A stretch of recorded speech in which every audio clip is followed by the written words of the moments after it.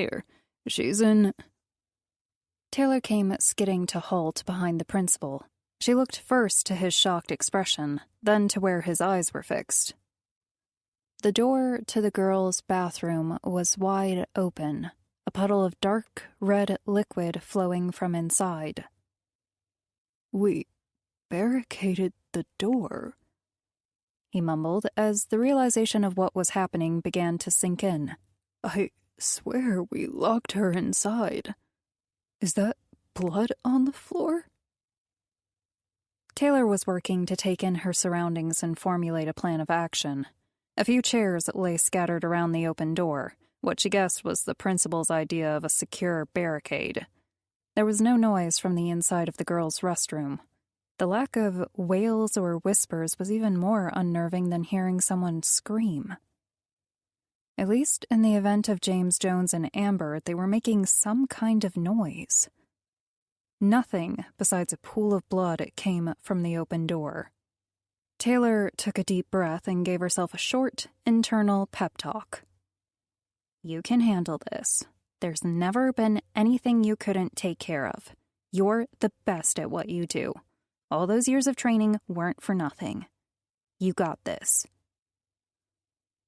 "I told you we should have brought guns." Taylor realized for the second time that day that despite his fear, Jason was right behind her. She was beginning to think she had him wrong the whole time. Waves of tension hit her by the second, and this was her job as a cleaner. She couldn't imagine what Jason was feeling as an operator, whose duties included monitoring phone conversations and coordinating events over his cell. "Stay right behind me, Jason. If things get ugly, I want you to get out and lock the door. No matter if I'm in there or not. You were right. Something big is happening." Jason raised an eyebrow. "Thanks for the words of affirmation. We can talk about how right I've been after we both get out of this alive. I'm not leaving you in there." He walked past her and through the open door. Who the heck is this guy?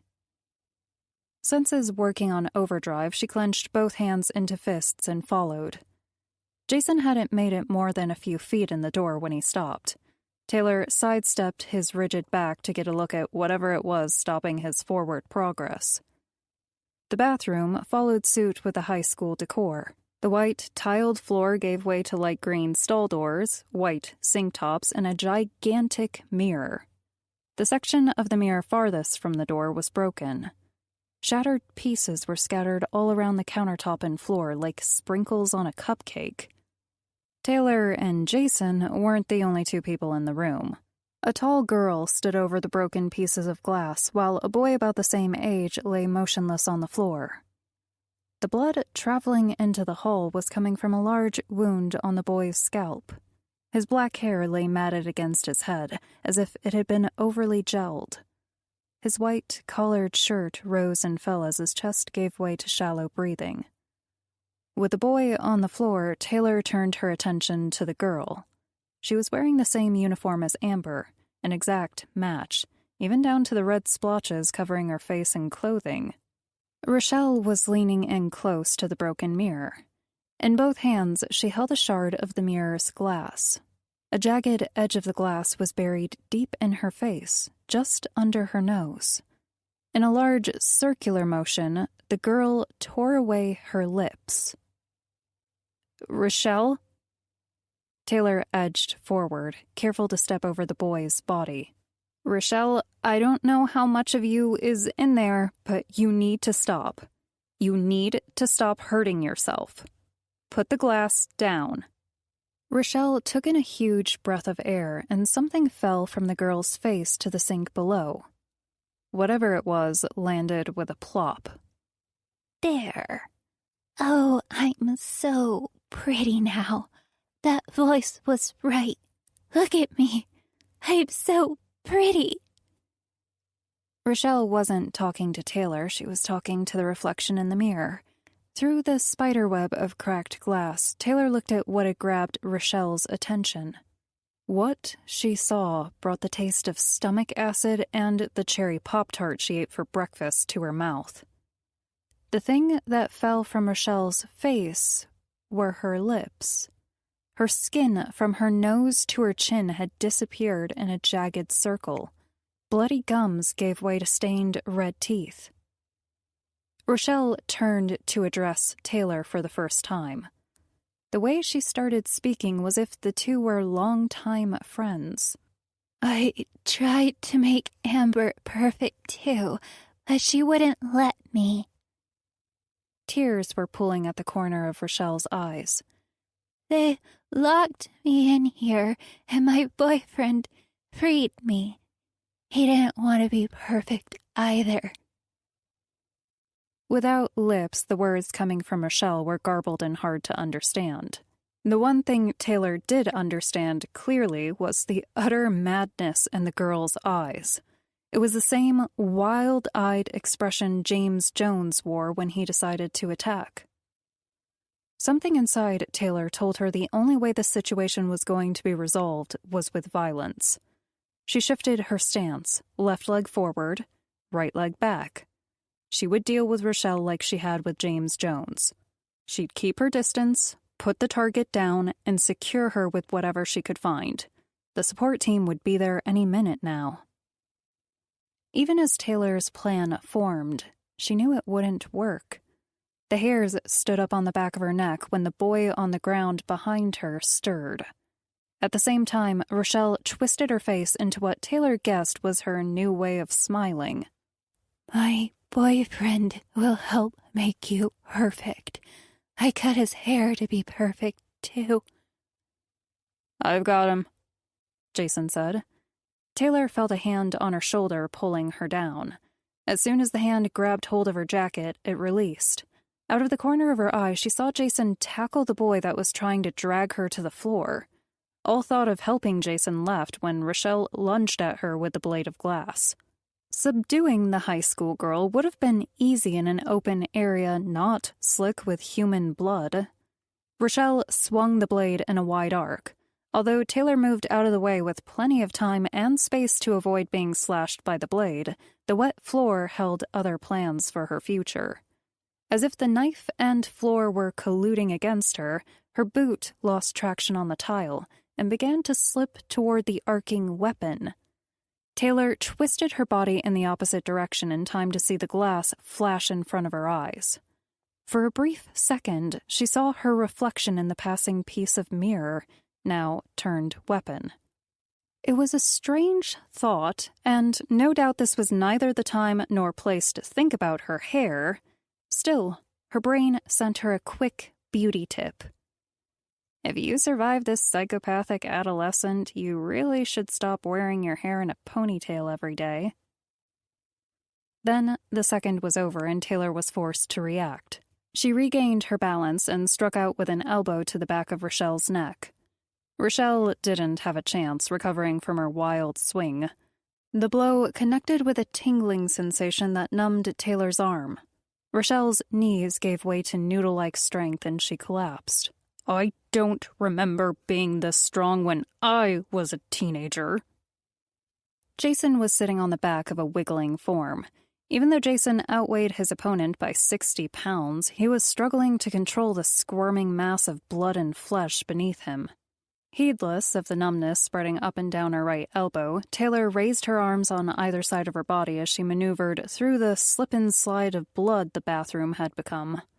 Reaching Jason and his captive, she grabbed a handful of the boy's hair. She raised his head above the floor. With as much force as she possessed, she rammed his skull against the tile floor over and over. On the third strike, his body reverted to the limp posture they found him when entering the bathroom. Taylor looked Jason up and down. It appeared as if he was spared from any harm. Though his hands were covered in blood, other than that, he was no worse off. The principal stuck his head into the bathroom, wide-eyed and beyond words. "Hurry," Taylor said, filling the shocked silence. "I'll need both your belts. They won't be down long." 10. "You're all they sent?" The field tech shrugged. "We were the only team available to assist when the call came through." one of the lab-coated technicians said as he finished administering the sedative to Rochelle. Taylor motioned to the two girls and the young boy that now sat in a drugged stupor in the rear of the unmarked Lazarus Pharmaceuticals van. Jason was having a hard time accepting the fact that only one field support team was sent. That's impossible. At any given time, we have an entire staff of security personnel, technicians, cleaners, and employees on call. Hey, man, the tech said.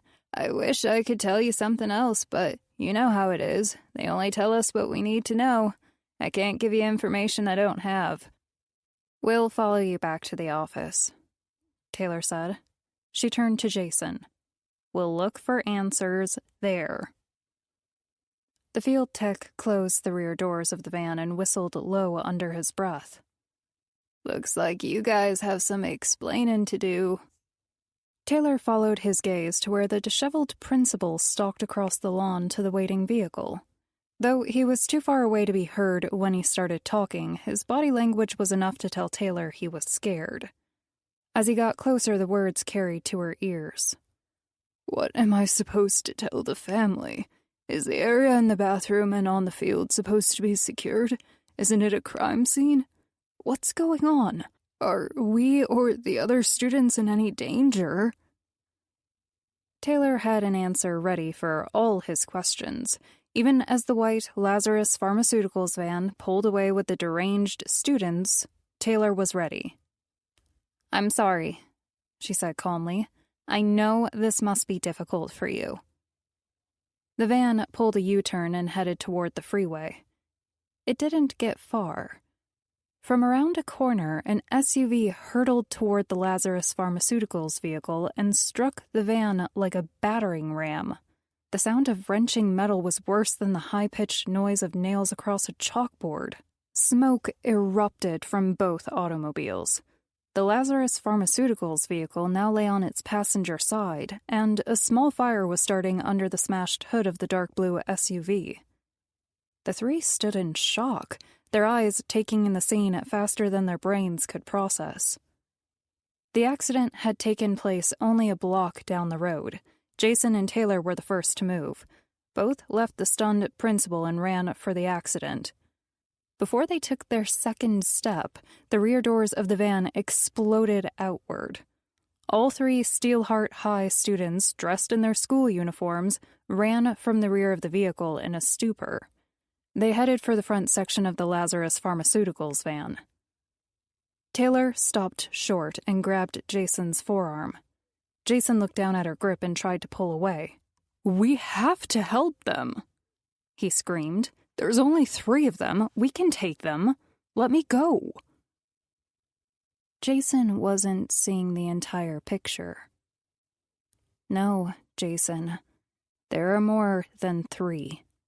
Jason looked at her, confused and angry. Rather than heed her warning, he turned back to the scene of the accident.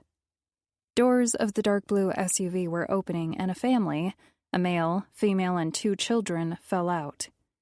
Even from this distance, it was clear all 3 were deathly pale and covered in blood. The psychotic family wasted no time in joining the 3 high school students. Together, the blood-stained group smashed in the windows of the white Lazarus Pharmaceuticals van. Cries for help echoed through the air as the 2 Lazarus techs were ripped from their seats. We have to go, Taylor said. What? Jason looked at her as if she were a stranger pulling him to the car. No, they need our help. We can't leave them there.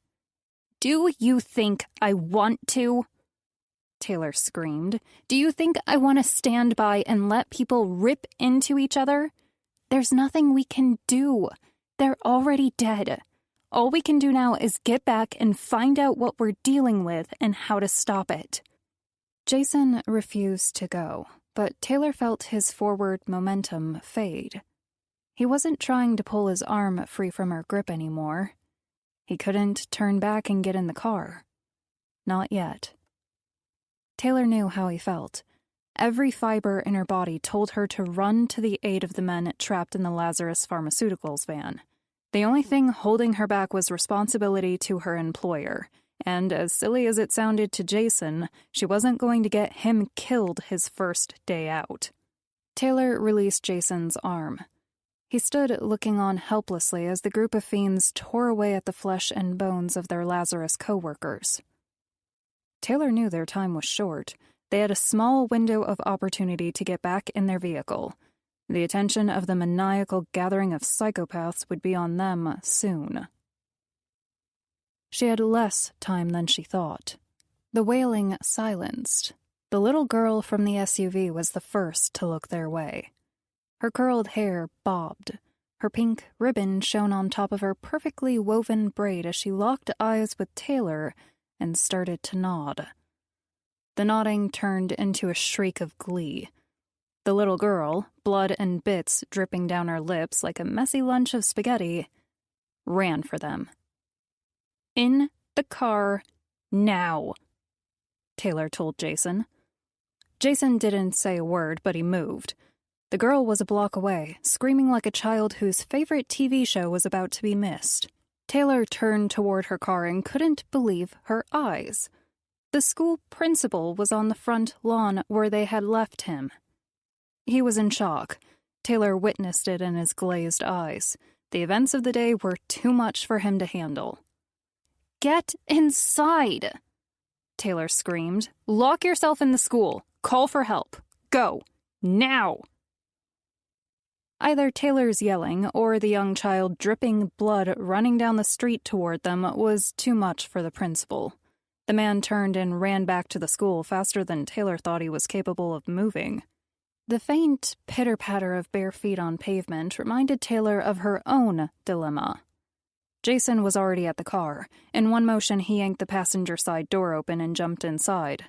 Taylor did the same, and not a moment too soon. The second the driver's side door was shut behind her, the little girl hit her window with the force of a baseball bat, rocking the entire car. She hammered on the window over and over again. The little girl was growling, slapping her tiny hands on the car's closed window. Taylor felt the girl's frustration vibrating from the car door. She jammed the keys into the ignition, slammed the transmission in drive, and struck the gas pedal with her right foot harder than she intended. With a roar and a squeak of spinning tires, the car lurched to life.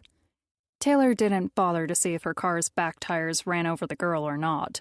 One second, their youthful attacker was banging on the car window with the wrath of a titan, and the next, she was gone. Adrenaline flowed unhindered to every inch of Taylor's body. Her hands tingled and vibrated, begging for action. Her heartbeat was so loud she could hear it over the car's engine. With a quick flip of the steering wheel and a screech of rubber lost from the tires, Taylor pulled a sharp U-turn. "What are you doing?" Jason asked. It was the first thing he had said since they ran for the car. "The freeway is the fastest way back to the office. It's this way." Taylor and Jason both looked out the car's wide windshield to the approaching group. All 7 of the infected were running for their car. The wails from the little girl must have warned her comrades of other fresh targets in the vicinity. Taylor hunched over the steering wheel, her knuckles white as she gunned the engine.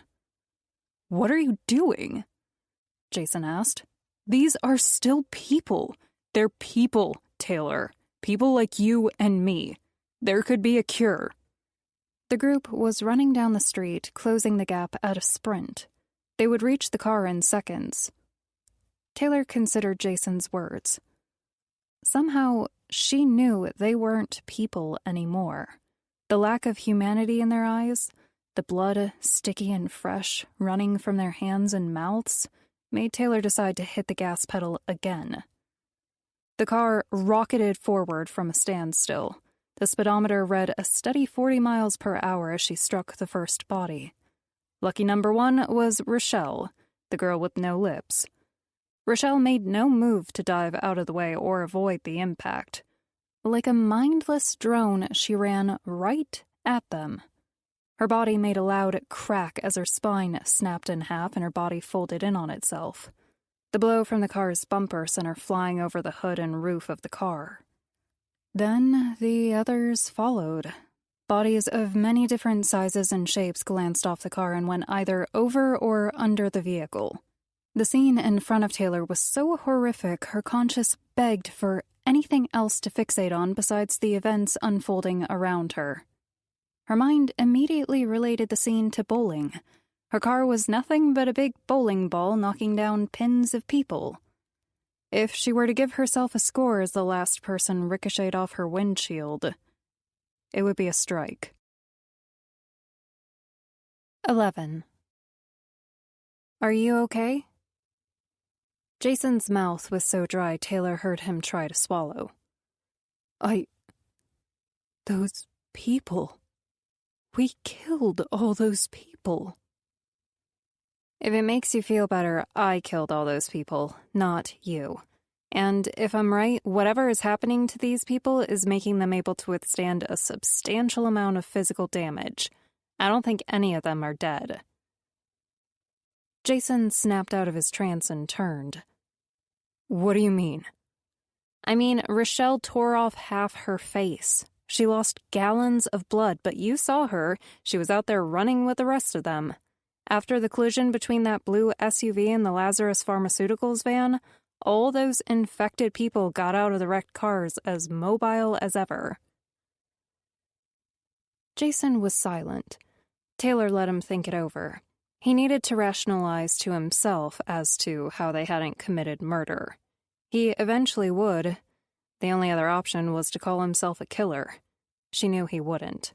The freeway was open and Taylor maneuvered around the midday traffic like a race car driver. Even through a cracked windshield, she handled the car with ease.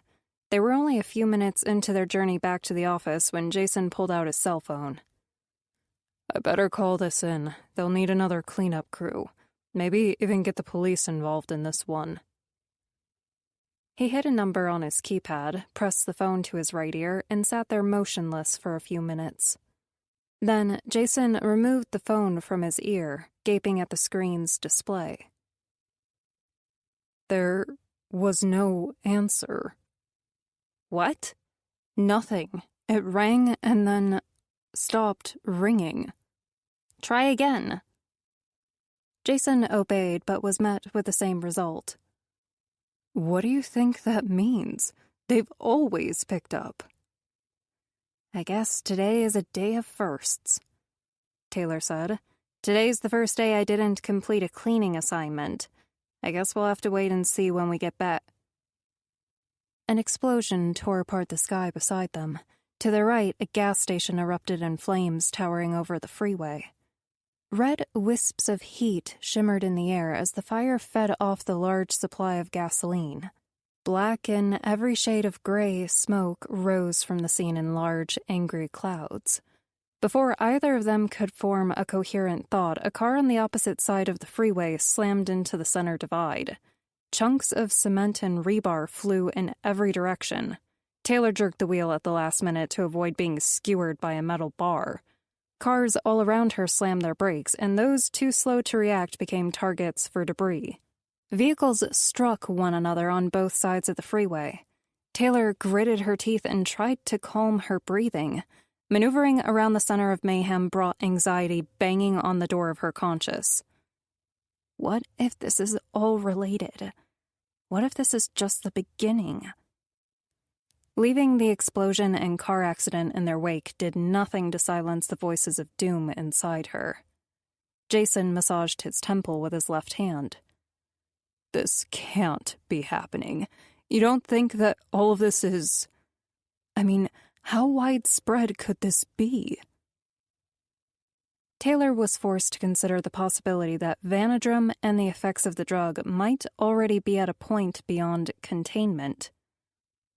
Lazarus Pharmaceuticals is a billion-dollar company with worldwide distribution, she said. Without a word, Jason leaned over and turned the radio to a local news station, 101.7 JLA. A woman's strained voice confirmed the worst. Taylor pictured the woman in her mind's eye. Anxious, sitting in her radio booth, all her training tested now as reporting a series of violent encounters was pushing her to the edge of panic. She'd call on her years of experience to calm her nerves and do her job. Taylor knew all these feelings well. She also knew that, much like herself, the newswoman would be able to tell this was no coincidence. We are receiving reports all over the city of Los Angeles, and also from our sister networks in surrounding cities. The newswoman's voice broke for the briefest moment, then came back composed. Reports of maniacs running loose on the street. At first, we thought it may be an isolated situation, but more and more attacks are being called in by the hour. These incidents started last night and have continued to cause both physical and property damage to residents in nearly every Los Angeles city. The police have not provided a statement regarding whether these attacks are connected, but one has to assume this is not a coincidence. Reports ranging from stabbings, home invasions, and even arson are flooding the lines. What's more disturbing are the individuals responsible for these brutal crimes. Witnesses say they are delusional, psychotic, and most of all, dangerous. Now, we move to Jerry Oliver, our very own KRTC News correspondent. He's with a witness claiming to have seen one of these mysterious attackers up close. Jerry? Thank you, Karen, a strong male voice said. I'm here in downtown Los Angeles with LaToya Williams, a business owner who had an interesting morning as she opened her shop. LaToya, in your own words, can you tell us what happened? LaToya's voice came over the radio soft and distant, as if she were trying to recall events that happened to someone else. I came to open my shop this morning, like I do every morning. I brought breakfast for Henry. He's a homeless guy who wanders around but makes camp in the alley behind my store. It's Friday. Her voice stumbled as she grabbed at the events that took place only hours previous, but that her mind was already forcing her to forget. It is Friday, LaToya, Jerry said. What happened next? He was tearing Henry's face off, pulling it from his skull like you'd peel old paint from a wall. He was smiling the whole time, like that's what made him happiest in this world. Who, LaToya? Who was doing that? I've never seen him before. He was wearing an expensive suit, hair done real nice, fancy shoes and watch. Henry was already dead, snuggled up in his favorite blankets.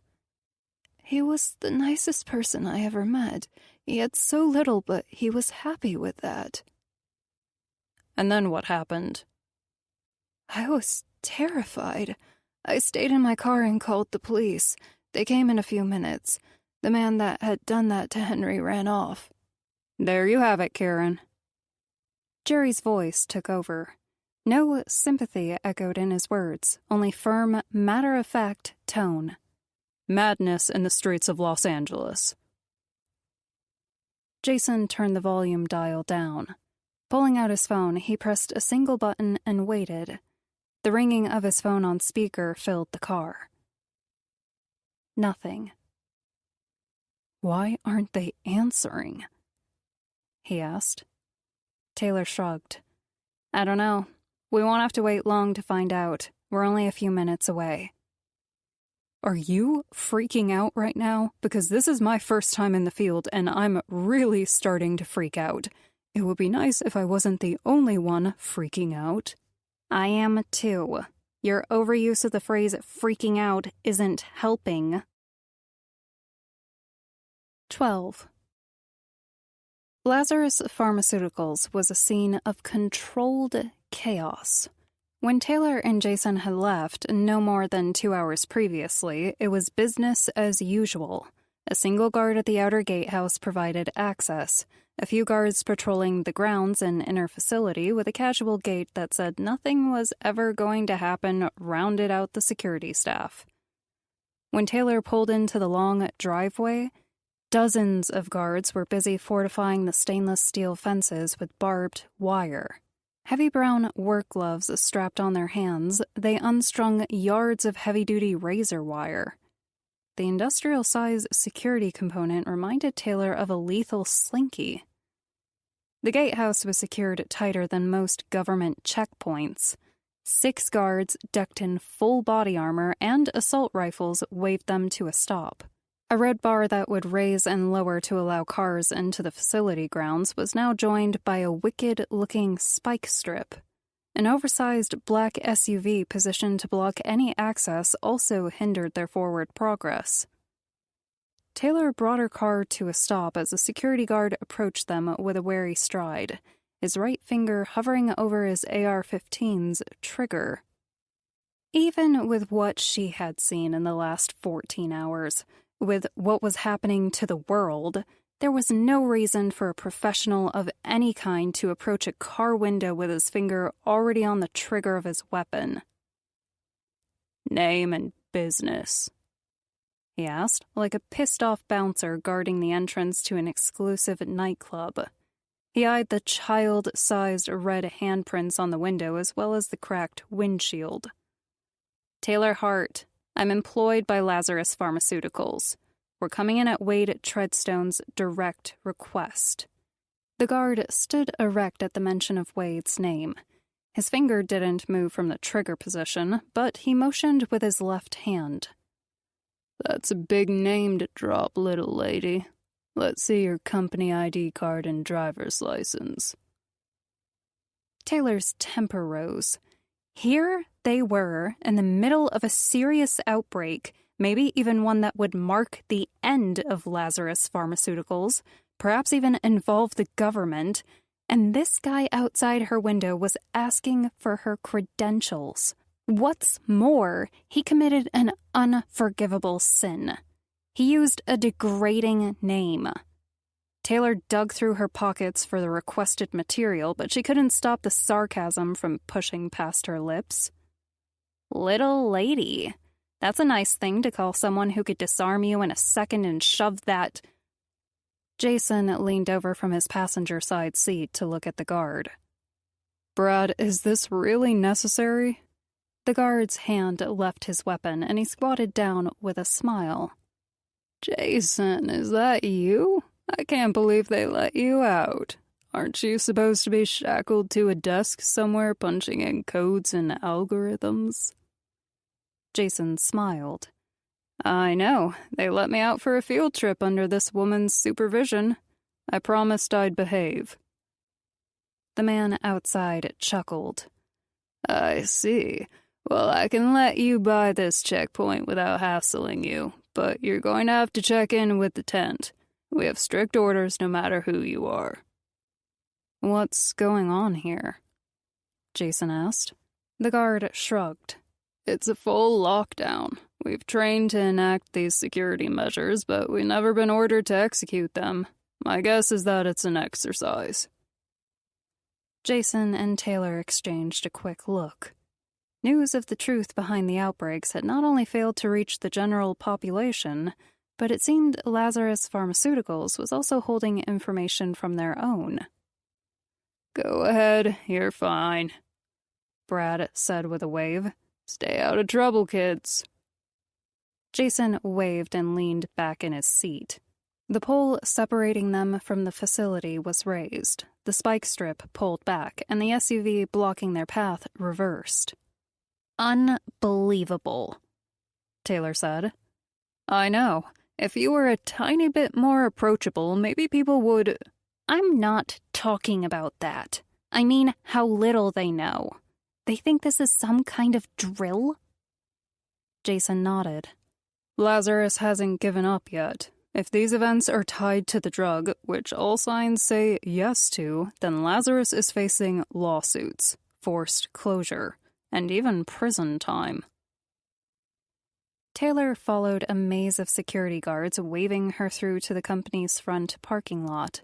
A sea of cars spread out in every direction, covering the area in rubber and metal. So many cars in one spot reminded Taylor of a visit to a large entertainment venue, like an amusement park or concert. The automatic weapons slung over every shoulder reminded Taylor of where they really were. On the other side of the parking lot stood a gigantic white tent the size of a small building. 2 large flaps opened, displaying white lab-coated technicians wearing face masks and gloves. Taylor and Jason were directed to an empty parking space. "I'll need your car keys, ma'am," a guard asked Taylor as she exited the car. Taylor tossed him the keys. No matter how much she hated the idea of being left without transportation, she wanted to get to Wade as fast as possible. If things went bad, she could always borrow a set of wheels. Taylor and Jason crossed the asphalt to the large tent. A woman at the front entrance stood with a handheld tablet and a poor attempt at a smile. Her eyes told Taylor she wasn't angry. The fake smile wasn't there to hide a temper. It was there to mask her fear. For those willing to look past the packaged idea of an exercise, there was the possibility that something very wrong was happening. "Names, please?" the woman asked. "Taylor Hart. Jason Waters." The woman punched a few buttons on her digital display and waved them inside. "We'll need to take a quick." The woman stopped mid-sentence when she noticed for the first time the amount of blood on their clothing. Although she didn't take a step back, the woman recoiled with a shudder. Are either of you wounded?" No, we aren't," Jason said, taking a step forward. "It's not our blood. We do have important information for Wade Treadstone." The woman bit her lower lip and nodded. "Shouldn't we have been asked that question at the gate?" Taylor asked. "I mean, whether we were wounded or not." The woman took Taylor's meaning, and frustration soon replaced fear. "Yes, you should have." "Well, there's a guard back there that's not doing his job. His name is Brad, and he's not practicing trigger discipline. We have enough problems without an accident on our hands from a security guard who thinks he's above the rules." Jason looked back at Taylor with an expression saying, "What are you doing?" Taylor knew that people worked better when they had something on which to direct their attention. This woman was no different. "Thank you for bringing that to my attention. He will be dealt with immediately. Will you two please step inside? We'll need saliva swabs and you'll be on your way." Taylor stepped inside, where she was met with a technician ready to scrape the inside of her mouth with what looked like a Q-tip. Deja vu hit her from the events of the night just past. Jason was treated the same way, and both were instructed to wait for their results in a side room. It really wasn't a room. It was a sectioned-off cube of the larger tent. Only flimsy, clear plastic sheets hanging from ceiling to floor separated them from the rest of the area. There were multiple plastic cubes like this equipped with examining tables and chairs. The rest of the tent was fitted with large, humming machines and enough hardware to fill the inside of a large warehouse. "You probably got Brad in a lot of trouble," Jason remarked. Taylor shrugged. "Well, Brad should be doing a better job. He thinks this is an exercise." "Can you blame him? He hasn't been through what we have. I don't know if I would believe what is happening out there if I hadn't seen it for myself." Taylor raised her eyebrows. "I don't blame him for anything. I don't really care, to be honest with you. What matters most is that we jump through all these hoops and get to Wade." "Have you always been like this?" "Like what?" Jason opened both palms and waved them up and down, taking in Taylor's frame. "This cold and calculating." Taylor hated herself for choosing this moment to remember back to a time when she was normal. There was a time in her life when she was as happy and carefree as the next college student. The night when her best friend was randomly kidnapped and murdered changed her outlook on life forever. "What happened to you?" Jason asked. "Someone close to me died. I woke up." "You woke up? What does that even mean?" "It means that the world is a cruel place, Anybody that tells you different is either lying or selling something." Jason was about to reply when a technician approached the plastic. With one hand, the female technician parted the see-through material with a soft, crinkling sound. "You two are cleared to go. Mr. Treadstone sent down a message saying he wants to see you right away." 13. "Sweet Mary," Wade said. He sat in his chair, rubbing his temples while Taylor and Jason finished relaying their story. "How long were the boyfriend and the other girl on the field unconscious before they showed symptoms?" "Minutes," Jason said. Wade sat quiet, his eyes moving between Taylor and Jason. He wasn't simply digesting the new information. Taylor knew he was deciding what to do with them now. If Lazarus was trying to keep a lid on what was really happening, then they were liabilities. Taylor was comfortable with the silence. She sat in her seat, giving every indication she was at ease and waiting to be told what to do next. Her hands were folded in her lap like a student waiting for instruction. This was all an act. As the trio sat in the air-conditioned office, the clean scent of varnish permeating the area around Wade's bookcases and desk, Taylor sat coiled. One of two things was about to happen. Either they would be deemed as assets to the company and kept around to be used as such, or they would be labeled as loose ends and snipped off. "What happened to the other teams?" Jason asked. He gave off all the same physical hints of relaxation as she was, but Taylor knew he wasn't acting. He actually was relaxing. Taylor played out the events in her mind in slow motion. Wade would reach into his pocket to pull out a concealed handgun. That or his hand would disappear into a desk drawer under the false pretense of showing them a file. Taylor's plan was simple. In one motion, she would grab the chair behind her and use the gathered momentum of standing to fling the wooden seat at Wade. It would buy her a second, maybe two. That would be enough. A second was all she needed to vault over the desk, slamming her fist into his face. He wouldn't get a shot off. All of this flashed through Taylor's mind as she sat with a tentative expression on her face. Wade drew a deep, tired breath. Instead of reaching for a concealed weapon, he placed both hands on the desk and answered Jason's question. "No other team came back. You're it." "No other cleaner or operator made it back?" Taylor asked in shock. Wade shook his head slowly, his eyes somewhere else. He stared behind them into a nightmare world he had a hand in creating. "We've lost contact with them all. We need every asset cooperating on deck for what is coming next.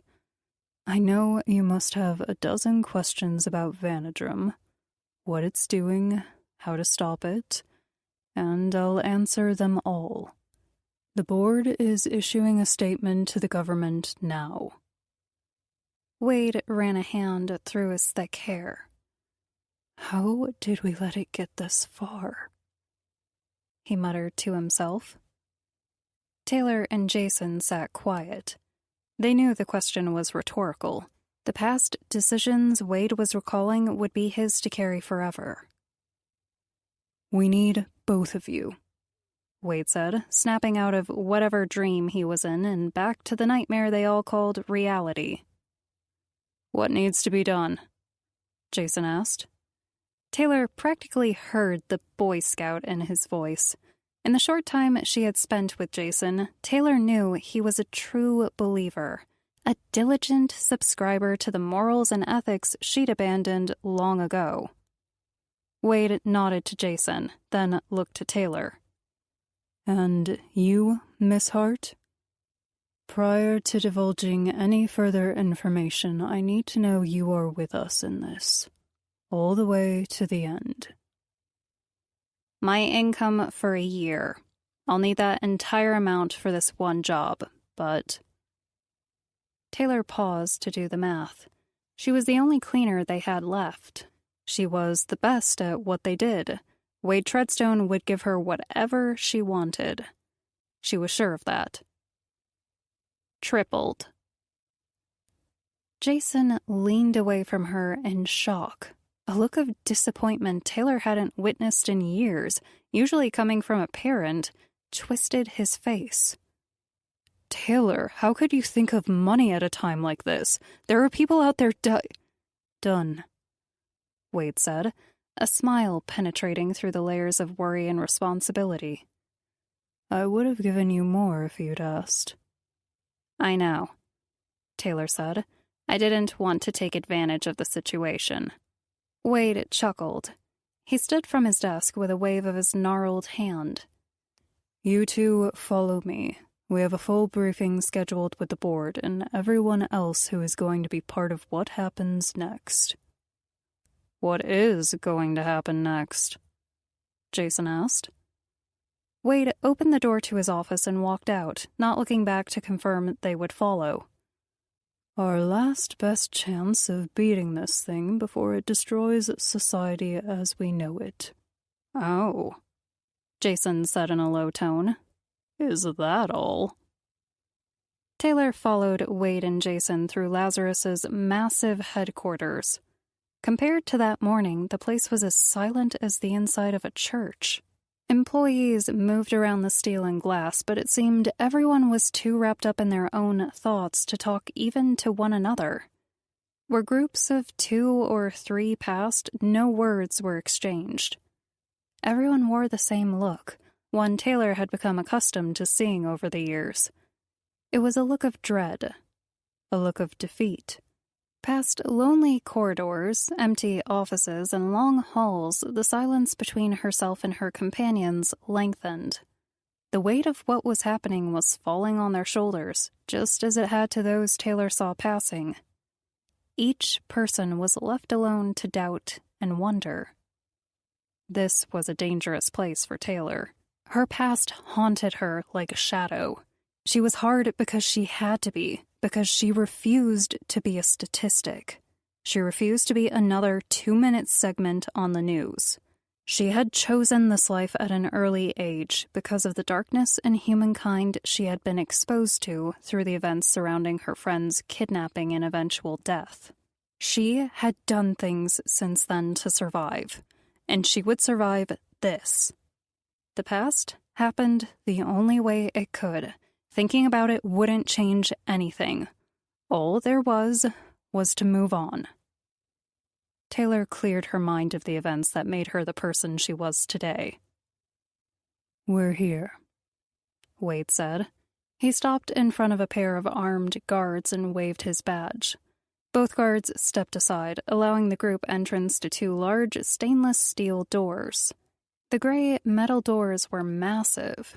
Rivets outlined the perimeter of each door like a frame expertly designed for a painting. Wade reached for a handle and hesitated. His glance back confirmed what Taylor expected. Wade had enough guilt on his plate to last a lifetime. He was trying to relieve his stressed conscience as much as he could. What you are about to witness, I wouldn't ask either of you to see if we didn't need your help. It will be difficult to grasp. Please, keep an open mind. Taylor nodded. Jason licked his lips and adjusted his glasses. Wade opened the door. 14. The chamber reminded Taylor of a college lecture room. Stadium-style seating digressed into a pit where a wooden podium was placed below 4 large monitors. The lecture hall was lit with halogen lamps set deep into the vaulted ceiling. The room was already full.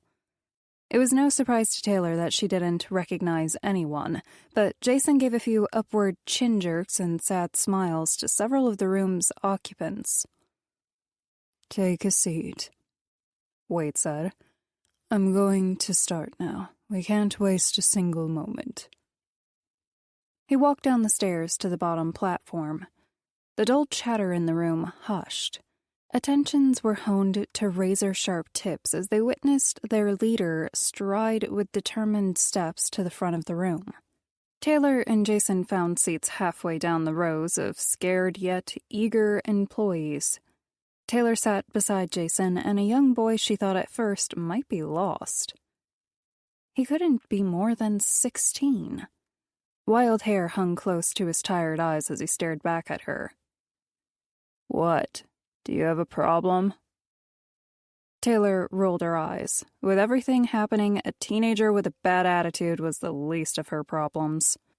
Why he was even there was something that seemed minuscule compared to the information they were all about to learn.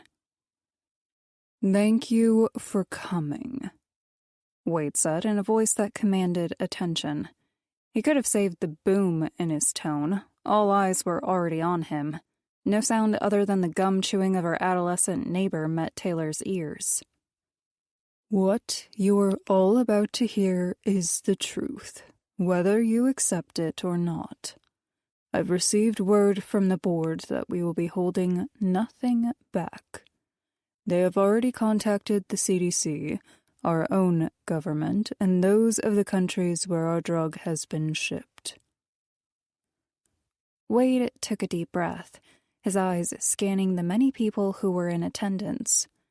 Taylor knew it was impossible to look each and every single one of them in the eyes. Yet that was exactly what he was doing. Taylor almost felt bad for thinking he was going to try and kill them in their brief meeting. It was clear to her now that he was sincere. As he continued his speech, she wondered how much of it was fact-sharing and how much was a confession on behalf of the company. Wade's voice never lost its firm handle on the room, but something was added, something extra hidden in the brief pauses. It was sadness, regret. 4 years ago, Lazarus Pharmaceuticals undertook a project with hopes of developing a drug that would enhance one's perception of themselves. It was an attempt at happiness and joy. It was an alternative to antidepressant pills and an answer to those not happy with their inward mindset or outward appearance. It was designed to bring out the inner beauty we all possess. The medication was named Vanadrum. It was a success in trials. There were a few notable side effects, as there are in any clinical study, but they were nothing like what we are seeing today. Wade pressed a button on his podium, bringing the 4 large monitors suspended above him to life. The screens jolted to attention with blank white screens. Vanadrum was released to the public as a prescribed drug 2 weeks ago. It was a success, or so we thought. Last night, one of our operators received a call regarding a possible issue with our product. The room was so quiet, Taylor heard Wade click another button from his podium control panel. Although she was 20 yards away from him, the distinct sound nearly echoed through the room. The screens lost their blank white image to a smiling image of James Jones. The man couldn't be happier. In the picture, he was wearing a cardigan, holding his wife in both arms. The couple was standing beside a pier. A blood-orange sun was sinking behind white-capped waves in the background. It was perfect. Meet James William Jones, Wade continued. 65 years old, an architect by trade, father of 3, and loving husband. The picture we are looking at now was taken last week. The video I am about to show you next will be shocking to most, but it is imperative that you understand the gravity of the situation. Wade moved to the next screen. A gasp broke from every pair of lungs in the crowd. The only exceptions to the collective shock were Taylor and the teenage gum smacker sitting next to her. Taylor didn't need to look around to know what everyone's face was depicting. They were confused and scared. Taylor examined the picture through the eyes of a researcher. She might as well have been looking at a mathematical equation. She didn't see open wounds or the madness in the eyes staring back at her. She was gazing at a problem, searching for an answer. She looked for anything that might be able to give her a clue as to the progression of the disease or virus or whatever it was they were calling it. The video was of James Jones in a clean, bleached room with wrists and ankles secured to a metal chair, gnashing broken teeth. Guttural noises broke free from his throat. The sounds he made each began like a grunt or groan, but ended one syllable short of a full word. It became apparent to Taylor that James Jones was regressing. The complete endgame of Vanadrum had not yet manifested. He apparently had farther to fall. She struggled to conceive how much more degeneration James Jones could encounter. Wasn't this it? How much further could he fade into the darkness? All signs of humanity were gone. Nothing was left of the once happy and successful man. This was a monster. Wade remained silent as the video continued. Mr. Jones was arching his back, struggling against the bonds restraining him to the chair. His face was a mess of brown and bright red blood, gashes crisscrossing his flaking skin in a way that made it impossible to tell where one wound stopped and another began. His white hair was missing from his scalp in large clumps. Beyond disturbing, the sight was a state of physical decay Taylor didn't know existed. It was madness at its apex. After a few moments, Wade paused the video. The screens stopped at a moment where what was left of James Jones was gnashing his remaining teeth at the camera in a kind of sadistic grin. Since James Jones' event last night, hundreds of reports have been called in across the globe. It seems as though Vanadrum has infected its hosts in a way that is baffling our scientists. None of this was even a remote possibility during clinical trials. Our job is to find out how to stop this. To do that, we have to understand how this started. As we speak, those already infected are spreading this unknown agent to new hosts of every age and race. If we can stop this now, we may have a chance at halting a global epidemic. Which brings us to the reason we are all here. I'd like to introduce to you the leading mind in apocalyptic strategy and Homo sapiens survival. Frank Castor. Wade looked at Taylor and motioned with his hand. Taylor gave him a confused look, then realized he was motioning to the kid sitting beside her. The boy who couldn't even be enrolled in college stood with a loud pop of pink bubble gum. The youth walked down the set of stairs toward the podium, leaving confusion in his wake. Taylor leaned into Jason. Care to tell me what's going on here? Another one of your buddies? Jason looked as shocked as Taylor felt. You got me, he whispered back. I've never seen him. I thought he was a lost intern. When Frank reached the podium, he nodded to Wade and addressed the room. So, let's get this out of the way, he said, brushing unkempt hair from his eyes.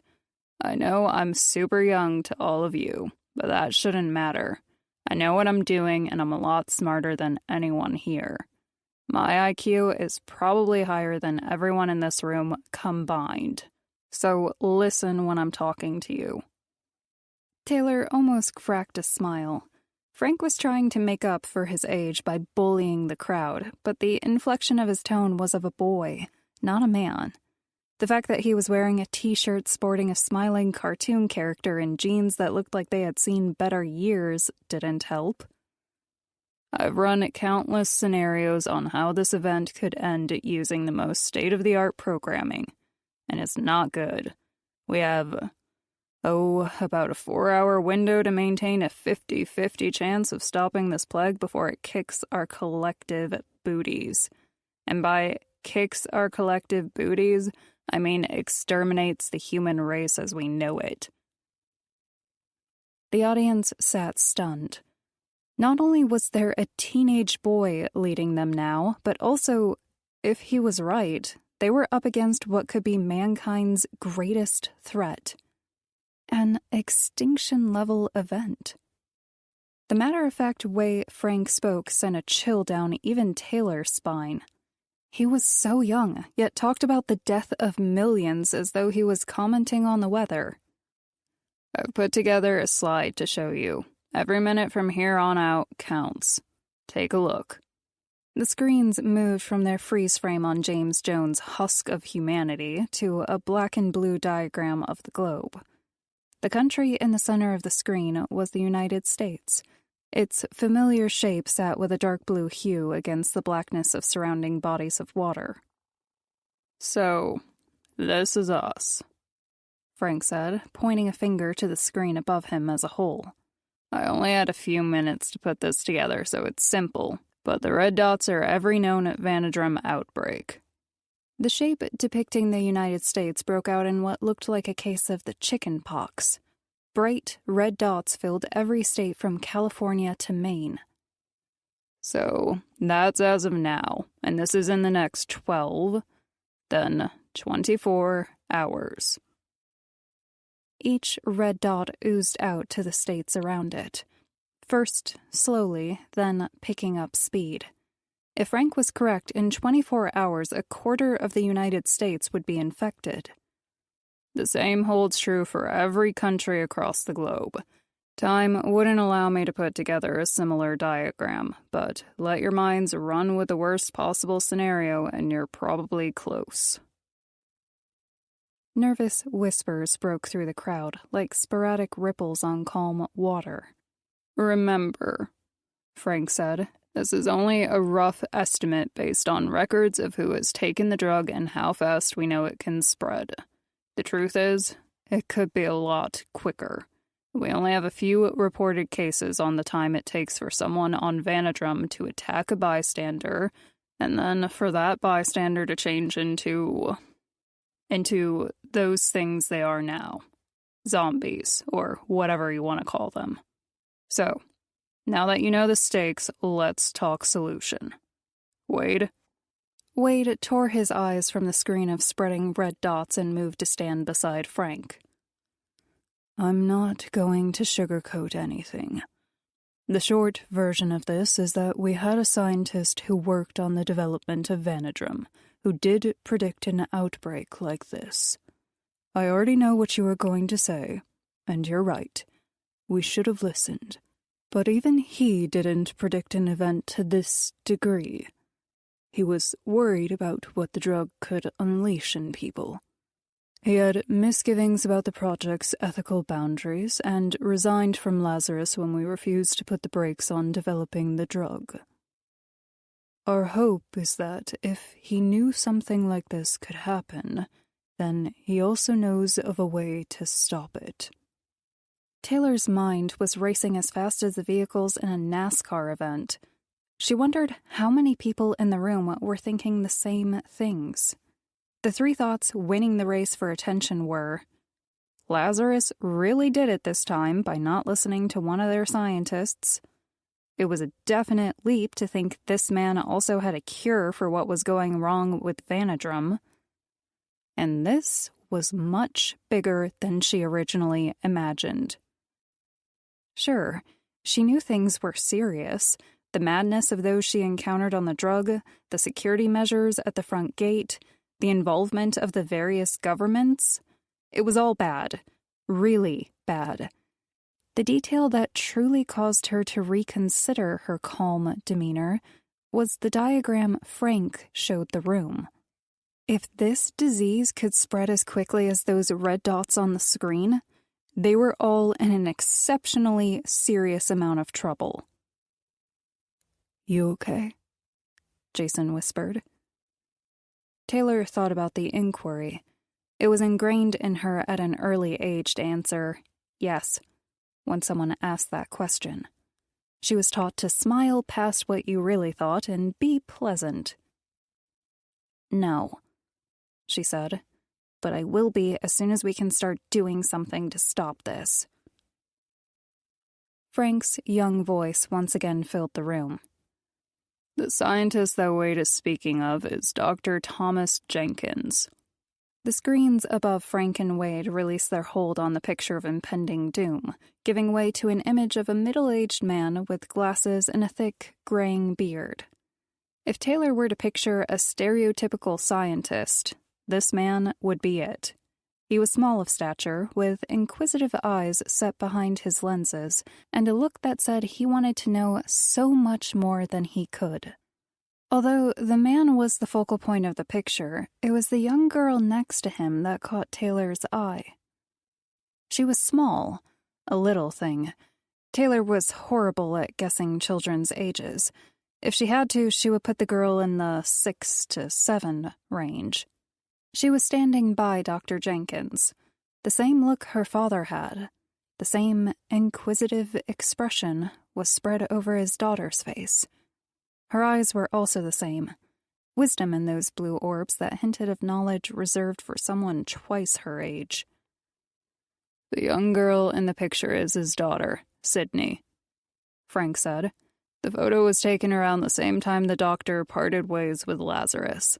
We've tried to contact him since the events of last night, but there hasn't been a response. Lucky for us, the doctor and his daughter live here in Los Angeles. A 45-minute journey through a city that is falling apart as we speak." "And that is why you are all here," Wade said, stepping forward as though he and Frank were tag-teaming the room in a kind of verbal wrestling match. "You all possess the skills in combat, communications, field support, and technology that we will need to see this mission through. You all know the stakes. This could be the last shot we get at keeping this event from becoming something apocalyptic. We get the doctor, we find the cure, and we live to see another day. Report to your department heads for your instructions. May God be with us all." 15. Taylor was chewing on a cellophane-wrapped sandwich as she listened to Wade speak. She wasn't hungry, but after missing lunch, she knew her body needed the fuel. The poor soul in charge of making the sandwiches for the team needed a stint in culinary school. The graying meat was stuck in a stranglehold by a soggy tomato slice on one side of the sandwich. The combination of colors reminded Taylor of the blood she had witnessed pouring down the face of James Jones. The texture of the soggy bread didn't help. Her imagination ran with the idea that she was somehow already infected with the disease and now tearing away at a human limb. After the meeting was dispersed, Taylor and Jason were asked to join Wade, Frank, and a well-muscled man old enough to be Taylor's father in a private communication room. "Taylor, Jason, I'd like you to meet Frank Castor, whom you already heard speak, and Captain George Martin, who will be leading the team to reach Dr. Jenkins." Taylor moved her less-than-delicious meal to her left hand and traded handshakes with both Frank and the captain. Looking at each of them, she could preconceive their hand grip strength. She could tell a lot about someone with a firm handshake compared to the opposite, which she referred to as the limp fish. Being a woman enabled her to further her assessment. Someone who gave her a limp shake due to her sex was only weak in her eyes. It showed they underestimated her. Captain Martin's grip was firm and quick. Taylor felt the calluses across his paw of a hand, a trait that came with a lifetime of physical labor. In his case, Taylor guessed hours at the gym and hand-to-hand combat training. Frank's handshake, to his credit, was also strong, yet nowhere near the size or feel of the captain's grip. Still, Frank wasn't afraid to grab her hand and press with an appropriate amount of force. With introductions out of the way, Frank plopped himself into a black swivel chair in front of his desk and started clicking keys on a wireless keyboard like a pianist performing a solo of a lifetime. Taylor forced herself to chew the last bite of her sandwich, wondering if this was how cows felt munching tasteless grass in the field. Frank's fingers were racing across the keyboard, striking buttons so fast each individual clicking sound melded into the next, until you couldn't tell where one keystroke ended and the other began. Bright-colored energy drink cans lay littered across the computer desk. Each design was the same, even if the colors varied. It was apparent the product merchandising teams thought their customers would be big on extreme sports and large trucks. The scene reminded Taylor of a graveyard, though in place of bones there were empty cans and the occasional fast food wrapper in no discernible order. Wade's voice broke through the symphony of keystrokes as Frank pulled up a satellite view of the doctor's house. Wade chewed on his lower lip, deep in concentration. The only respite he allowed his lip came when he turned to Taylor. "Taylor, you and Frank will travel under a heavy security detail led by Captain Martin. Your mission is to find the doctor and bring him back. Jason and I will stay here, along with a communication and intelligence team to provide any support you need." Wade allowed his eyes to travel to every member of the team, finally coming to a stop on the captain's stern jaw. "Captain, the floor is yours." Captain Martin stood straight with his hands clasped behind his back. His eyes were narrowed in on the computer screen, showing the aerial view of the doctor's house. "We'll be taking 3 vehicles through the city, each equipped with a 6-man incursion team. Taylor and Frank will travel in the middle of the convoy, with me. When we reach the house, my men will set up a perimeter, and I will take Taylor and Frank inside to secure the doctor." It was a simple plan. Taylor knew from experience that there were a million things that could go wrong, but plans needed to start somewhere. They would be required to adjust on the fly. From what she had seen of the captain's personality, she had faith he would be able to do just that. Frank swiveled in his chair to look at Taylor. The gum he chewed popped between his jaws. "No offense, I get why everyone else is here. But what is it that you do, Taylor?" Taylor wasn't used to answering to a teenager. Nonetheless, in the moment, she decided to adjust and play ball. "I get things done. What is it that you do? You're an expert on the apocalypse and you have a bunch of degrees in the end of times? Can you even get your degree in that field? Is that a real thing?" Frank's face turned a bright shade of red.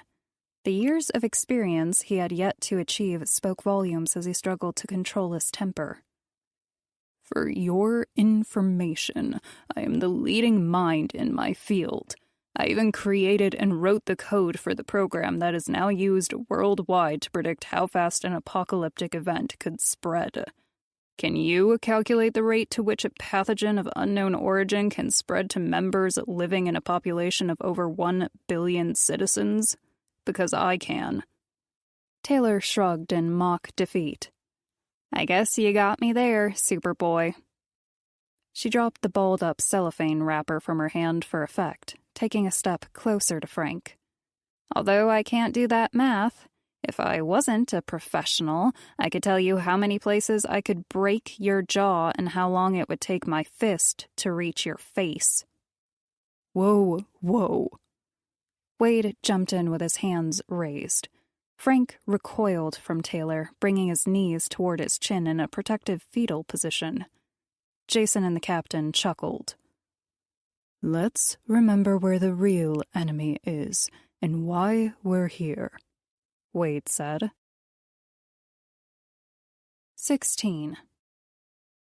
"Operation Snatch and Grab is a go." Captain Martin's voice boomed through the cavernous garage. The captain stood in front of a large dry erase board, giving meticulous directions to the men and women he hand-selected for the mission. 3 vehicles, codenamed Archangel 1, Archangel 2, and Archangel 3, will travel to the doctor's residence. codename Lighthouse. We will be in open radio communication with Lazarus and our intelligence teams for the entirety of the mission. You will refer to them as Mother." The captain's voice trailed off as all eyes drifted to where he stared. Frank Castor was sitting on an ammo box, one arm in the air.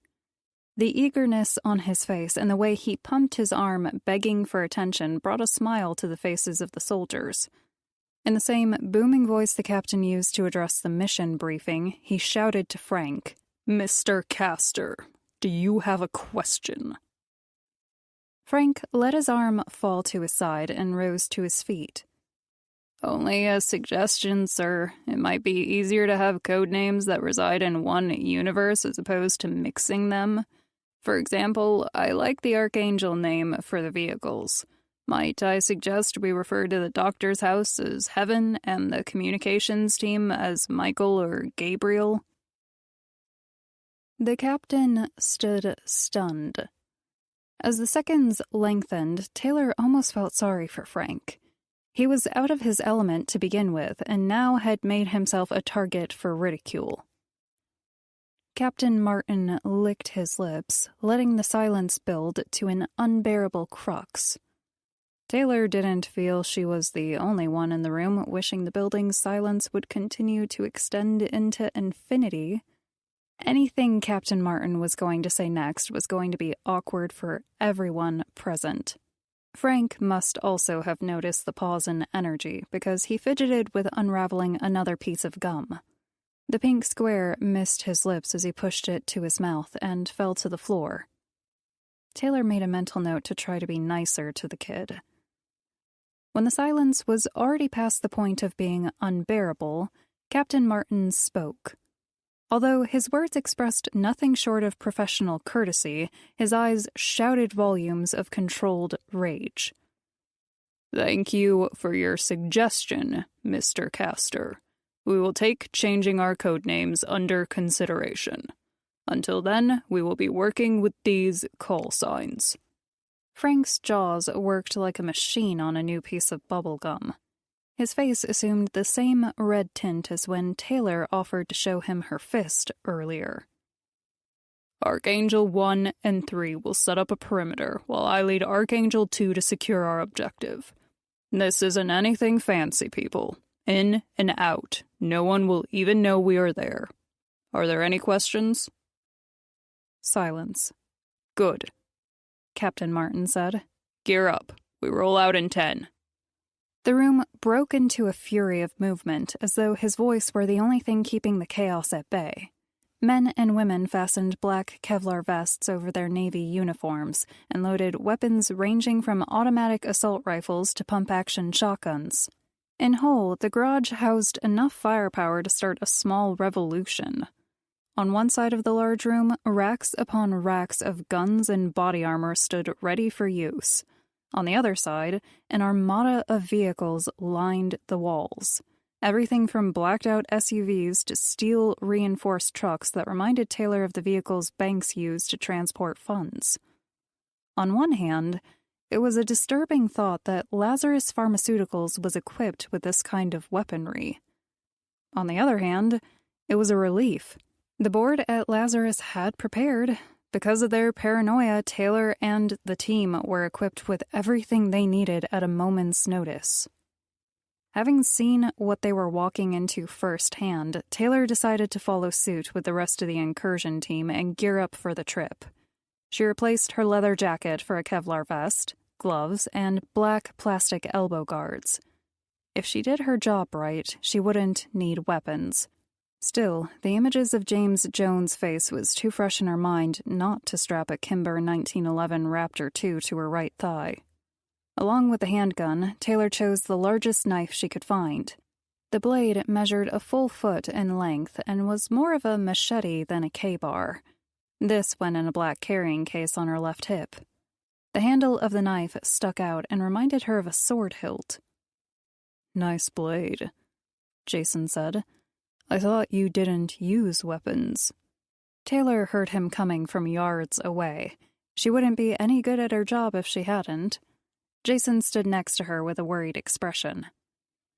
I thought I would make an exception this time." Jason frowned, bringing both corners of his lips down. "Be careful out there. I've been briefed on what you guys are walking into. It's not pretty. Riots are being reported countrywide. The hospitals are overrun with victims, and the police are overwhelmed. There are talks the president is about to mobilize the National Guard." "I got it. It's the end of the world out there. That's why I'm taking weapons this time." Jason nodded. Taylor could read it all over his face. He was worried about her. It was a feeling she had not experienced in quite a long time. Someone feeling emotional turmoil for her well-being. Her mother and father were dead. Taylor didn't have any friends, and any kind of romantic relationship was out of the question. Men were too emotional and needy. Case in point, Jason Waters. "I'm going to be fine, Jason. We'll be in communication the entire way. I'll have you and Wade on the line if anything goes wrong. If that isn't enough, we're being led by Boy Wonder himself." Taylor glanced over to where Frank was struggling to tie on a helmet that was 2 sizes too big for his head. Every square inch of his body was covered in various pieces of body armor the garage held. "And what do I do if I have to pee in this thing?" Frank asked the man helping him strap in his gear. "I'm serious, I have a weak bladder." "Okay," Taylor said. "So that's not the best example, but you get what I mean." Jason was staring at Frank. "I think he's tipping over from all the weight." Taylor looked back to where Frank was leaning to his left. The padding on his right side finally wrestled away his hold on balance. Like a slow-motion video, Frank was leaning farther and farther to the garage floor. At the last moment, Captain Martin appeared by his side. Righting the boy with a disapproving glare, he removed 6 pieces of the Kevlar padding. "Be safe," Jason said, bringing them both back to reality. "I know you're a lone wolf. I know you don't trust anyone, but you may need to. We all may need to if we're going to survive this thing." Jason turned and left. Whether he knew it or not, he'd planted a seed in Taylor's mind, leaving in his wake a multitude of questions for the lone alpha female to consider. 17. The scent of the inside of the armored truck was one Taylor knew well. The clean, almost non-existent metallic odor of the vehicle mixed with the much stronger aromas of diesel. It made her nose scrunch without thought. The smells were ones she was comfortable with and even welcomed. The truck's engine was already running, the powerful machine's heartbeat sending vibrations through the interior of the vehicle. Taylor was sitting on the long metal bench by herself. Across from her, on another bench, Captain George Martin was pressing his right pointer finger and middle finger to his ear, listening to someone's voice through his earpiece. Beside him, Frank sat with an open laptop, his fingers doing what they did best, hitting keys at a blinding pace. "Yes, Mother, we are green to go." Captain Martin's voice echoed in the square chamber of the truck's passenger section. He continued to speak into his earpiece, but the rest of his conversation was low and muffled. "Have you seen what we're driving into?" It took a moment for Taylor to realize Frank was talking to her. Apparently, the youth harbored no ill will to her, despite their previous confrontation. On her part, Taylor was willing to let the past be the past. "I was in the field early this morning, but..." She paused to reach in her left pocket and glance at her cell phone. "That was 6 hours ago. How does it look now?" "It's crazy out there. Take a look at this." The boy exchanged the bench he was on, sitting beside the captain, to maneuver his bulky, body-armored frame across the narrow walkway. Taylor smiled as Frank wobbled like an emperor penguin. Even though it was only a few feet to her bench, Frank had to take 12 small steps to make the journey. "A friendly suggestion, Frank. You may want to sacrifice a few pieces of that Kevlar for more maneuverability. If we have to run, you'll regret wearing that thing. We're not going to defuse bombs. Frank reached his destination and plopped down beside Taylor. Thanks for the recommendation, but I've seen what those things can do. I've read the reports, and if we come face to face with whatever those things are, I don't want any of my skin uncovered. That's one way to look at it. Frank turned the screen of his laptop in her direction. There were too many windows displayed for Taylor to track at once. 9 individual boxes were open like a single side of a Rubik's Cube. Each screen was following a different story. Male and female news anchors from around the world spoke through television stations, relaying the events taking place both locally and abroad.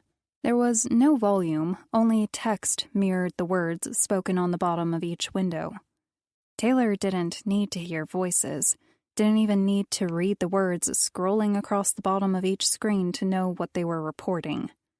The expression each reporter wore on their face was enough. Bloodshot eyes, rumpled clothing, the constant, nervous twitch of licking lips, blinking, and fingers tapping on tabletops were all signs. Images changed from pictures of news anchors reporting in clean, visually appeasing offices to pictures of chaos in the streets. Scenes of riots, looting, hospitals packed to the brim were only a few of the stories the news was reporting. Taylor's eyes maneuvered around Frank's screen at a pace that could match his typing skills. She couldn't look away. So much was happening throughout the country. So much death. And if they couldn't stop it soon, this was only the beginning. You two ready to look the devil in the eye? Captain looked up into the firm gaze of the captain. He was studying them both, measuring them, weighing their worth. His right hand was pressing his earpiece in place, his left holding the barrel of his augmented AR-15 across his lap. "Let's get this done," Taylor said. "Onward and upward," Frank said around a wad of gum. The captain clicked a few channels on the radio strapped to his right front vest pocket. "Archangel 2 to Archangel 1 and 3. We are green-lighted to go. Keep in tight formation. We have information from Mother that it's already Armageddon out there." Taylor couldn't hear the responses that fed back through the captain's earpiece, but she imagined they were positive receptions to his order. Their vehicle began to move forward. Even beyond the rumble of the truck, she detected the grating noise of the large garage door being opened, like someone pulling a heavy chain across a steel panel. The truck they rode inside was intended first and foremost to transport its passengers in a secure manner. This meant the windows the truck did afford were narrow openings with thick, double-paned, bulletproof glass. Above the benches on either side of the truck were 2 thin windows placed side by side. The rear doors sported 2 larger square windows. The piece of steel connecting to the front of the cab was fitted with a sliding window affording direct communication to the driver and passenger riding shotgun. It was through these windows that Taylor witnessed the devastation that was rapidly consuming the world. At first, it looked like nothing had changed. The sun was bright and cheerful, arguing against the dire hour. As the 3 trucks rolled forward through the open garage door and traveled through Lazarus's secured premises, all was quiet. The square box Taylor rode in wasn't quite tall enough for her to stand, but with a slight bend to her back, she could stand near the back doors and survey the landscape. As they rolled through Lazarus's expansive estate, the view was promising. The guards were controlling the steady stream of cars to and from the location, the chain-link fences topped with razor wire were in place, and guards patrolled the perimeter. The convoy was waved through the gates without question. It wasn't until they reached the first main boulevard that things began to change. The roads were congested with more traffic than should be reasonable for that time of day. The street was a sea of vehicles all eager to get somewhere or away from something. Horns honked and angry yells of panic were exchanged between vehicle operators. On the horizon, Taylor saw 6 different plumes of dark smoke rising to the heavens, each with their own story to tell, stories that she would never know, nonetheless tragic. Helicopters passed over the road at varying intervals, sporting different news station emblems, law enforcement logos, and fire and rescue departments. After a few minutes of the same scene, Taylor resumed her seat. Their truck was moving at a painful stop-and-go pace, one that Taylor was sure she could outwalk. Frank was engrossed in his laptop, another energy drink somehow miraculously appearing in his left hand. The captain was on his radio again, discussing their travel route with someone on the other line.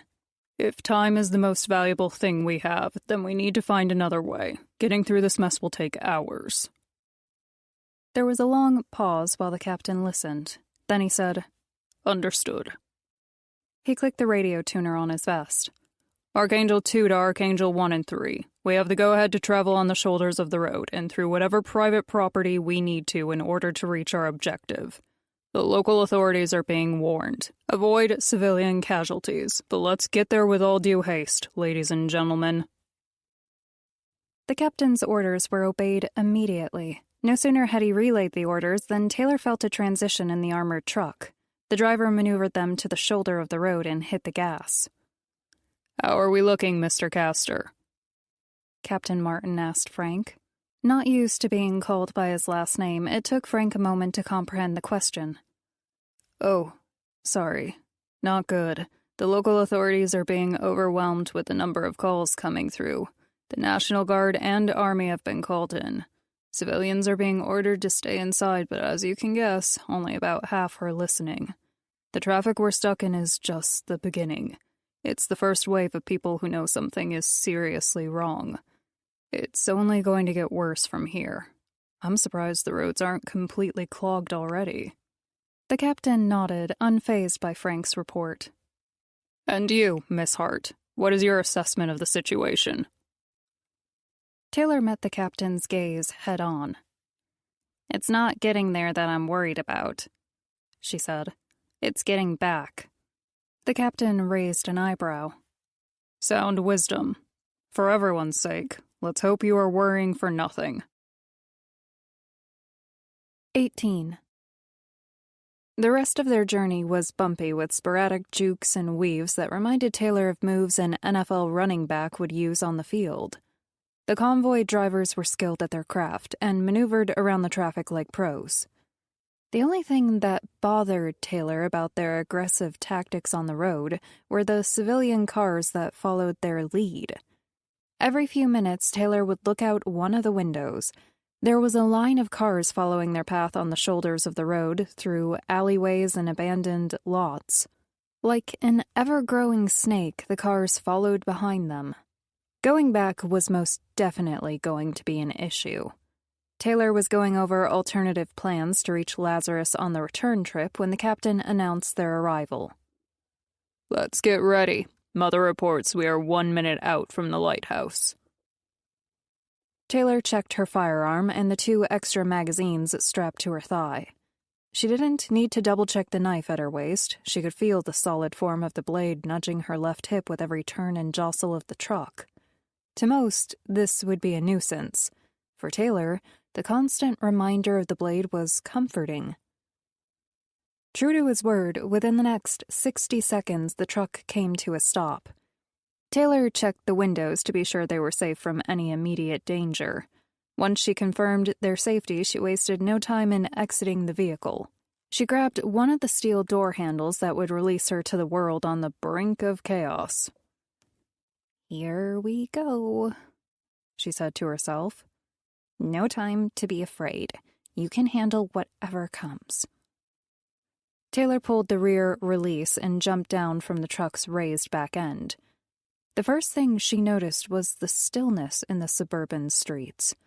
A high-end living district reserved for the social elite, the neighborhood was a picture of 4-car garages, 3-story homes, and top-tier vehicles. The sun was descending above the roof of the highest house on the block. No one was outside. No cars passed. No one exited or entered their home. It was a ghost town. Either the inhabitants of the area had already fled, or they were heeding the warnings of the army and seeking shelter behind their home's security systems. The 3 armored Lazarus trucks were parked in front of Dr. Thomas Jenkins' house in a half circle. Private contractors under the captain's orders piled from the rear and front of the trucks to take up positions and await their orders. Archangel 1 will take up position here, maintaining a secure firing line, Captain Martin said, his voice cutting through the stillness. Archangel 3 will secure the rear of the building. I don't want to be surprised by anything. Remember, we're here for the doctor, and we are gone. Do not engage unless you are ordered to do so. The captain rattled off orders with no room for debate in his voice. He expected his words to be followed without question. As soon as he was finished, those under his command moved to carry out his instructions. Taylor was impressed by the squad's efficiency. Trying to slow the progress of the apocalypse, Lazarus had hired the right professionals for the job. Miss Hart, Mr. Castor, the captain said as he released the safety to his assault rifle. Into the belly of the beast. Taylor removed the 1911 from its snug resting place at her right thigh. It felt good in her hands, like the knife tucked at her side. It wasn't only a tool, it was an object of reassurance. She followed the captain's lead, also flipping the switch to her own safety. The captain nodded to Taylor, and they both looked at Frank. To his merit, he was right beside them. The Kevlar armor he insisted on wearing ballooned him to twice his normal size. Laptop closed and tucked under his right arm, he gulped the last of his energy drink with his left. With one long draught, he emptied the can and crushed it in his hand.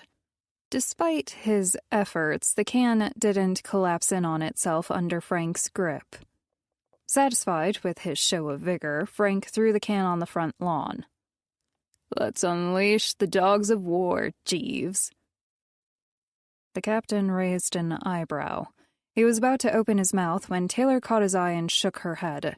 Rather than questioning Frank's battle cry, Captain Martin took point and started toward the house's front door.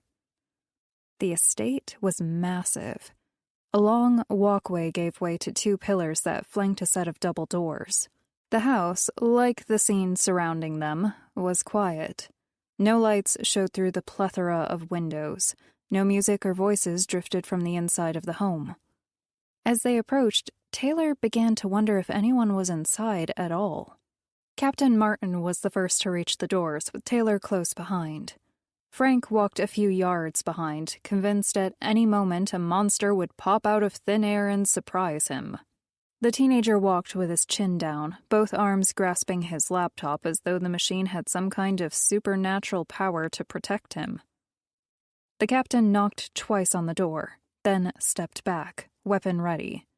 Both blows to the door echoed in the quiet. Taylor's shoulders tightened at the thought of the house being empty, or the idea that the house's inhabitants were already somehow infected. Seconds passed with no sound. Captain Martin's face bunched in a scowl as he pounded on the door again. Dr. Thomas Jenkins, this is Captain George Martin. I was sent here by Lazarus Pharmaceuticals. Please open the door. We need your help. Nothing. The captain took a deep breath, considering his options. Locks opening on the other side of the door hit their ears in slow succession. Immediately, both Taylor's and the captain's weapons were in position, pointing to the bottom of the 2 large doors. From this position, both weapons could be raised a few feet in a split second and be ready to fire should the need arise. Click after muffled click could be heard on the other side of the thick door. If nothing else, the doctor was prepared for the event by securing the entrance with enough bolts to rival Fort Knox. After what seemed an eternity of waiting, the door swung open, revealing a bright, shiny floor that covered an elaborate foyer. Their host was not the doctor. To their surprise, a small child stood smiling at them and waved them inside. Instead of awe or fear, the child took her visitors in with a quick smile. Her eyes played over their rigid stances and lowered weapons as if it was a common thing to witness. Come on in. My dad and I are waiting for you. Taylor and Frank exchanged glances. Taylor caught herself wondering if meeting an infected maniac on the other side of the door would have been less surprising than their tiny host. The captain squatted down and gave the girl a wide smile. "You must be Sydney Jenkins. We're friends of your father's. Is he here now?" The girl nodded in short, quick jerks that made her shoulder-length black hair fall in her eyes.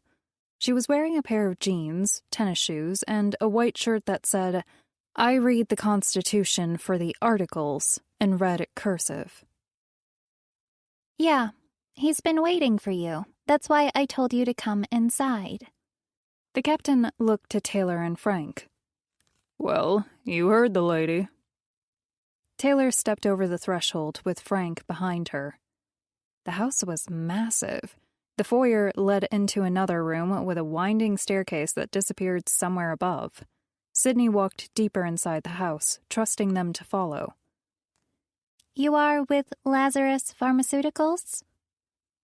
She pronounced each word slowly, with purpose, and asked in a way that made her seem much older than she was.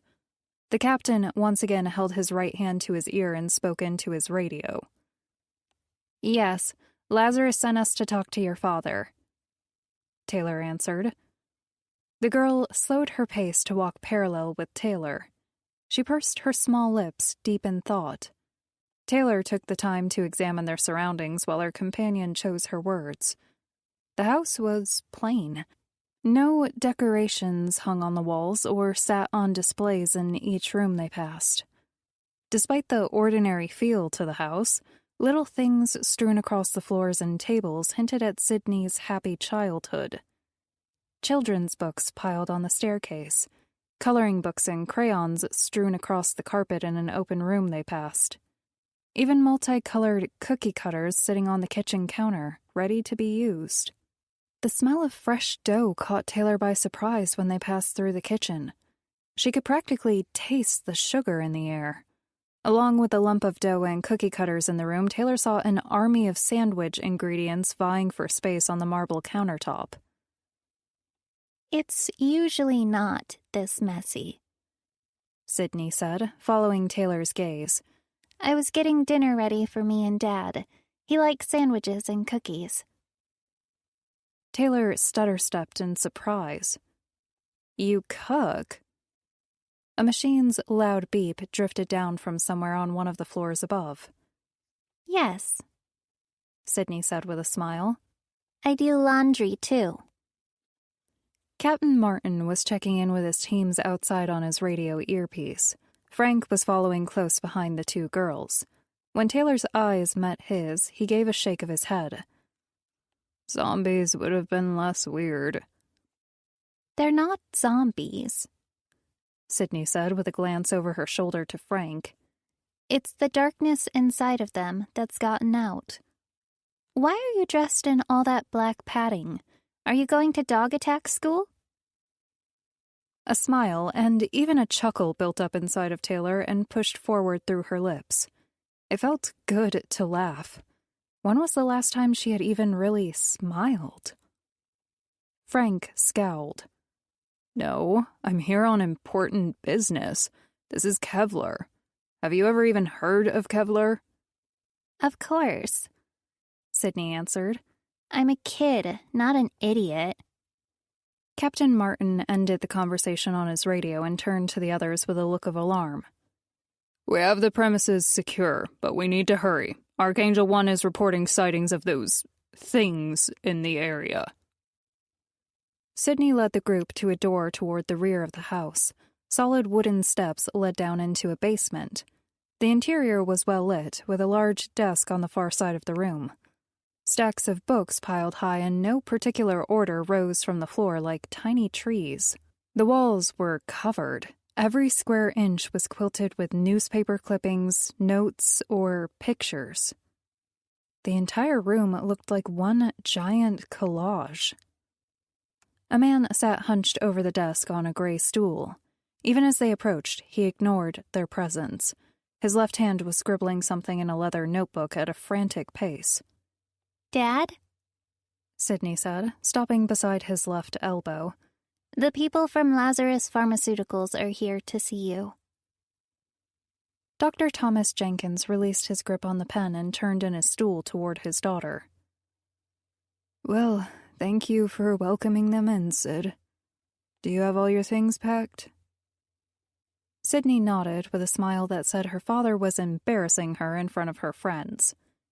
Yes, Dad, everything is ready. Good. Be a dear and go grab your things. We'll be leaving soon. The doctor leaned down and placed a tender kiss on his daughter's brow. I love you, Sydney. You always remember how much I love you and how proud I am of the young woman you are becoming. The little girl blushed with a sideways glance at her visitors. I love you too, Dad. The doctor gave his daughter a wink. With a smile to Taylor, the little girl walked from the room and up the stairs. Dr. Jenkins' gaze followed his daughter's steps up the stairs and from the room, ignoring his company.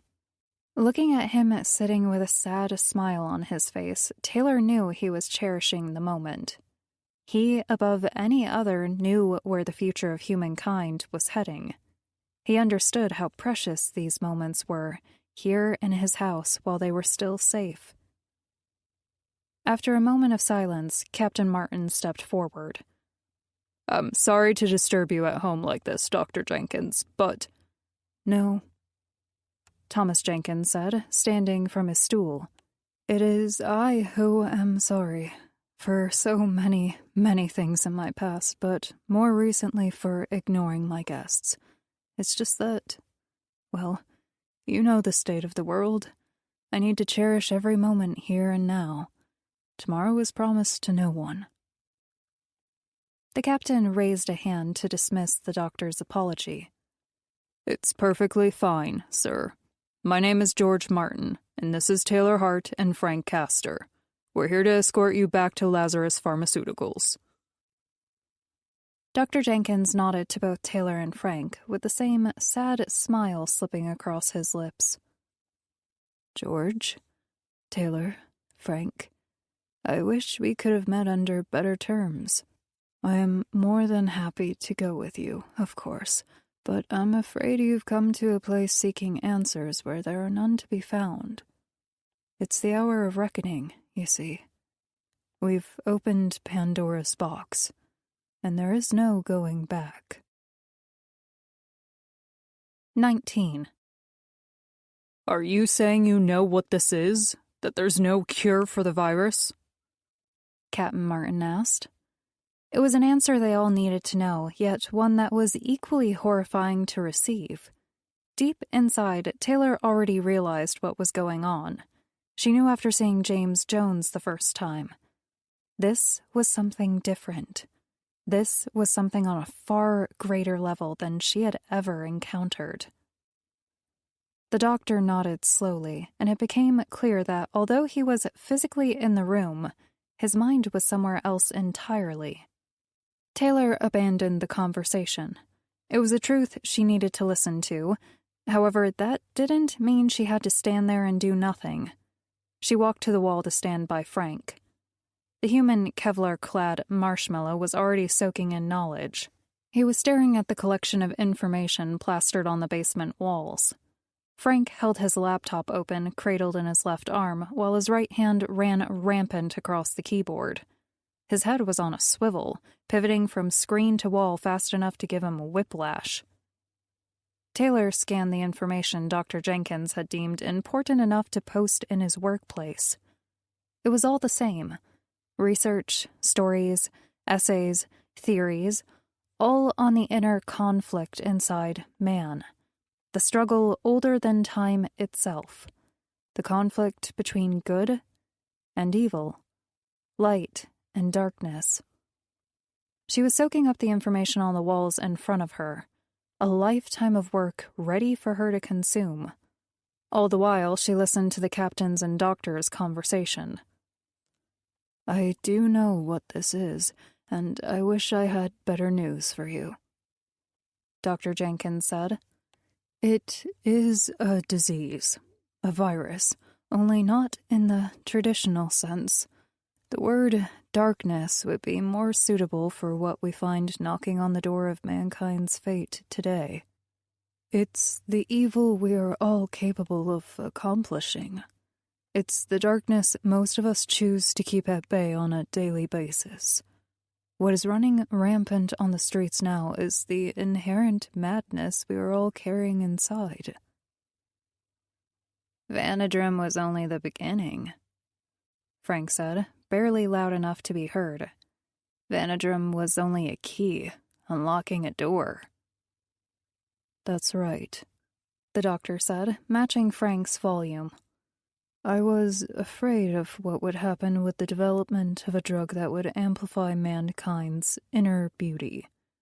We all like to think the best of ourselves and our fellow man, but for as much good as we are capable of achieving, there are those among us that are equipped with as much darkness.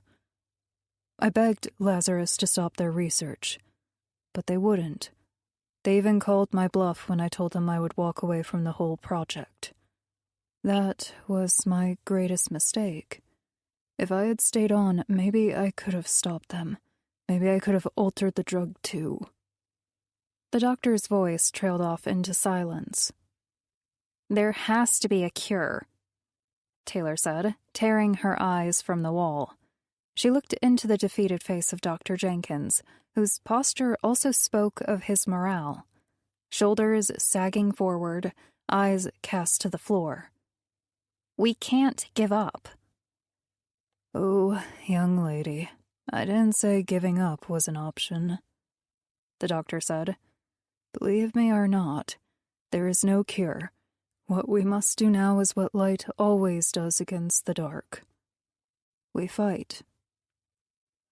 Sydney appeared at the top of the staircase wearing a pink backpack and holding a large brown grocery bag in her arms. I'm all ready to go, and don't worry, I made enough sandwiches for everyone in case you were hungry. The echoing bangs of gunfire from somewhere close outside dismantled any notions of sandwiches. The captain was on the situation even before the echoes of the spent bullets subsided. Frank, contact Mother. Inform them of what the doctor said and ask for orders. Doctor, I need you to gather any and all information you think is valuable, and be prepared to move in the next 5 minutes. The captain paused to check his AR-15's magazine. Taylor, I'm going to take a look outside. You stay here with the doctor and his daughter. Nothing happens to them. Taylor nodded. Instinct was already taking over as her brain identified entrance points to the basement and alternative exit routes should the staircase become inaccessible. The captain was off at a run, his heavy boots pounding against the wooden steps like a hyperactive drummer. What do I do? Sydney was standing in the middle of the room, calling after the captain, who had already disappeared through the basement door. You can help me, Sid, her father said. I need you to pack that notebook on my desk, and my journals while I gather the rest of my research. We need to get the information about the spreading darkness, right, Dad? So we can tell everyone who wouldn't listen to you? That's right, kiddo. Now hurry. Taylor stood back in shock. Not only was Sydney more aware of the events unfolding around the world than most adults, she took all the information in stride. While referencing the darkness, Sydney hadn't batted her long eyelashes. She was accepting the facts that surrounded them with a composed attitude even Taylor was impressed by. She's mature for her age, the Dr. Jenkins said with a sideways glance. He was running around the room pulling various clippings and notes from the walls he deemed important. I can see that, Taylor said, watching Sydney gather her father's belongings and place them neatly in the brown paper grocery bag that held her sandwiches. Frank was speaking to who sounded like Wade through his laptop speaker. Commotion from somewhere above drew her attention to the basement entrance. There was more shooting from outside. Then a bang, like someone slamming a door. Shouts from outside. Rushed footsteps from above. Taylor stepped to the staircase. Her hands found the grip of her 1911 with ease. In one fluid motion, the barrel of the gun was pointed at the basement door. Taylor was never one to wait for events to unfold. She made events unfold. True to her nature, she ascended the steps. Whatever it was moving fast through the house. Taylor crested the last steps and pointed her weapon through the door. Nothing. Then, with a blur of motion, Captain Martin turned a corner. Taylor lowered her weapon.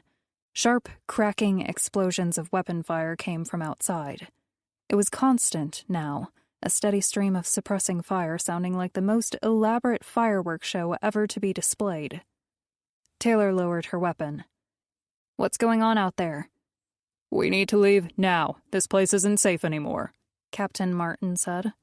It wasn't the words that came out of his mouth that rattled Taylor's resolve. It was the look in his eyes. Although Taylor doubted she would ever see fear cross his stare, nonetheless, Captain Martin's demeanor spoke volumes on the urgency of their situation. She nodded and called down the stairwell to the others. "We're heading out. Come on." Frank and the two Jenkinses hurried up the steps, the doctor carrying the brown paper bag and a pile of papers, his daughter and pink backpack in tow. Frank was ending his call on the laptop when he joined the group. Mother said regardless of the absence of antidote, our mission is the same. Get the doctor back to Lazarus." "What's going on out there?" Thomas Jenkins asked. The captain looked between both Frank and the doctor. "I need to know that these things will go down like any normal humans. Bullets to the skull and center body mass, correct?" Frank and the doctor exchanged looks of their own and nodded to each other. "Yes," Dr. Jenkins said. "That should be accurate, but we're dealing with an unprecedented threat here. We have no way of knowing how the darkness will affect its hosts, especially over time." "They're already here, aren't they?" Frank asked. Archangel 1 and Archangel 3 have made contact with the infected. There are hundreds, maybe more, appearing from every direction like they've been called here. We need to leave now. Follow me. The captain walked to the front door, issuing orders first through his microphone, then to the group. Archangel 3, fall back to the vehicles. Archangel 1, we are coming from the house. Hold a perimeter until we secure the doctor. Then pull out. Taylor didn't hear the response coming from the captain's earpiece. With the violent booms from the conflict outside, she was surprised he was even able to discern a response.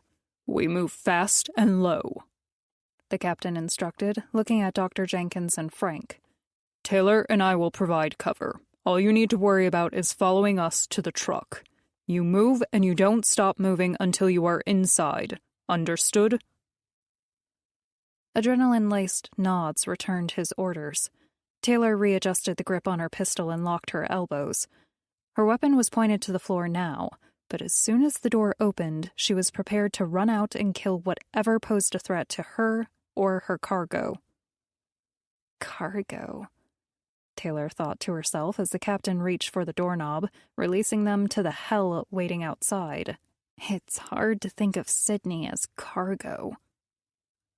The captain's hand fell over the knob, encompassing it in his large hand. Sydney was crouched, holding the straps of her backpack that rested tight on her shoulders with both small hands. No tears of fear fell down her face. She looked like a sprinter at the start line of a race. Her father's hand was on her shoulder for comfort, but this seemed like a wasted attempt at security. Sydney was ready. In the next instant, the door was thrown open. Taylor was the first to rush outside. The air was thick now, not only with a constant crack of bullets exiting barrels, but with screams and groans from the horde at their doorstep. In the reddish-orange rays of the day's setting sun, Taylor realized the captain had been exceedingly calm when he had relayed their situation moments before. To their credit, the captain's unit was holding in a tight circle around the front of the house, to the lawn and ending at the 3 armored cars that formed a kind of barrier. Shouts were passed as magazines were switched out of weapons and movements coordinated.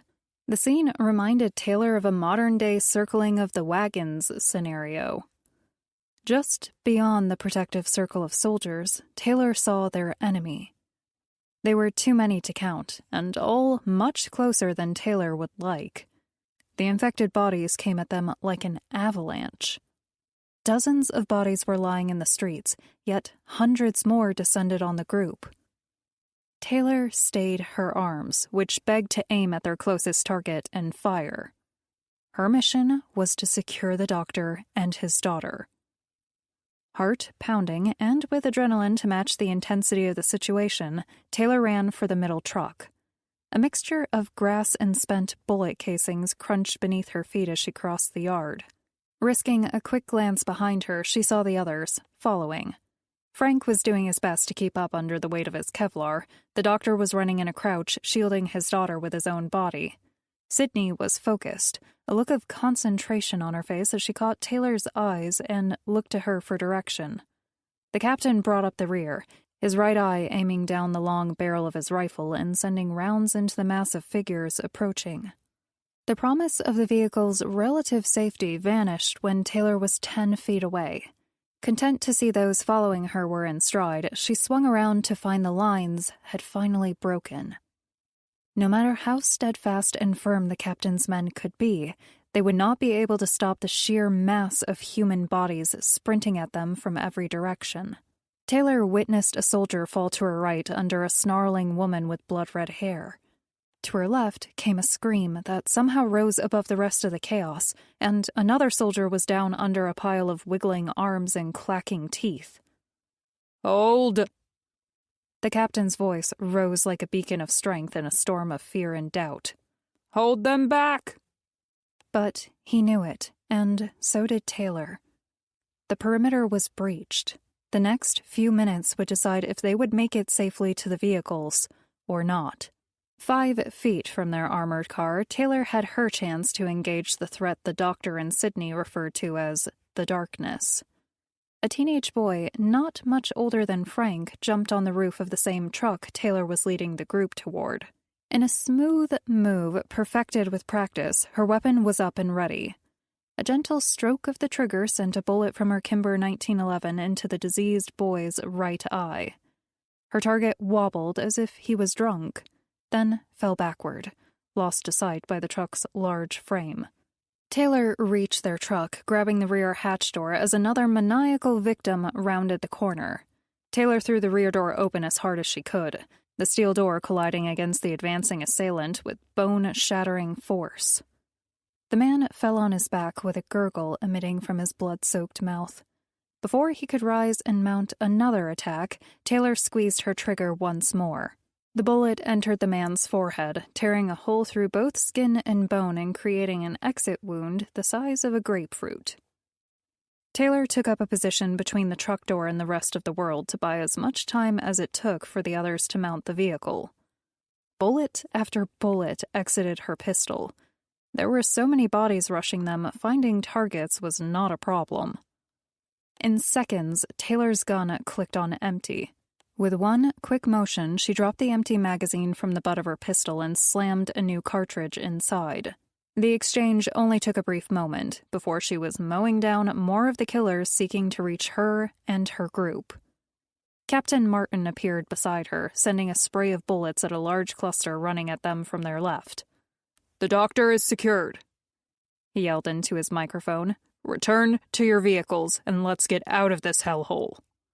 At 2 taps on her right shoulder, Taylor turned to see Sydney looking at her with huge eyes. Without a word, the girl pointed with a pink nail-polished finger to Taylor's feet. A thick, calloused arm, followed by a balding scalp and sun-beaten body, was reaching out from under the truck to grab Taylor's boot.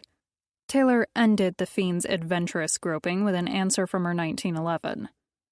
"Thanks," Taylor yelled to the girl. "Inside!"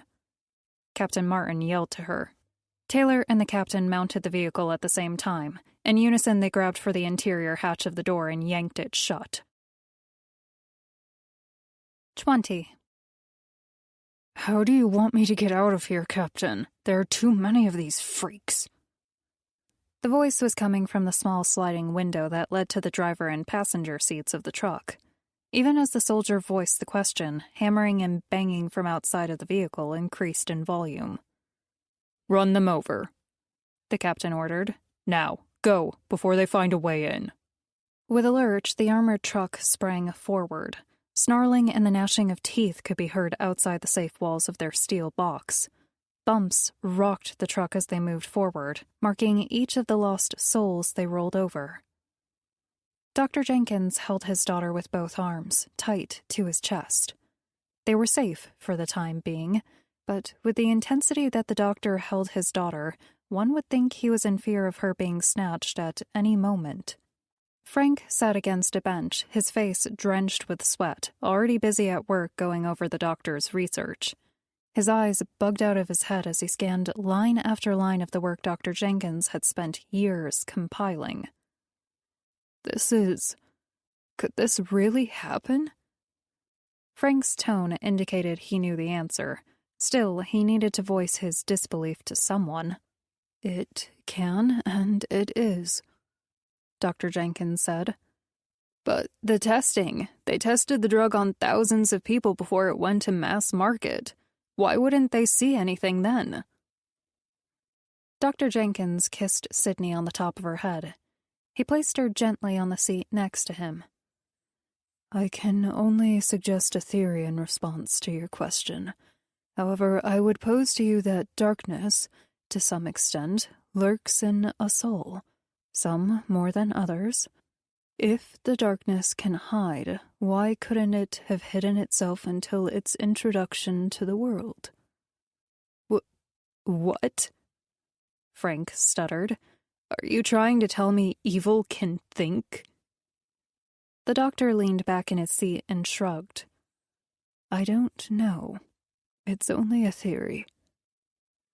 Taylor listened to the exchange in silence. If people's inner darkness found an outlet, if it was spreading, then they all had cause for worry.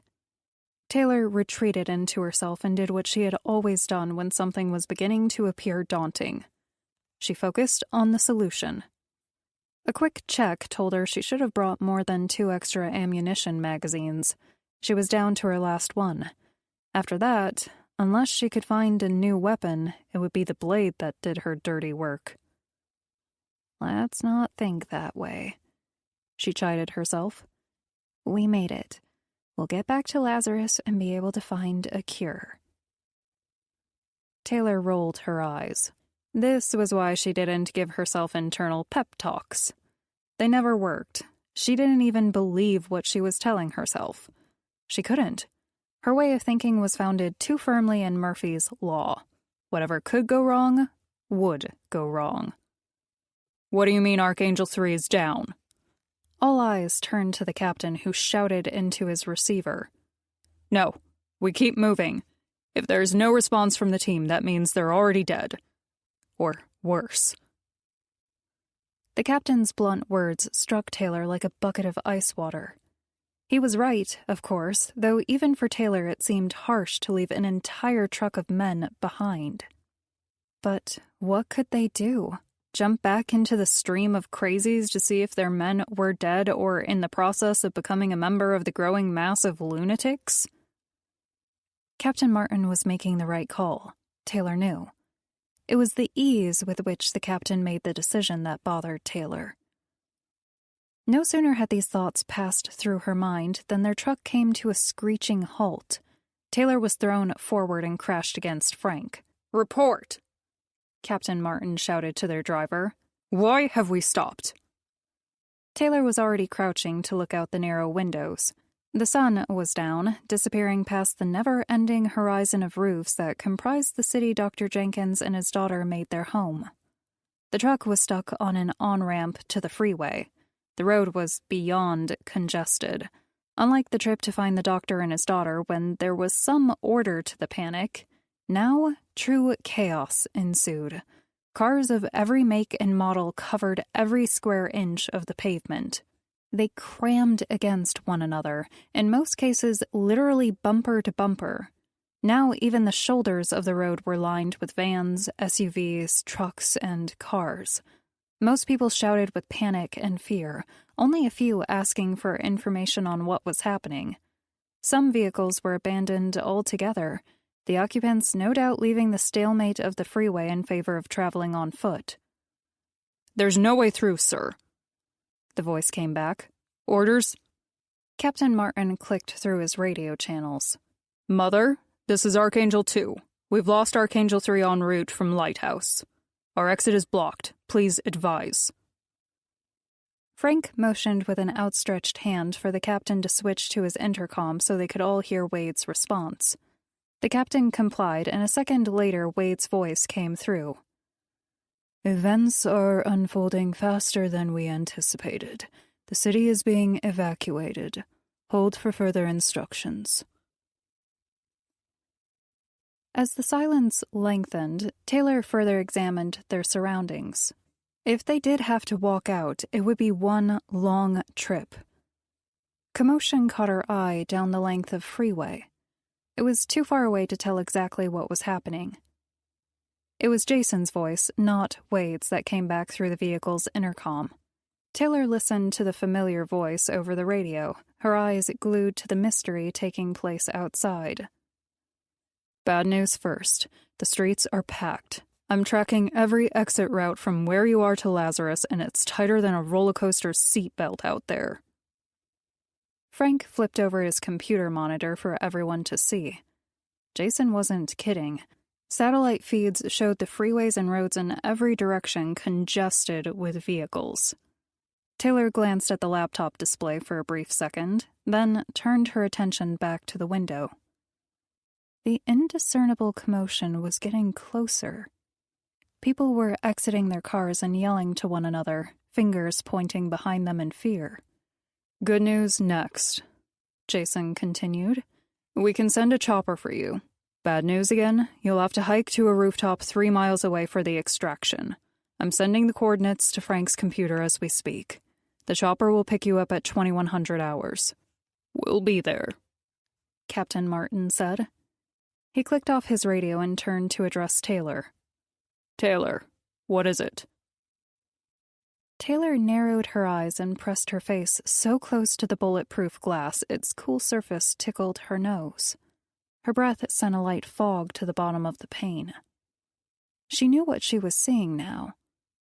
Still, how could there be so many, so soon? They were still in the 24-hour window of the first incident. We have to make a decision to stay here or go. There's a mass of infected heading down the freeway that makes what we saw at the doctor's house look like a Girl Scout troop. Taylor said this while making eye contact with everyone in the truck. She even stopped for a brief moment to look at Sydney. After all, the girl did save her life with that warning earlier. Looking into each of their eyes gave Taylor insight on what they were thinking. Frank was afraid, but doing his best not to show it. The captain was determined, ready for a fight. Dr. Jenkins was sad, as though he'd known this was coming and there was nothing he could do. Sydney sat beside her father with her brow furrowed. She looked angry. The captain moved to the window and followed Taylor's line of sight. We move now. I don't want to wait to see if those things will be able to get inside the trucks. The captain shouted to the driver. Can we back up? No, sir, was the response. We're boxed in now.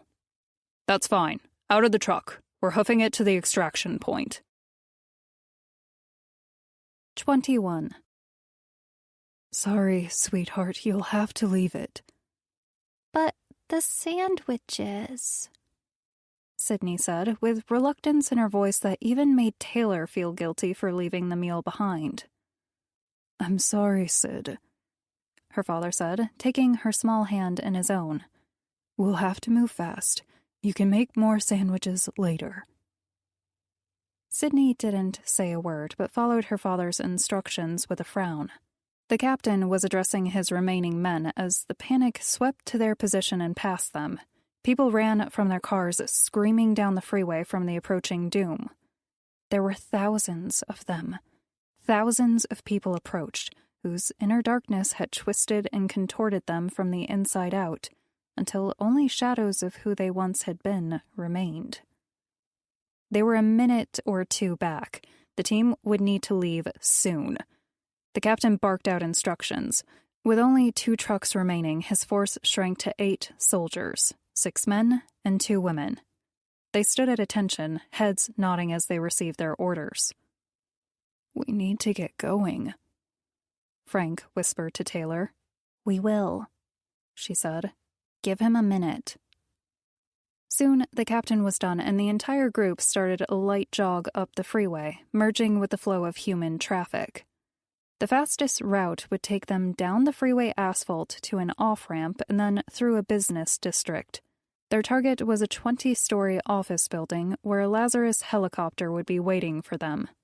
Taylor led the group, with the two Jenkinses and Frank following close behind. The captain and his men followed on either side and covered their rear. The panic sweeping over the 4-lane freeway was intoxicating. People ran screaming past them, fell, pushed, and shoved one another, cursed, knelt, and prayed. One man carrying a baseball bat looked at Taylor and the men behind her carrying assault rifles. With wide eyes, he altered his course to give them a wide berth. As the darkness around them became total, the mood of their fleeing entourage worsened. The freeway was lit by lamps and headlights of the parked cars.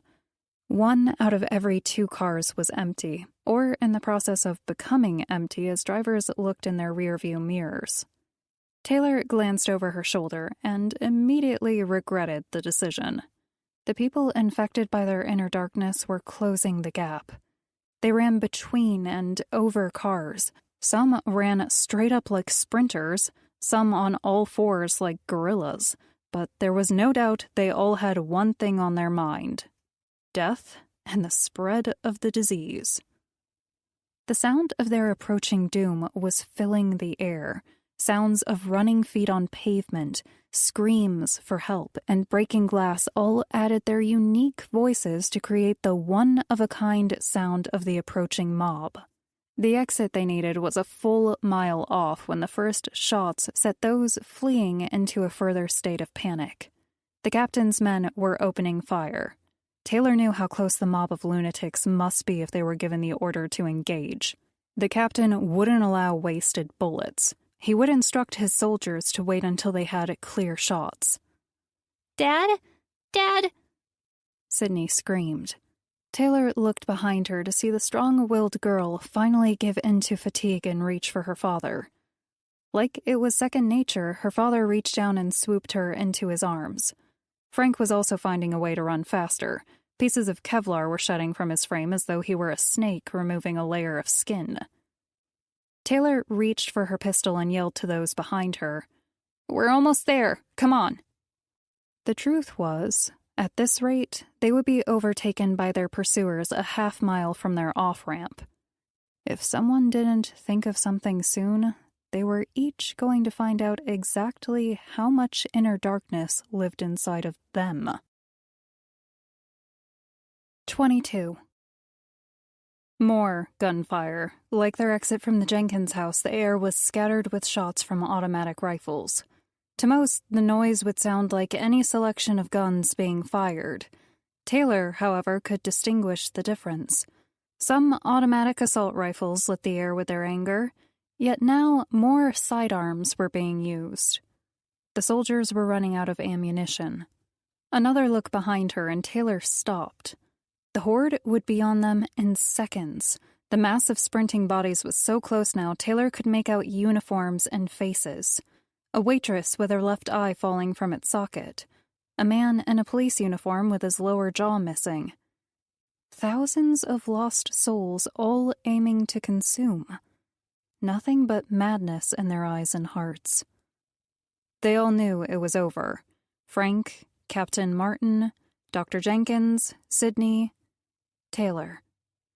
The girl was looking at Taylor with trust and hope in her eyes. Taylor saw her own reflection in the little girl's stare. And in that moment, Taylor knew she would find a way to survive. If not for herself, then for this little girl who looked at Taylor like her own personal hero. Something changed in Taylor. For so many years, she did her job for money. She saved and ended lives for a paycheck. This was different. As she raised her 1911 and searched for an answer, Taylor knew that she actually cared for this little girl. Through some unexplained force moving inside her, Taylor knew she would never let anything happen to Sydney. Then, as if the answer to her unspoken prayer was being manifested, she saw the tanker. A huge, silver cylinder pulled behind a massive truck. It was to her left, to the right of the approaching wave of teeth and nails. No one was inside, a sign that the driver had fled with the mob of terrified civilians. It was close, too close for Taylor to know they would survive, but what option did they have? The captain's men were pumping round after round into the front lines of the human mass, and where one fell, two seemed to take its place. With a prayer that the tanker still held gas, Taylor fired her pistol at the steel exterior. Time hesitated as the bullet made contact with the material. In the place of the desired explosion, a small hole appeared with fluid draining out onto the gray freeway pavement. "Oh, you've got to be kidding me!" Widening her stance, she locked both elbows and opened fire on the tanker in quick succession. The air was cooling from the sun's descent, and the cold was settling in. Somewhere between the fourth and fifth bullet, with the infected bearing down on them no more than 15 yards away, the tanker exploded. In the fraction of a second it took for the bullet to ignite the gas, the shockwave hit. She knew they were too close. The blast that radiated from her target rocked her off her feet.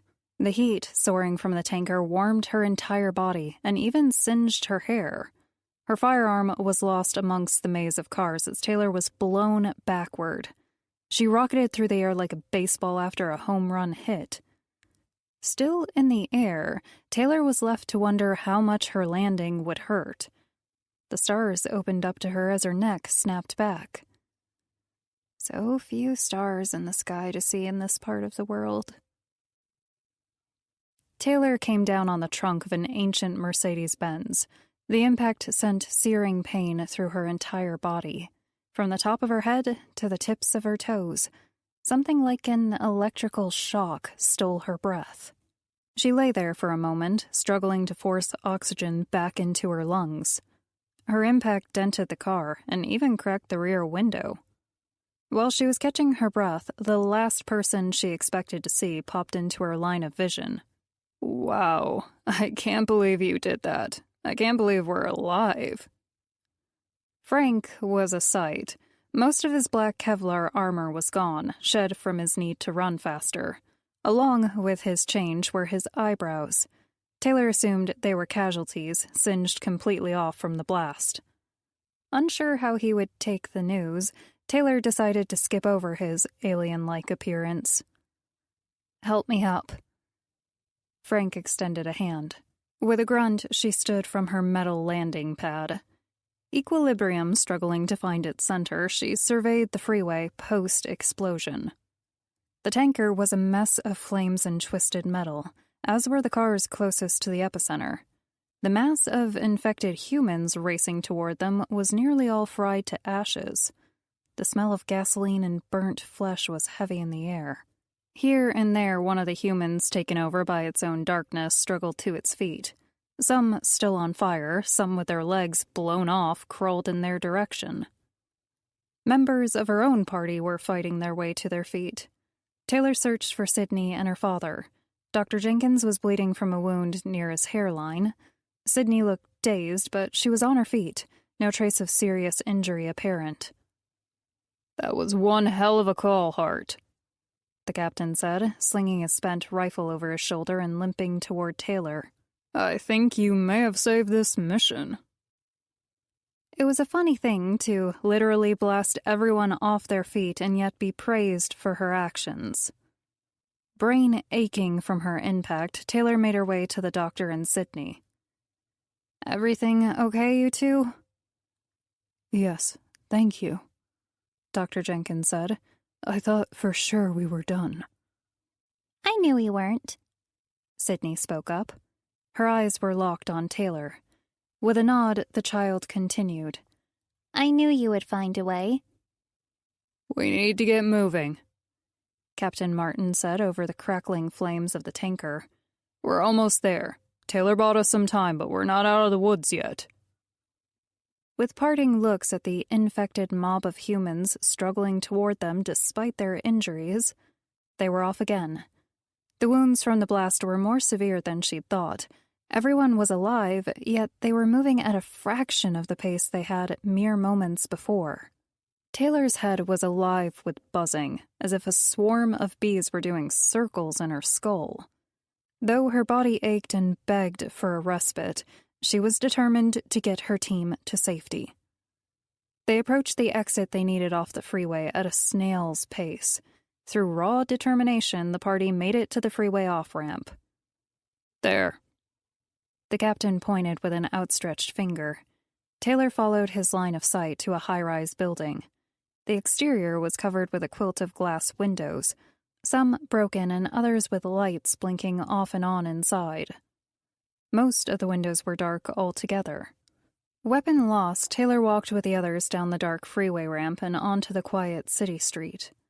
For a city this large, there should be more noise, more voices, sounds of traveling cars.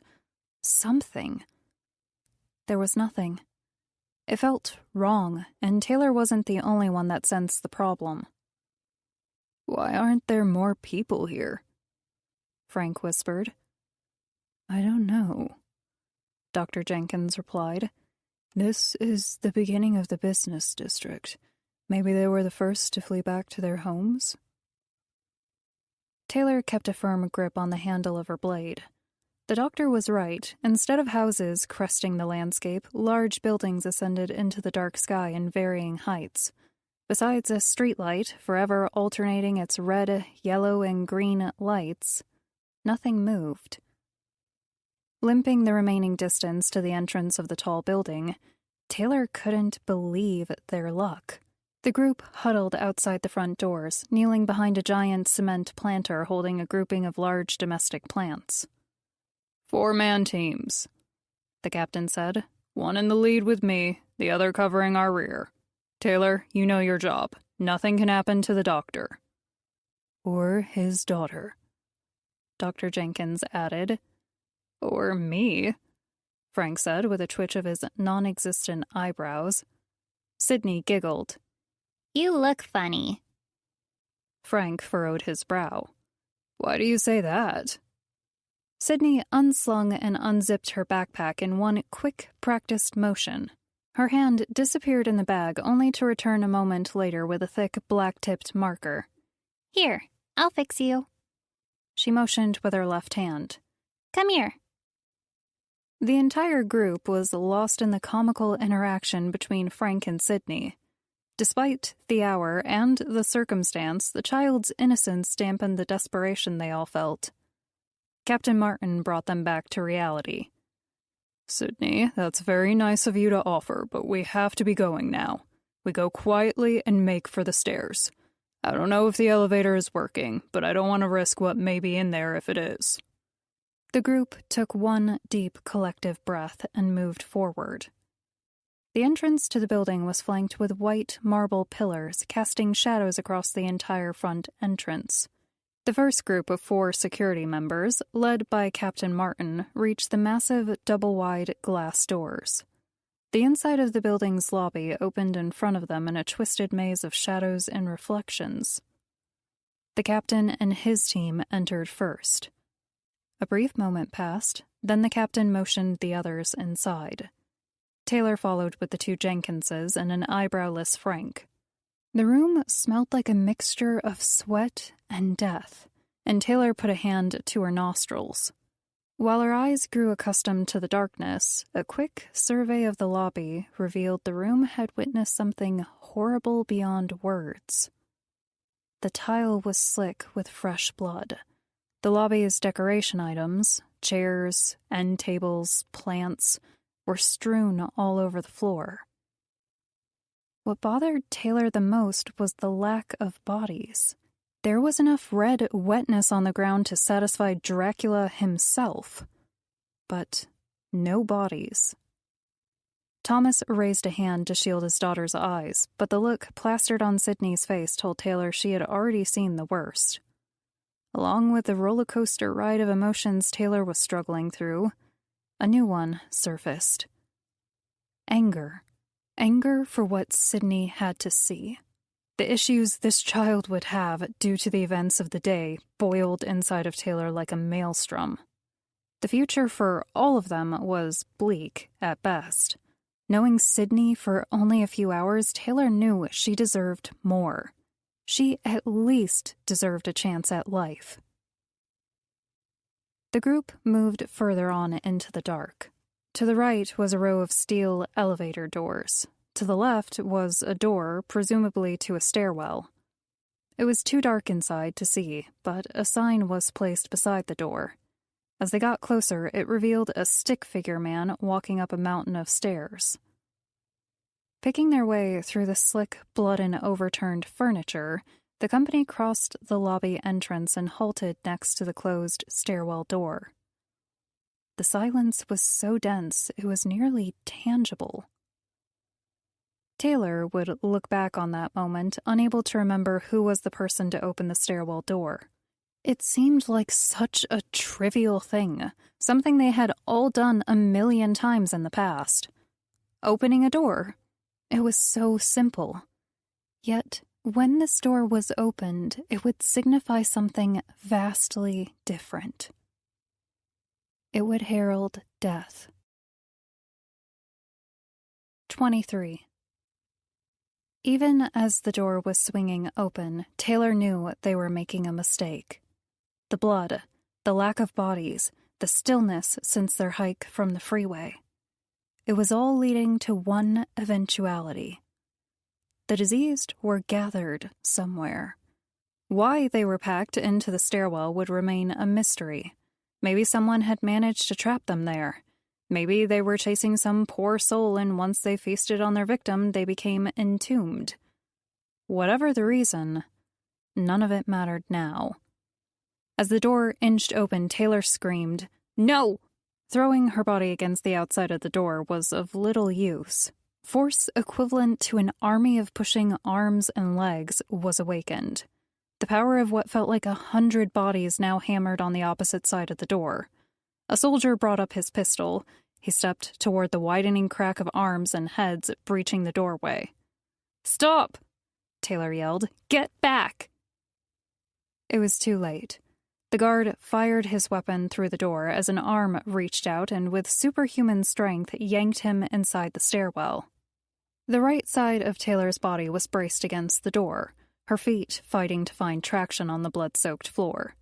She was close enough to touch the unlucky soldier as he passed from the lobby to the interior of the stairwell, terror plain on his face.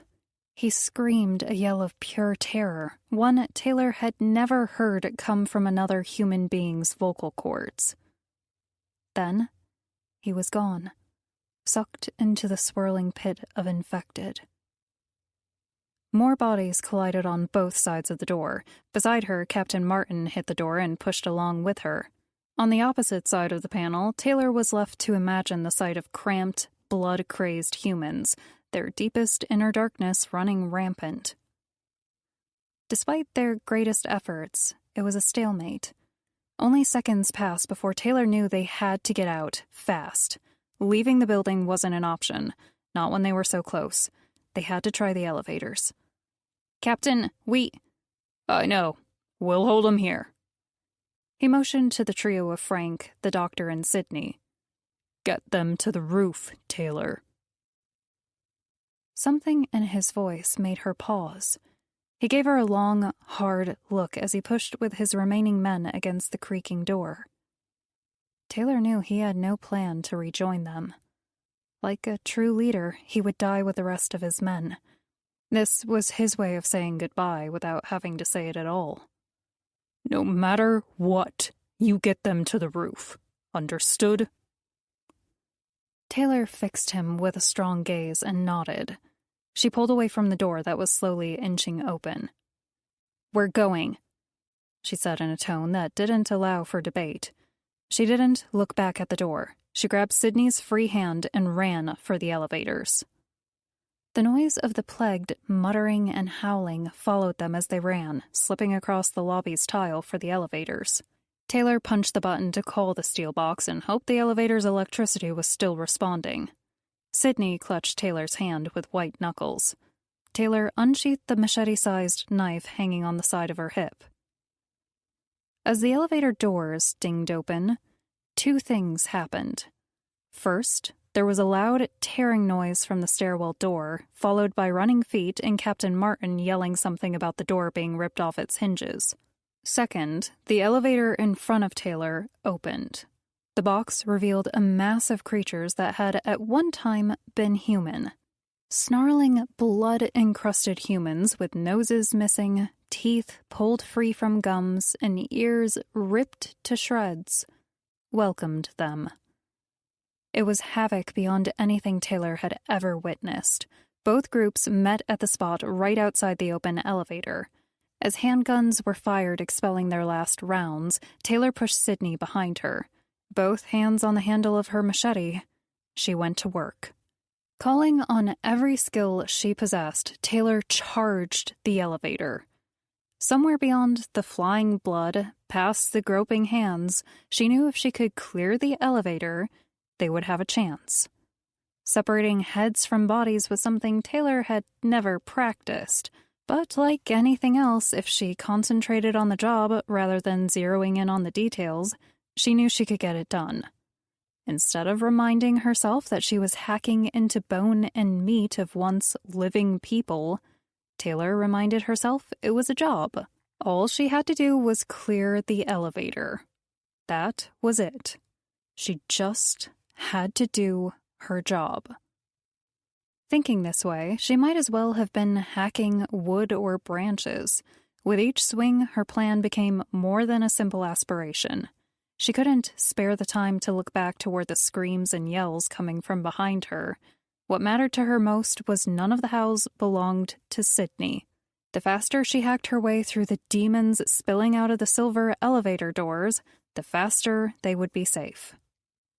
She took some with a baseball bat swing to the neck.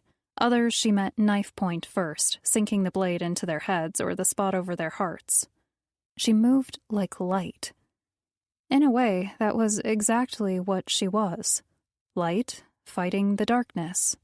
Or, in her moral case more specifically, a dim gray glow fighting the darkness.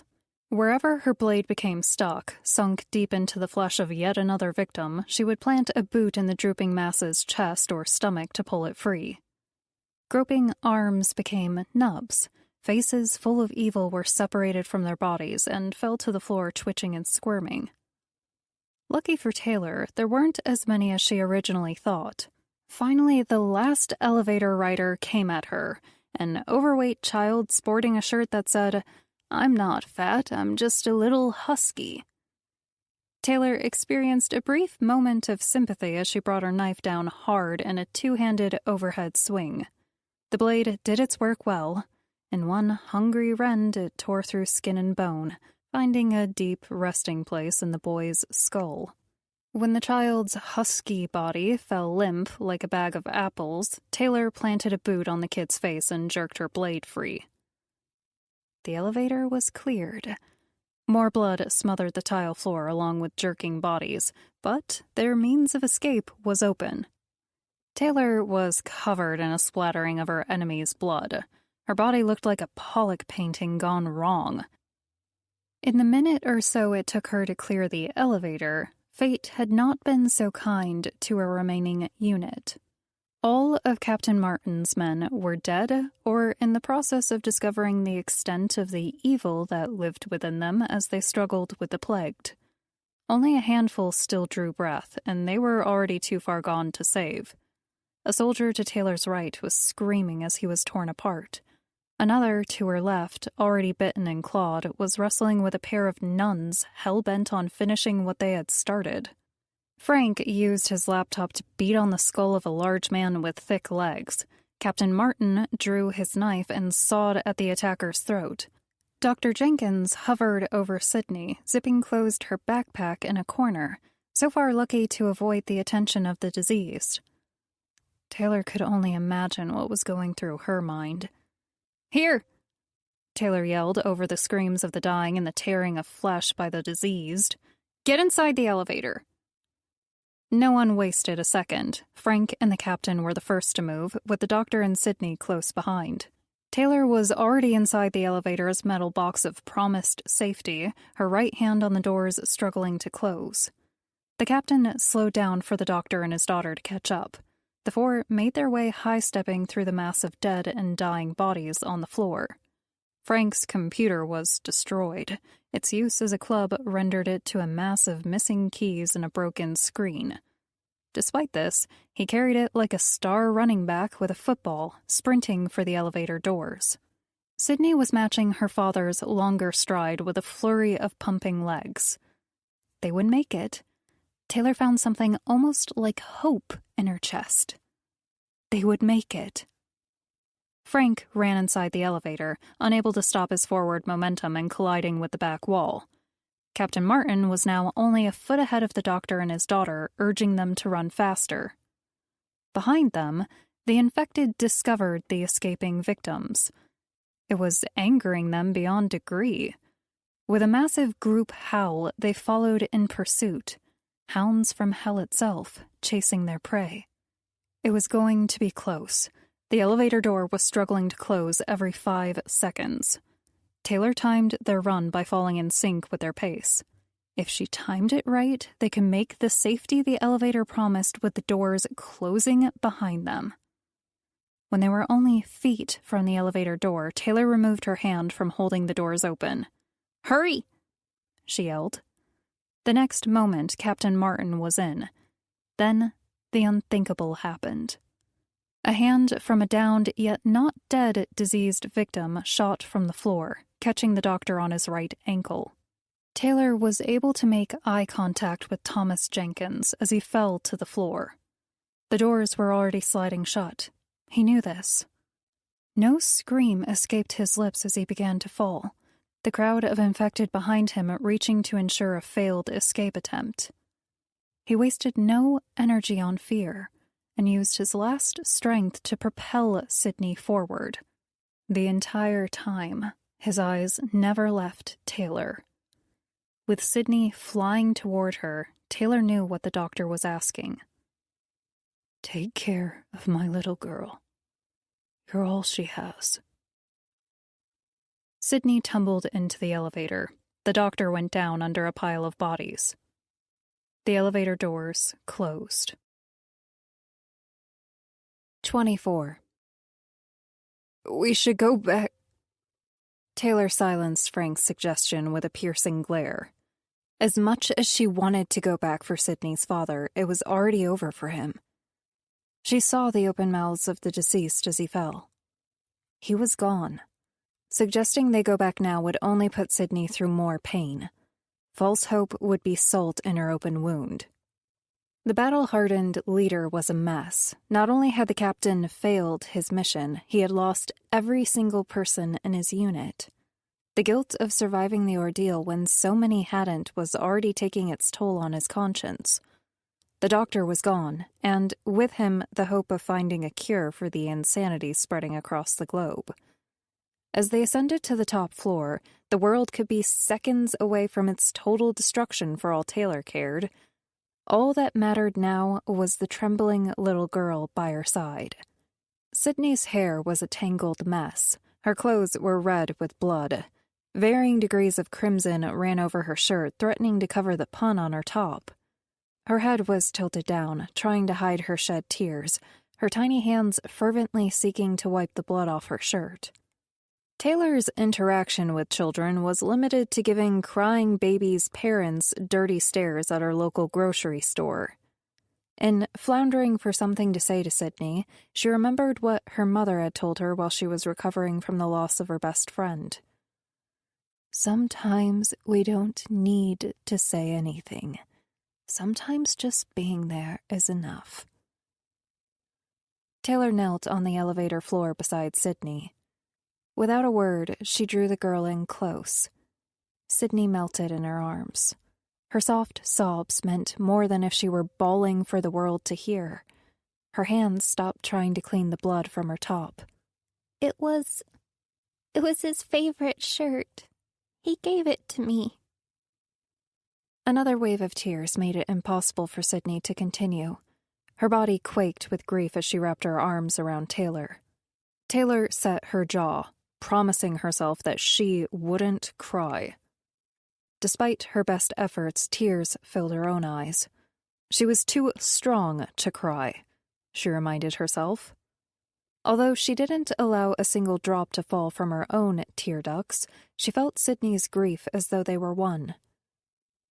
Everyone was lost in his or her own moment. Frank determining what they would do next, the captain in disbelief at his failure and loss of his unit, Sydney swimming in grief, and Taylor forced to revisit the experience of her own pain when her friend died so many years ago. Like 4 people being woken from a nightmare at once, the elevator's slow, steady ascent came to a halt. The familiar ding of doors opening dropped them off at the building's top floor. As much as Taylor wanted to remain kneeling beside Sydney and hold her, she knew their survival balanced on a precipice. Holding his combat blade ready, Captain Martin stepped into the dark hall. Frank followed, holding the doors open for Taylor and Sydney. Tearing herself away from the girl was harder than she expected. She held on to Sydney's shoulders at arm's length. Sydney looked up at her, her eyes pools of sadness, already reddening and swelling from the intensity of her sobs. "Your father was a great man, Sydney. We aren't going to let his sacrifice be in vain. We're going to stop this disease, and the world will know, like you do, that it was because of him. We'll find a way." Even as the words left her lips, she wasn't sure what she said would bring any comfort to the young girl. Whether it was Taylor's words or Sydney's own internal fortitude, the girl composed her sobs and nodded. Taylor took her by the arm, following Frank and Captain Martin out of the elevator. Darkness cloaked the hall with shifting shadows. The only illumination came from the row of large windows to their right. Their numbers whittled down to only 4, the last survivors of the failed rescue attempt searched the floor for the roof entrance. Taylor's gut twisted when Frank pointed to the end of the hall and a door that led to the stairwell. If this was going to be anything like what they had experienced downstairs, they were in for another fight. Down to only her long blade and Captain Martin's combat knife, the odds were not in their favor. Captain Martin stepped in front of the door. Recovered at least for the moment, his mind was struggling to come up with a solution. Putting the deaths of his men behind him was something he was capable of. However, he wasn't able to do it yet. The massacre of his men was a wound too fresh for him to simply glance over. Trusting Sydney's grip to Frank, Taylor leaned forward and pressed her right ear to the door. The cold metal sent a shiver down her spine. She held her breath as she listened. Nothing. Even so, she needed to be sure. Her heartbeat was the only thing sounding in her ears. She strained to catch anything that would hint at danger on the other side of the door. The shuffling of feet, the clicking of teeth, anything. All was quiet. With effort, Taylor drew the long, wet blade from her sheath. She didn't want to open the door and expose the group to yet another onslaught, but what choice did they have? The roof was only a few feet above them. This was the only way. "I'm going to open the door. If anything comes at me, you two get Sydney out of here. Get back to the elevator." Frank took a long swallow and nodded. Captain Martin readied his knife without saying a word. Taylor took in a long, slow breath. It seemed a large quantity of adrenaline was in constant supply to her since they had left the doctor's house. Now, as she readied herself to open the door, a new rush of adrenaline flooded her from disheveled hair to blood-stained boots. Her left hand made contact with the long metal handle of the stairwell door. In situations like this, Taylor found dealing with the moment of tension quickly was far better than dragging it out into minutes of self-inflicted agony. Rip the freaking Band-Aid off already. With a violent shove, she swung the door back from its jam, rushing in, knife raised. Taylor was met with silence. Heart beating like a drummer at a rock concert, she lowered the blade. A breath of air she didn't know she was holding escaped from between her dry lips. Taylor poked her head back through the doorway. "We're good. Let's move." 25. Sydney had cried herself to a level of exhaustion that was soon followed by a fitful sleep. Using her backpack as a pillow, the little girl was twitching and muttering under her breath. Standing on the rooftop next to her, Taylor wasn't sure what to do. Was she supposed to stroke her hair? Would that make her feel better? Maybe wake her up, rescue the child from whatever dream she found herself in? Before Taylor made a decision, Frank saved her from her dilemma. "Well, I guess that's that." "What is?" Frank shrugged, taking a spot next to Taylor on the empty roof. The top of the building was home only to an assortment of gray vents and air conditioning units. Captain Martin stood guard at the door that led back into the stairwell. With nothing to barricade the entrance, he resorted to using his own body.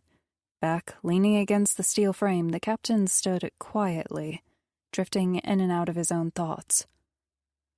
"I mean, my laptop is gone, and so..." Frank took a long, sad look at Sydney, who now assumed the fetal position, her arms wrapped around herself, and lowered his voice. "So is the doctor. All we have left is what I can remember. I don't even know what happened to his books and notes." They were 30 minutes early for their transport back to Lazarus, filling the empty void of time with their doubts and misgivings. Taylor was dealing with an army of her own inner demons. Frank was only voicing what they were all thinking.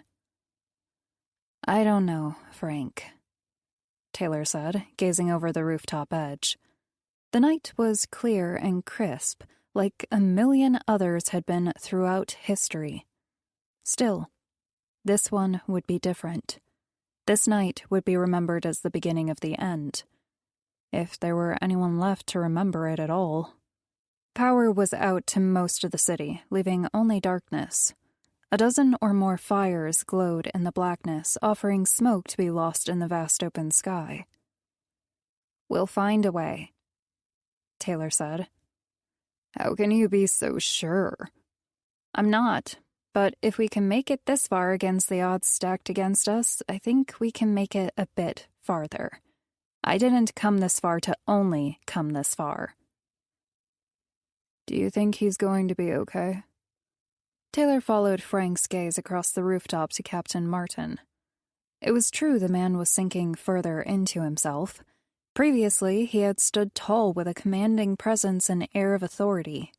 Now, with shoulders hunched and eyes down, the only thing he looked fit to lead was a funeral procession. Taylor had seen it too many times, a leader feeling the guilt of his charge, either failing his assigned mission or losing men in the process. In the captain's case, both. "Give him some time," Taylor said.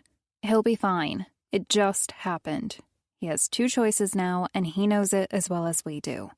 He can mourn, then use his anger to come back stronger, or he can let this haunt him and fall into the depression of his own thoughts." "That's brutal." "Sometimes the truth is brutal. Life isn't always sunshine and butterflies. He's strong. He'll be fine." Frank squinted with concentration. "What's that noise?" Taylor lifted the left corner of her lips in a lopsided grin.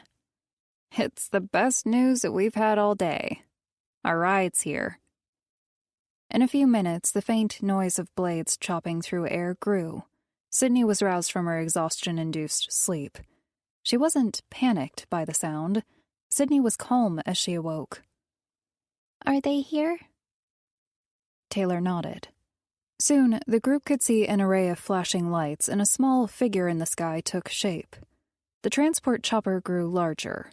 Two .50-caliber guns mounted on either side of the helicopter told her Lazarus was prepared long in advance for an event such as this. The noise was deafening as the massive transport touched down, yards from their position on the rooftop. Sydney grabbed onto Taylor's leg and hunched over to prevent herself from being blown off the roof. Taylor and Frank also doubled over against the force of the rushing wind. Taylor knew better than to look for the captain. He would hold his protective stand at the door until they all boarded. One of the men on the chopper jumped to the ground in a crouch and waved them forward. Sydney grabbed Taylor's hand and they bent low, dashing into the swirling force. Sydney, Taylor, and then Frank entered the helicopter. As soon as he saw the others were safely aboard, the captain ran from his vigil at the stairwell door. Less than a minute from touchdown, the helicopter was in the air again. Sydney was fearless, leaning as far as her seatbelt would allow. Frank was the complete opposite, tightening and retightening his belts to ensure maximum safety. The captain was handed a headset by one of the machine gun operators and was already barking into his mouthpiece, exchanging information. Though it was far too loud to hear what they were discussing, Taylor made an educated guess. The status on their mission, where they were headed, any news on what was becoming of mankind's future. High above the world, with a view reserved naturally for birds, Taylor didn't require a conversation to know how the rest of humanity was faring. The scene she witnessed from the top of the building as they waited for their transport was only a taste of how bad things really were. The blackouts that seemed so small and contained now encompassed entire sections of the city. Blocks upon blocks of blacked-out buildings, deserted streets, and empty sidewalks spoke volumes on the world's condition. Distance also skewed the fires Taylor had observed. As the miles lessened between the helicopter and the flames, Taylor noticed the fires were not contained to single buildings or cars, but entire complexes. In one case, a stretch of vehicles that were once lined bumper to bumper were now on fire. Even with the chopper maneuvering around the smoke, Taylor inhaled the acrid smell of ash in the air. She could taste the smoke as much as she could smell it, the odor painting the inside walls of her mouth until she had to spit. The helicopter ate up the miles between their building top and Lazarus Pharmaceuticals faster than Taylor thought possible. It was apparent speed had been impressed upon the pilot previous to his departure. She saw the group of large buildings comprising Lazarus Pharmaceuticals first. Tall structures, beacons of light in their ever-darkening world. It didn't surprise her to see Lazarus's building lit while the rest of the world around them was blanketed in darkness. As they came closer, it became painfully obvious something was wrong. Cars were lining the streets in every direction, ending at the check-in gate she and Jason had used earlier that morning, an event that now seemed like days ago. Clearly, word had gotten out. Any place with power and guards patrolling the grounds seemed like a great destination for anyone fleeing the infected. What seemed like controlled order above was not, in fact, the case below. As the pilot maneuvered the helicopter over the tallest building, the familiar sound of automatic firearms rang out. Taylor had been foolish to think the facility had remained untouched. Despite the activities happening down there, the diseased had not breached the barriers. But at what cost? And to whom? 26. Captain Martin briefed us on the way in, Wade explained, his eyes on Sydney. The man looked older and older each time Taylor saw him. Mentally, he was bearing the events well, still in charge, still helming the wheel as they plunged deeper into the unknown. Physically, he was a wreck. His clothes were wrinkled, bags hung under his eyes, and even now he held a steaming coffee cup in his hand. Taylor found herself wondering when was the last time the man had sat down. "You must be Sydney Jenkins," he said. Sydney nodded. "Well, Sydney, I'm sure you're tired and hungry. I can have Melissa get you something to eat and maybe a bed to relax. Does that sound fine?" The group was in a large room with multiple assistants and techs hurrying to and fro across the carpeted floor. Screens and monitors hung from the walls every few yards. The constant chatter in the room was barely louder than a whisper. As Wade made the request, a tall, young female, her appearance not much better than Wade's, separated herself from the amoeba of workers in the background. The woman dropped to a knee and did her best at a smile. "Hey, sweetheart, would you like to come with me for a bit?" Sydney pressed her body against Taylor's leg. While asking anything from a girl who'd recently lost her father seemed nothing less than cruel, Wade needed to debrief them all, and what was to come next had to be discussed. Taylor placed her right hand on the girl's bony shoulder. "Would it be okay if she stayed in the same room with us? Maybe we can set her up in a corner with some chairs or something." "Of course," Wade replied. "Melissa?" Taylor knelt down beside Sydney and gave her shoulder a gentle squeeze. "I won't be long. You'll be able to see me the entire time. Okay?" Sydney let out a quivering breath and nodded. In a quick motion, she unslung her backpack and handed a pink strap to Taylor. "Here, it has everything you need in it. My dad was such a smart man." She walked across the carpet and stood in front of Melissa. The two walked to the end of the room to make Sydney a place to rest.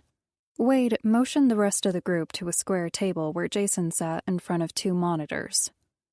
Jason raised weary eyes from the screens and smiled at the group. "I'm glad to see you all. Captain, I'm so sorry for your men." A nod was all Jason received from Captain Martin for his remark. "What happened to your eyebrows?" Jason asked Frank. "What?" The boy genius raised a dirty hand to his face, rubbing his hands over the spot. I don't know." "If we could please stay on point," Wade said, more of a command than a question. "Of course," Jason said. "I'm just glad you all made it back safe." Wade leaned against the table with both hands and stared at its smooth surface. "We're in a bad spot. The doctor was our last best chance at coming up with answers and a cure for what is really going on here." Captain Martin took a step forward, back rigid, his head held high. "I take full responsibility for that, sir. I was in charge of the operation, and I failed." With a wave of his hand, Wade dismissed the captain's apology. "You're a good man, George. God knows I wouldn't have made it half as far as you did. You don't have to be sorry for anything. We're in uncharted territory here. We're all making this up as we go along now. Frank, Taylor, the next question applies to all of you." Taylor was listening as she held on to Sydney's pink backpack. She wasn't sure what it was, but something caught her attention. A zipper opened enough to let a single piece of white paper peek through. Wade finally lifted his eyes from the table. "Did either of you see anything, or did the doctor say anything that might help? Anything at all would be..." Wade's gaze rested on Taylor. She could feel his eyes on her. Curious, she lifted the bag and opened the satchel's main compartment. Taylor wasn't sure what she thought she would find inside. Clothes, a stuffed animal, toiletries. Inside, there was a pile of papers and a book. Her breath caught as she pulled out the files of the doctor's work and his personal journal. Instinct directed her eyes to where Sydney sat. Melissa had set her up with a chair and was helping the girl clean off the blood from her hands and arms. Sydney was allowing the woman to help, but she was looking at Taylor. When their eyes met, Sydney gave Taylor the slightest nod and the saddest smile Taylor had ever seen. "Taylor?" Wade's voice broke their moment. "Taylor, are you all right?" She returned her gaze to the backpack and reached into the bag. "I think we're more than okay. The doctor left us a parting gift." 27. The five of them sifted through files and documents the doctor had worked on for a lifetime. Some of the research papers dated back to a time the doctor would have been in college. He saw all of this coming, and we didn't listen. Wade said. James Jones? Captain Martin asked, changing the subject. Is he alive? Wade nodded. Yes, he is, as well as a few others we've managed to capture who fell victim to the disease. Our teams are getting nowhere with the tests. It's as if they've gone mad. Their only purpose now is to kill or infect others with the sickness they have. What once started as a psychological epidemic brought on by Vanadrum is turning into a biological attack bent on spreading. I think the doctor was right when he told us that whatever this is pure evil. Frank said. This madness that is spreading across the globe has always been here. It only ever needed a way to get out. The drug gave it its escape route. Wade nodded.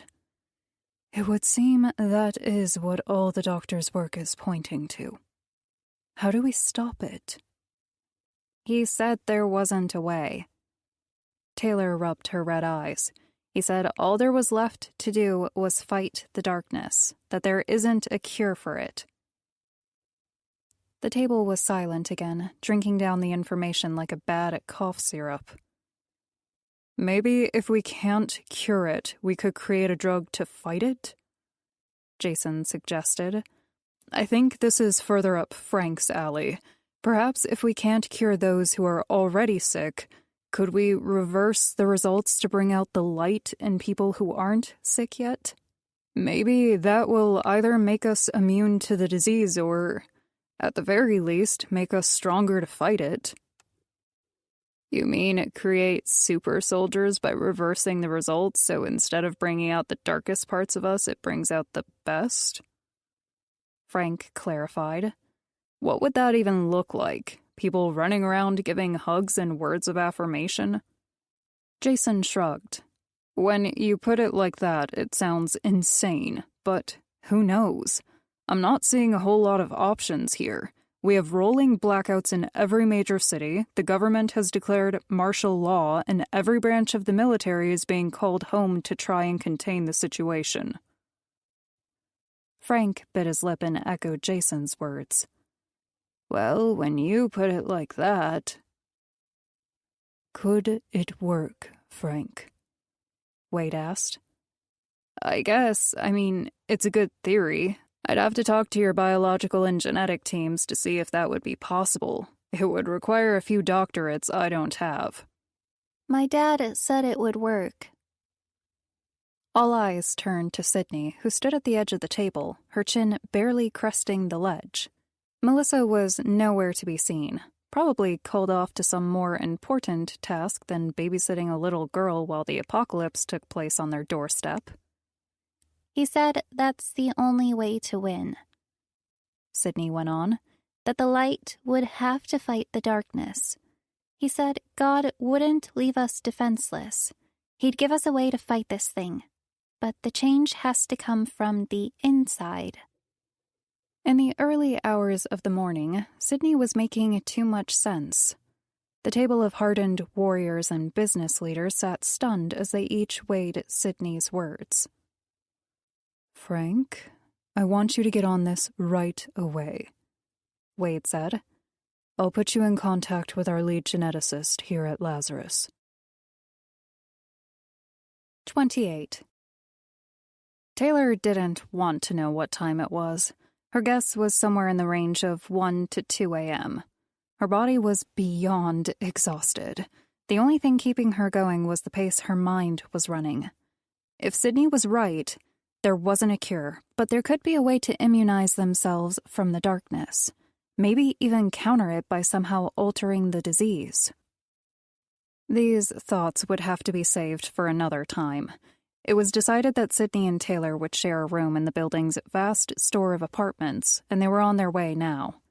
Unbeknownst to Taylor, Lazarus had an entire section dedicated to dormitory-type living. Originally, this space had been used for employees and scientists ranging from biologists to genetic engineers who needed a quick nap or place to rest. Now, it had been converted to apartment-type living. In the last 24 hours, Beds had been brought in with toiletries and fresh changes of clothes. Sydney and Taylor crossed the long hall in silence. They were both exhausted, hungry, and dirty. Even Sydney, who had been cleaned up as much as possible thanks to Melissa, still wore her blood-spattered shirt. Their room was small, a single bed in the corner with a chair, desk, and door that led to an adjacent bathroom. Someone had arranged for food for them, an assortment of prepackaged sandwiches, fruit, and cookies from the cafeteria were waiting for them on the bed. The two fell on the food like they hadn't eaten for days. In between bites of a turkey and cheddar sandwich, the cleaner and the child got to know one another. "Do you have a mom and dad?" Sydney asked. Taylor paused mid-chew. "No, I don't." "What happened to them?" "They both passed away in a car accident." Sydney's cheeks were full of apple. She raised a hand over her mouth, despite her level of exhaustion, remembering her manners. "My mom died when I was a baby, from cancer. Now, my dad's gone too. I wish they were still alive so I could talk to them." Taylor had no idea what to say. Instead of trying to comfort the girl, she took another bite of her own sandwich, a feeble attempt at not having to engage in the next line of conversation. "What do you think is going to happen to us?" "I guess we'll use your father's work to beat this thing. He was a brilliant man, Sydney. It's because of him that we even have a chance." The girl nodded. "I'm sleepy." "I know, so am I. We should really do something about your clothes. Did you bring any extra? I thought I saw some in your backpack." Sydney nodded and grabbed her bag. She crossed the room to the bathroom and flipped on the lights. One peek inside and she was back. "There's no shower." Taylor rose from her seat, the last bit of a sugar cookie providing a brief energy rush. Sydney was right. The bathroom was small, a sink with a few towels, soap, and a toilet. "It looks like you'll have to use a towel and wash off as best you can." Sydney looked at her like she was speaking a different language. "I don't know how to do that. Can you help me?" Sydney's simple question had given her more pause than rushing an elevator full of diseased maniacs. In her short time with the girl, Taylor was racking up a new record for uncomfortable situations. Sydney sensed her hesitancy and felt she needed to explain herself. I know how to give myself a shower, but I've never used a towel to clean my whole body. Do I just need to wipe? It's kinda weird." Taylor imagined any 6-year-old would have trouble carrying out this task, especially if they had never had to do it before. All things considered, Sydney was handling the day's events like a rock star. If all she needed was a bit of guidance with her bathing, Taylor wouldn't say no. "Okay, let's do this." Taylor started the tap, waiting for the water to warm. "You'll need to take off your shirt and your pants. You have extras in your bag, right?" Sydney nodded. "My shoes and socks, too, right?" "Yeah, I can turn around if you want, or—" The little girl was already halfway undressed. Her head was disappearing from under her shirt like a gopher down a hole. "No," Sydney said with a muffled voice through the shirt's cotton fabric. "You're a girl, too, so that's fine. If you were a boy, you'd have to wait in the other room." Taylor smiled at her logic. In another minute, Sydney was down to her underwear, and Taylor was gently rubbing her narrow back and neck with a warm towel. "I think my mom used to do this for me when I was little, but I can't remember. It's like a dream." Taylor was rushing through the exercise as fast as she could. Treating it like a drill, she was already down to Sydney's legs and feet. "I'm sure she was much better at it than me. Don't worry, we're almost done." "It's okay. You're doing a good job." "Thanks." With a series of final nervous strokes, Taylor finished. She was surprised to find herself sweating. her brow damp, not from the exertion of the exercise, but her own anxiety when it came to dealing with children. Sydney was dressed in a plain white shirt with a new pair of jeans. She folded her bloody clothes in a neat pile and placed them on the sink. Do you think we can save my shirt? It was my dad's favorite, remember?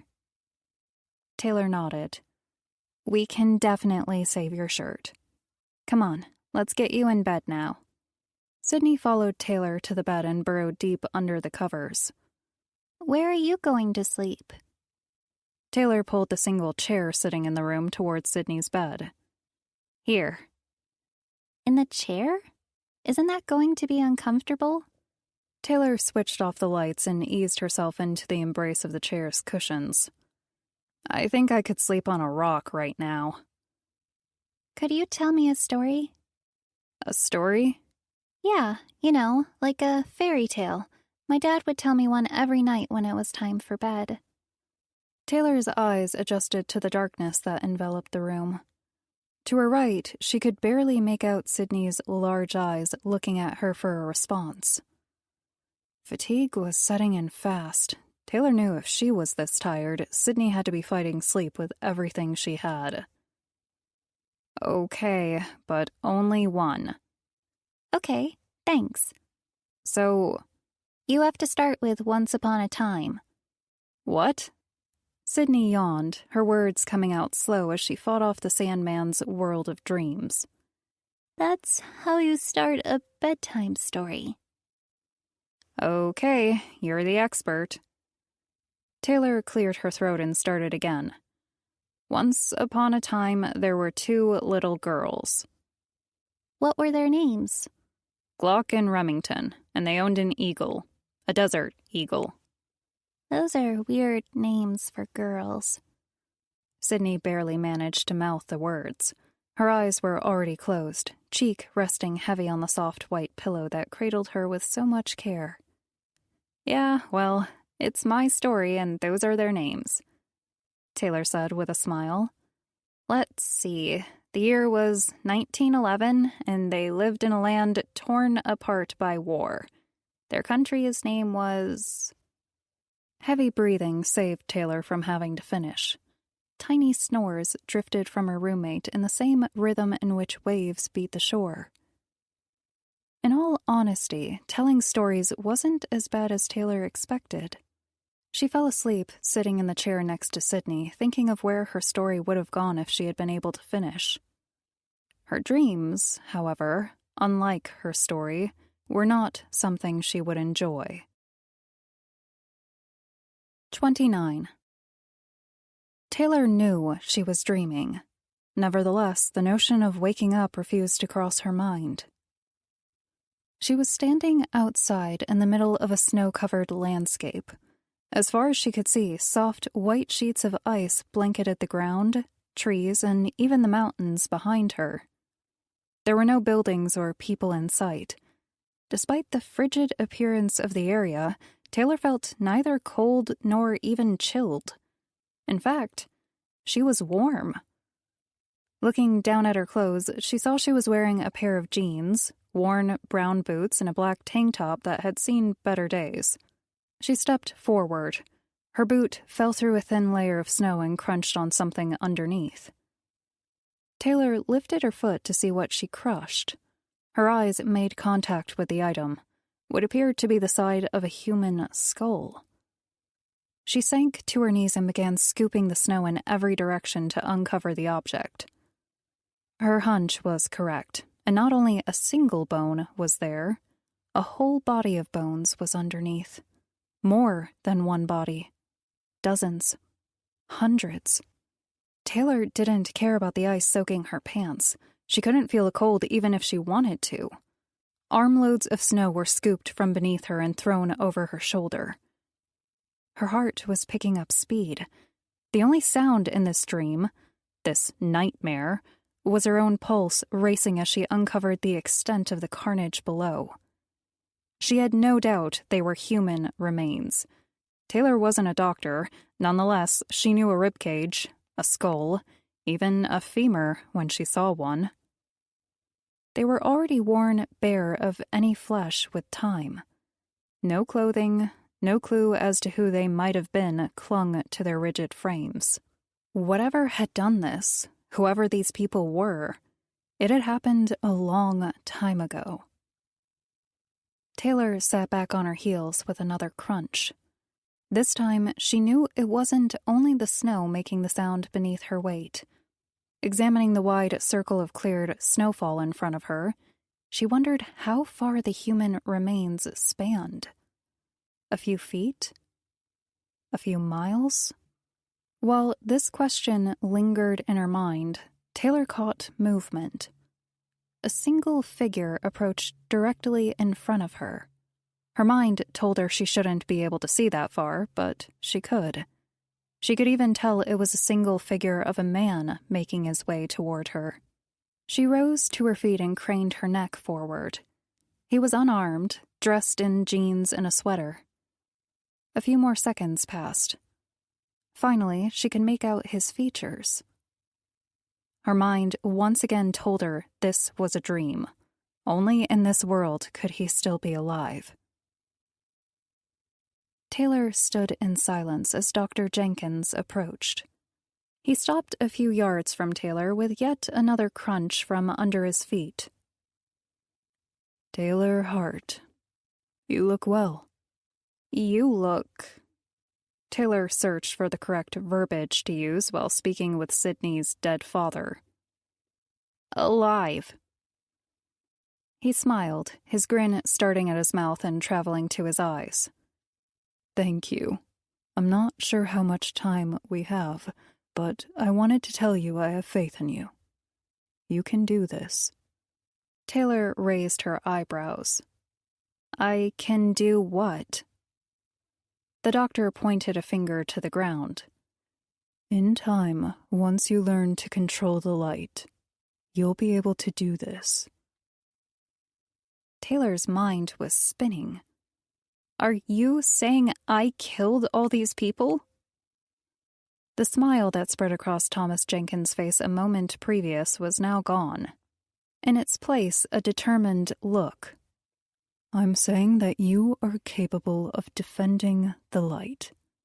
There is no cure for man's inner darkness except through the light. You and others will believe this in time. You are a great woman, Taylor Hart, whether you know this or not. Then the doctor's expression changed again to one of sadness. Tears filled his eyes as sorrow broke his words.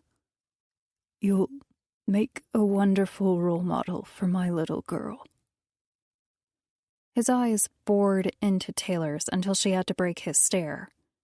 In the man's single look, a multitude of feelings washed over her like a blast of wind.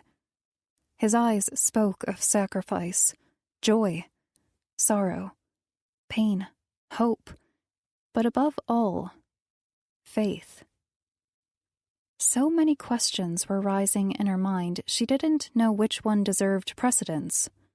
As she lifted her gaze to reconnect with the doctor's, she was surprised to see his face turned to the side. No longer were his eyes set on her. He was looking to his left. Taylor followed his line of sight and landed on yet another figure. This one a girl. No, a woman. She stood alone, unaware of either one of them. A gray wolf was curled at her feet. She rubbed the animal's ears. She was in her late teens, perhaps even in her early 20s, and she was beautiful. Long, dark hair was falling over both her shoulders.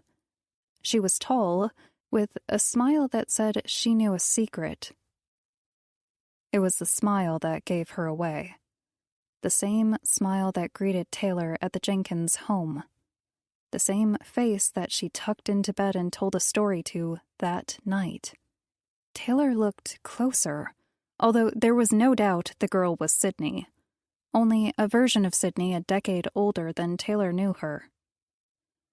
Under your guidance, Sydney, as well as many others, will become champions of the light, the doctor said. Taylor heard him, yet her eyes were too focused on the woman petting the wolf. This will be the only time I'm going to be able to contact you, Taylor. Remember, when the time comes, have faith. You hold more good in you forged from your life experiences than you think. The change to the drug will be only enough to save those with the purest of hearts. The doctor's cryptic message made Taylor turn. Tearing her eyes from the woman that couldn't be Sydney yet somehow was, she licked her dry lips. How? What are you talking about? I'm strong enough for what? A loud crash split the clear sky above them. Taylor turned her eyes to the heavens. No cloud in the sky. The crashing sound came again. Taylor turned to look for Sydney and the wolf. They were gone. The doctor was trying to tell her something, but his words were lost. Above them, the sound of thunder raged again and again. There was only one phrase Taylor was able to make out above the cacophony. The doctor was shouting at the top of his lungs. "Ark!" he screamed. "Ask them about the Ark." 30. Taylor's eyes snapped open. She was back in the small room she shared with Sydney. Everything from her dream had dissolved into reality. Everything except for the loud crashing noise. It took her only a second to adjust to her surroundings. Sydney was awake, sitting upright in her bed with wide eyes. Someone was pounding on their door.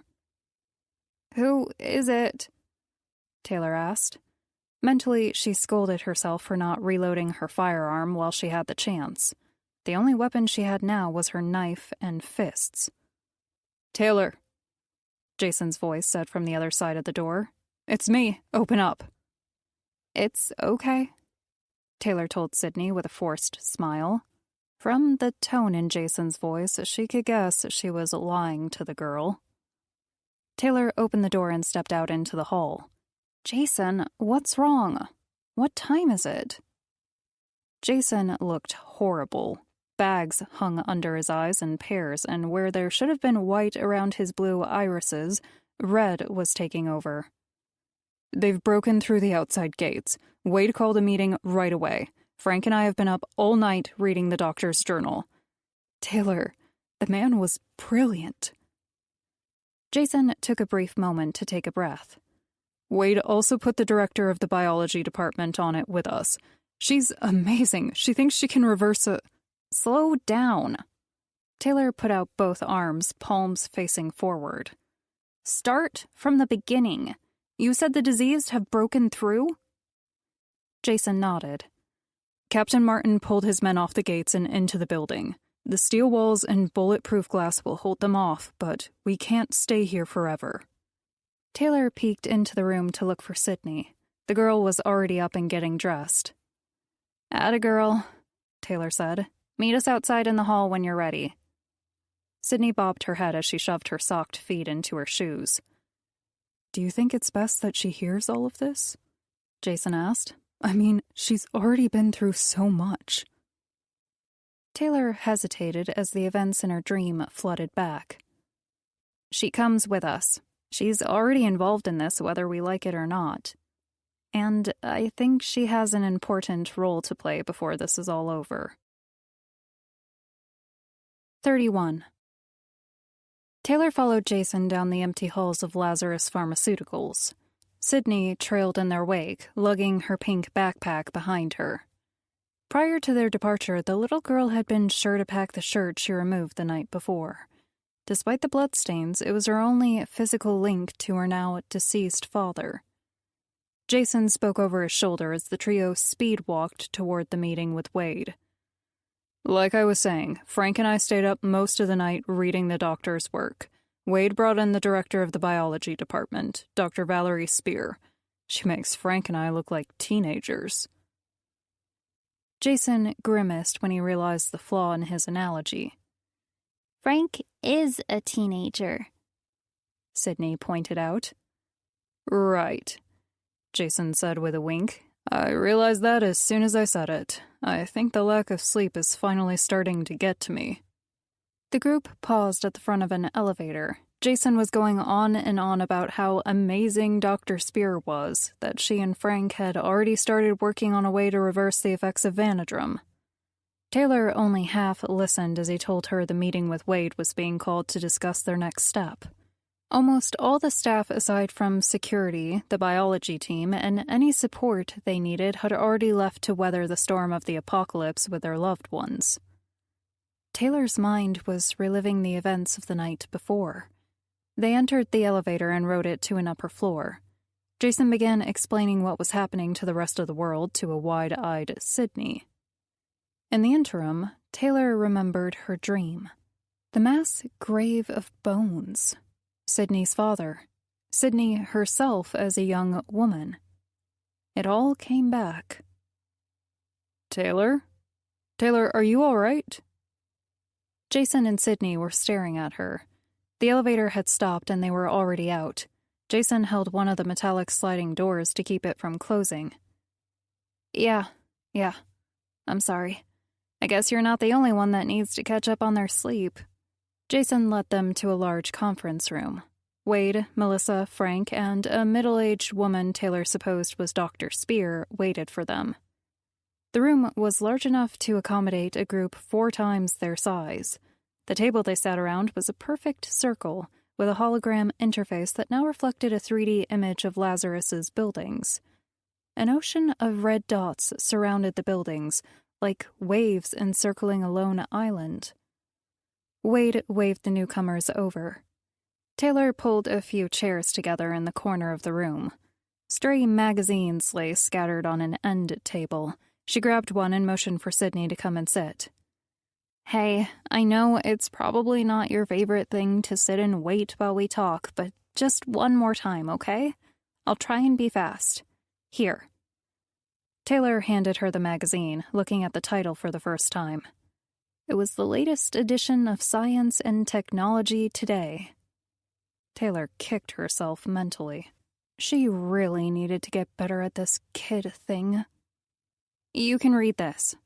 Wait, can you read yet? Sydney positioned herself on the chair and looked at Taylor as if she had asked if the sky was blue.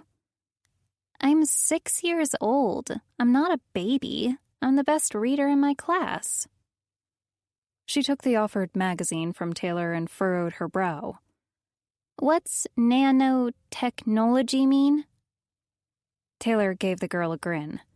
You're close. It's pronounced technology. Oh. Sydney gave her a shy expression. I knew that. Okay, kiddo. Hang in there for me a few minutes. Sydney nodded, already losing herself in the magazine. Taylor rose and approached the rest of the group. The room ended in a large window opening to a panoramic view of Lazarus's grounds and the city beyond. Taylor was left to imagine the mayhem and death that was spreading beyond the glass surface. Wade motioned her to come and sit with the group. Taylor, I think you already know Melissa from last night. Taylor nodded toward the woman. And this is the director of our biology and research team. Dr. Valerie Spear. Please. The woman stood and extended her hand. You can call me Valerie. Taylor did her best at a smile as they shook hands in greeting. It wasn't that she disliked the woman. To the contrary, Valerie was welcoming with a warm smile and a firm but not harsh handshake. The reality of the situation they found themselves in was only becoming bleaker. Coupled with Taylor's dream, the future seemed hopeless. There have been a few developments, Wade said with a heavy breath. I'm sure Jason has already informed you on a few. However, let me briefly recap. During the night, our outer fence was breached. We've retreated inside the buildings and are safe for the moment. But as you can imagine, this is not a long-term solution. Captain Martin is seeing to the defense of the building as we speak. Wade motioned to the 3D hologram of the building in front of them. You can see how dire the situation is. The red dots symbolize the infected, literally at our doorstep. Wade motioned to Jason. Jason brought up a 3D control system with a few waves of his hands. A map of the world replaced the Lazarus building. Blue outlines traced the continents and bodies of water. Jason maneuvered his hands over the holographic control panel with moves that made him look like a crazed conductor giving the performance of a lifetime. With one last raise of his hand, 6 green dots appeared across the globe. With these green dots, splotches of bright red light oozed across every continent. The green dots are secured Lazarus facilities that are still operational, Wade said. All the red on the map you see is the continued spread of the infection. Taylor knew the blotches of red marked the rampage of the growing epidemic. Wade didn't have to tell her. She heard his voice as though he were in a tunnel shouting to her. The Crimson Plague already covered almost a quarter of the world. Not a single continent or country was spared. The destruction of the human race would be total in a matter of days if nothing was done. What was it Dr. Jenkins had told her in her dreams? Taylor thought. He had said to go somewhere? The name he used was dodging her best attempts at remembering. Taylor snapped out of her thoughts with a jolt. Everyone at the table was looking at her. With their concerned faces, she knew it wasn't the first time she had been called. Sorry, yes? Wade gave her a look of disquiet rather than annoyance. We were weighing in on which of our remaining secure facilities would prove to be the safest. Do you have any thoughts? Taylor gathered herself and studied the map again. Aside from the red on the map spreading across the globe like a cancer, she located 6 green dots. All but one was surrounded by the massive red. A single green dot stood alone in Alaska. A few red chicken pox showed around the state, but it was nothing compared to the red smears that covered other countries. I think the obvious choice would be here. Taylor pointed to the hologram of Alaska. It seems like the disease hasn't hit critical mass in this location yet. Jason nodded along with Frank and Dr. Spear, who also voiced their agreement. Good, Wade said. Alaska seems like the unanimous choice. There may be something about the cold element that slows the spread of the disease. Plus, the actual lack of human population for the disease to spread to helps as well, Frank said. Agreed. The disease won't be able to spread as wide or as quickly if there are no hosts to infect, Wade said. We should get going as soon as possible, Dr. Spear added. We'll need time to dissect and develop a serum to combat this spreading darkness. The faster Frank and my team can set up a secure lab, the faster we'll have our answers. Wade gave his approval with a nod. He turned his bloodshot eyes down to his left wrist and checked the time. Have your teams and gear ready in 2 hours. I'll arrange our transport to the air hangar and then to Alaska. Everyone nodded, internally going through their personal lists of things needing to be done inside the 2-hour window. Taylor's main concern was Sydney. Even though the odor coming off her own clothes made her gag, the girl needed to come first. Frank and Jason were the first to leave. Melissa remained by Wade's side, the two going over the departure plans. I can grab you a change of clothes if you'd like. Taylor looked at the doctor with a sigh. You can smell me too, huh? Dr. Spear shook her head. No, it's not that bad. I was lucky enough to have a few changes of clothes with me here at Lazarus when this all happened. I can lend you something if you'd like until we get to the Ark and you get your own cleaned. Something snapped inside Taylor's mind. A word used in her dream. What did you say? Taylor asked, so fast her words melded together as one. Dr. Spear took a step back. I said you can borrow... No, what did you call the place we're going? Oh, Alaska. Lazarus has names for all their facilities. The Alaska compound is codenamed the Ark. Taylor's dream was coming back to her in detail. The doctor looked at her with wide eyes.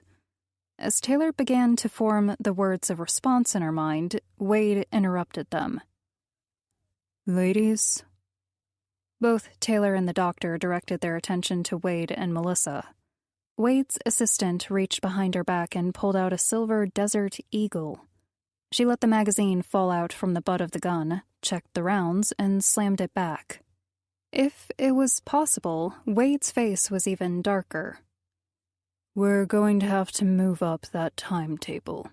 Captain Martin has informed us that the infected are in the building." 32. Taylor wouldn't call it instinct, but it did come naturally for her to carry Sydney in her arms, her legs pumping against the floor beneath her, the earpiece Wade gave her squawking with orders and reports across the Lazarus compound.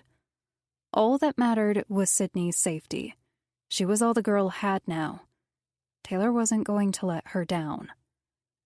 "I can walk if you want," Sydney said over the clamor in Taylor's ear. "No," Taylor huffed. "I'm good." Her lungs had started to burn as she skidded to a halt in front of the floor's elevator doors. Sydney's eyes were huge. Taylor put the child down and moved to press the button.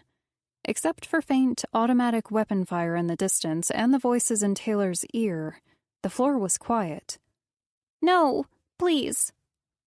Taylor's thumb hovered above the button, the terror in Sydney's voice halting her motion. "What? What's wrong?" Sydney looked panicked. Her eyes were darting from Taylor to the elevator doors. "Please, can we take the stairs? I don't want to go in the elevator again. Please, Taylor." Taylor dropped to her knees. The sheer fear in the girl's voice would be enough to make Taylor climb the outside of the building to put Sydney at ease. "Hey," Taylor said. "It's okay."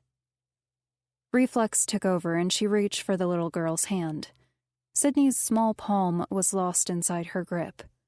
"We don't have to take the elevator. The stairs are fine." Relief visibly washed over Sydney's face.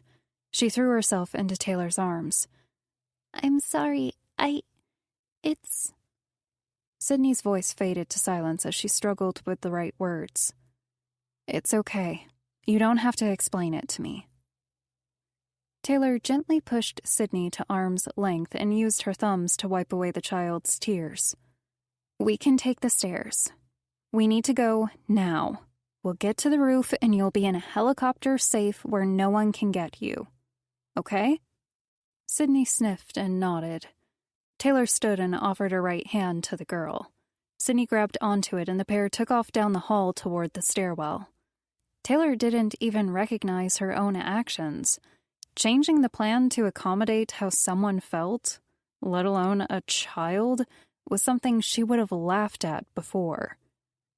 She listened to the reports coming across her earpiece. If they were going to deviate their course, she needed to make sure the stairwell was secure. Voices of men and women came over the radio constantly. Taylor caught Captain Martin's voice issuing orders to the dwindling force defending the building. "I need all resources to fall back to Lazarus's main facility. We need to secure the escape of our lab team. Super 1 through 5, report." Taylor could make out the captain's words clearly despite the weapon fire and screams in the background.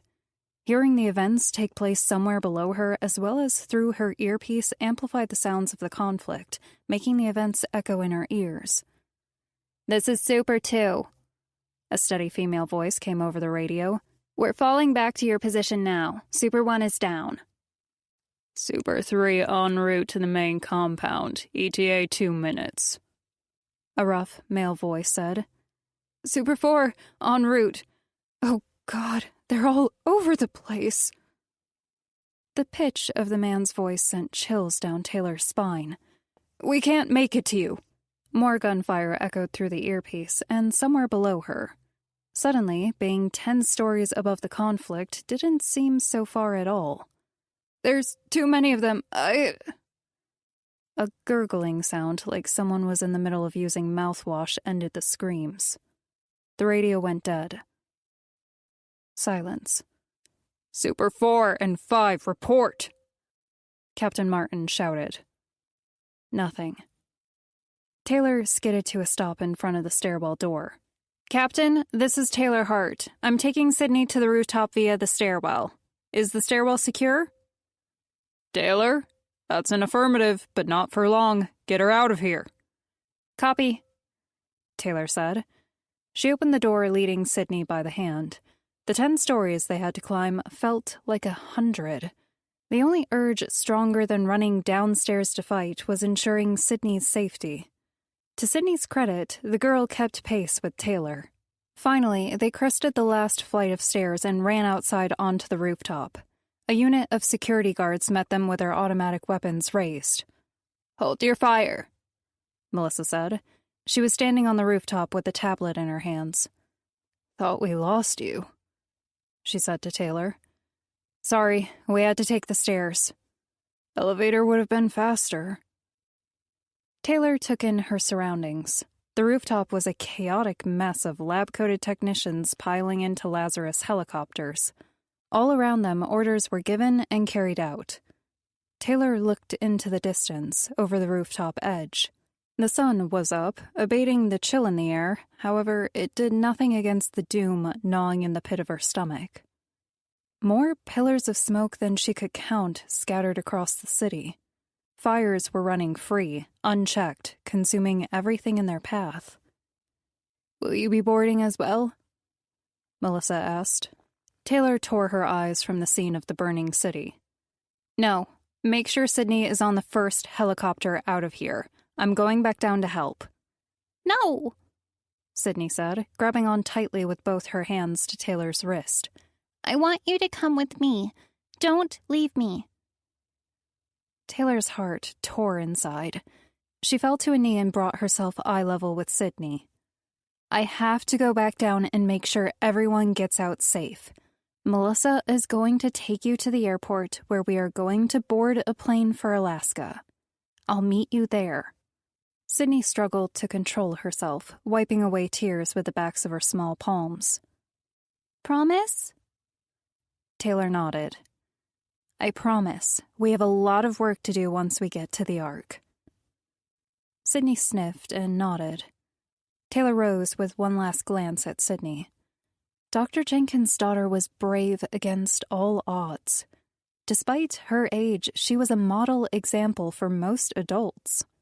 The vision of the young woman in her dreams playing with a wolf faded in and out of Taylor's mind in a quick second. You'll need weapons, Melissa shouted over the noise of the helicopter propellers that had begun to stir. She beckoned a pair of security guards armed for war. You can take whatever you need. We have more stocked in the helicopters. Taylor focused on the task at hand. There would be no room for doubt or compassion if she was going to live to see the end of the day. Screams pounded in her earpiece as she took stock of the weapons the 2 security guards held in front of her. I'll take them all.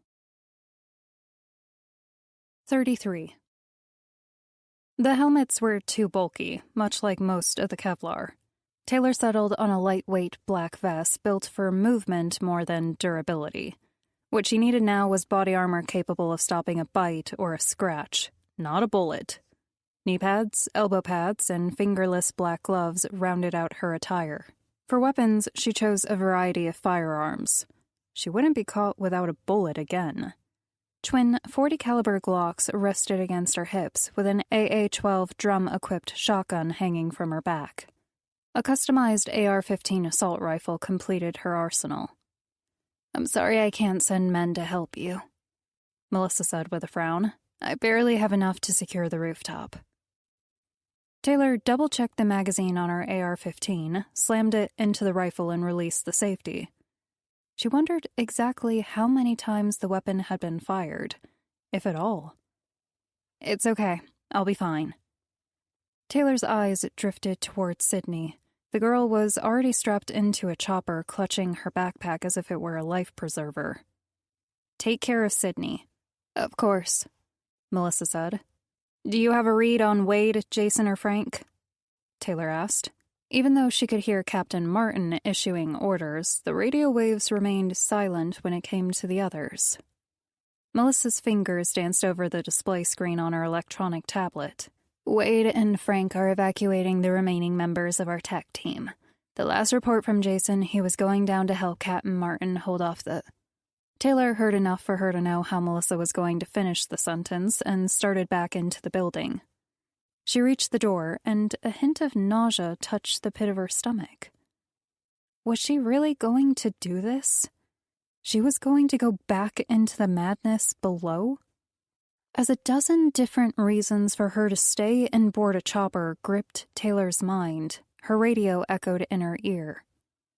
This is Captain Martin to all units. The captain's voice was strained. A plethora of weapon fire and inhuman snarls set the tone for his next words.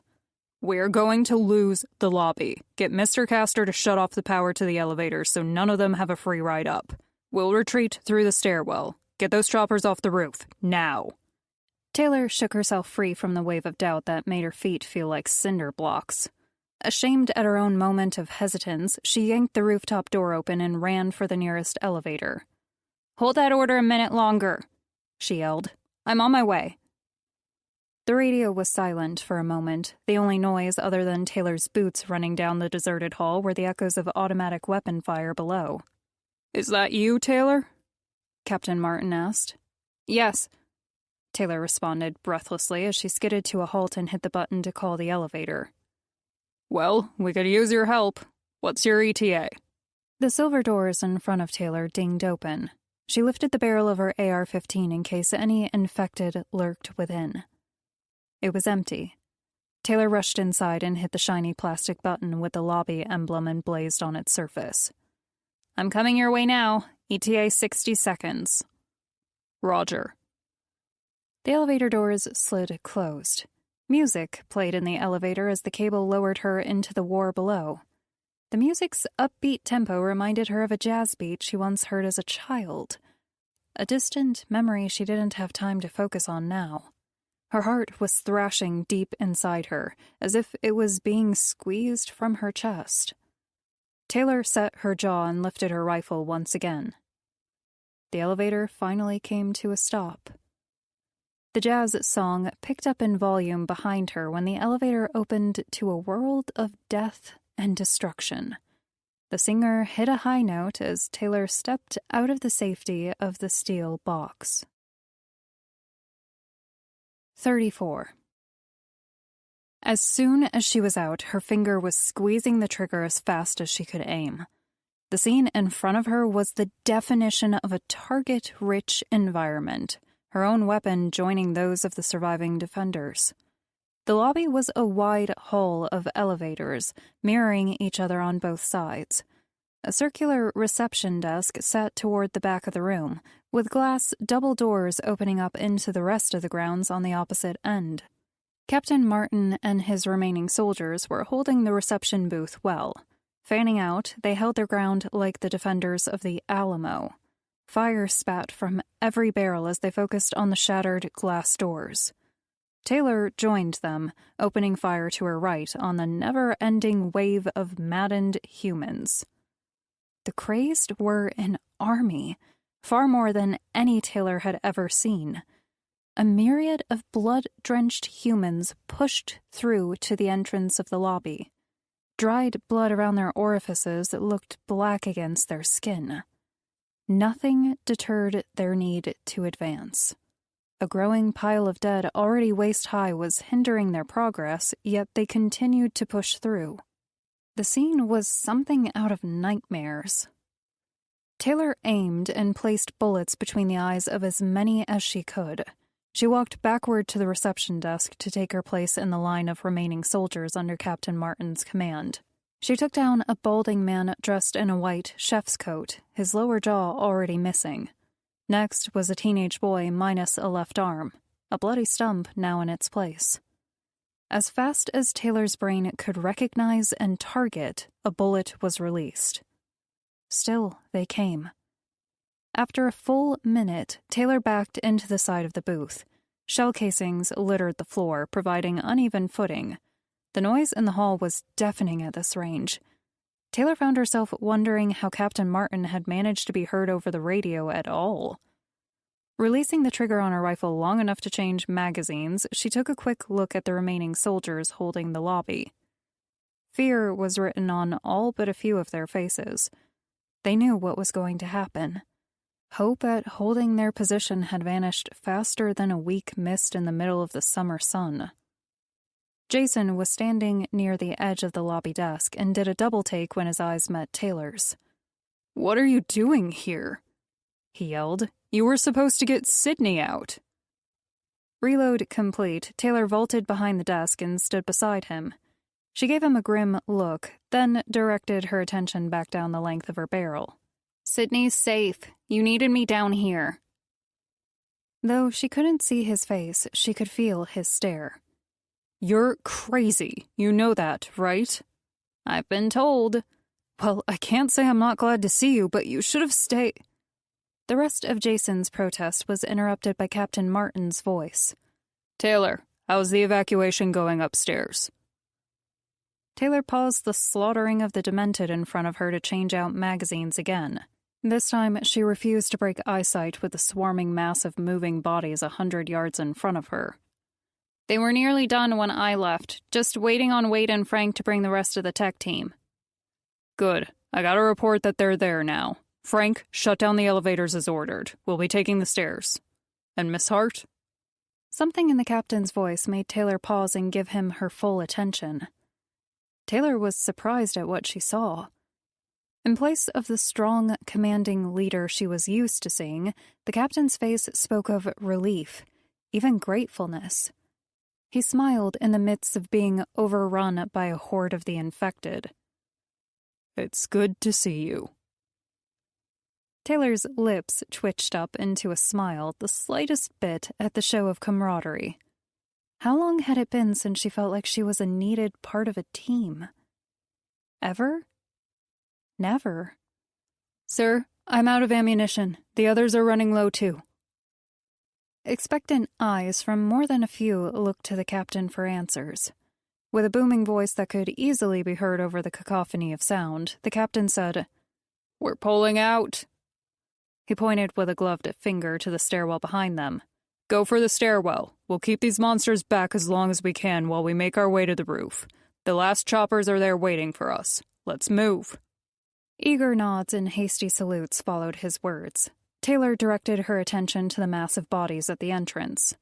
The crazed humans waded through the corpses of their fallen brothers, but now with renewed vigor. It was as if they knew that their chance for fresh blood and meat was escaping. With terrifying grunts and screams, the maniacs surged forward. The raving crowd of diseased closed the distance faster than Taylor thought possible, squirming their way across the lobby.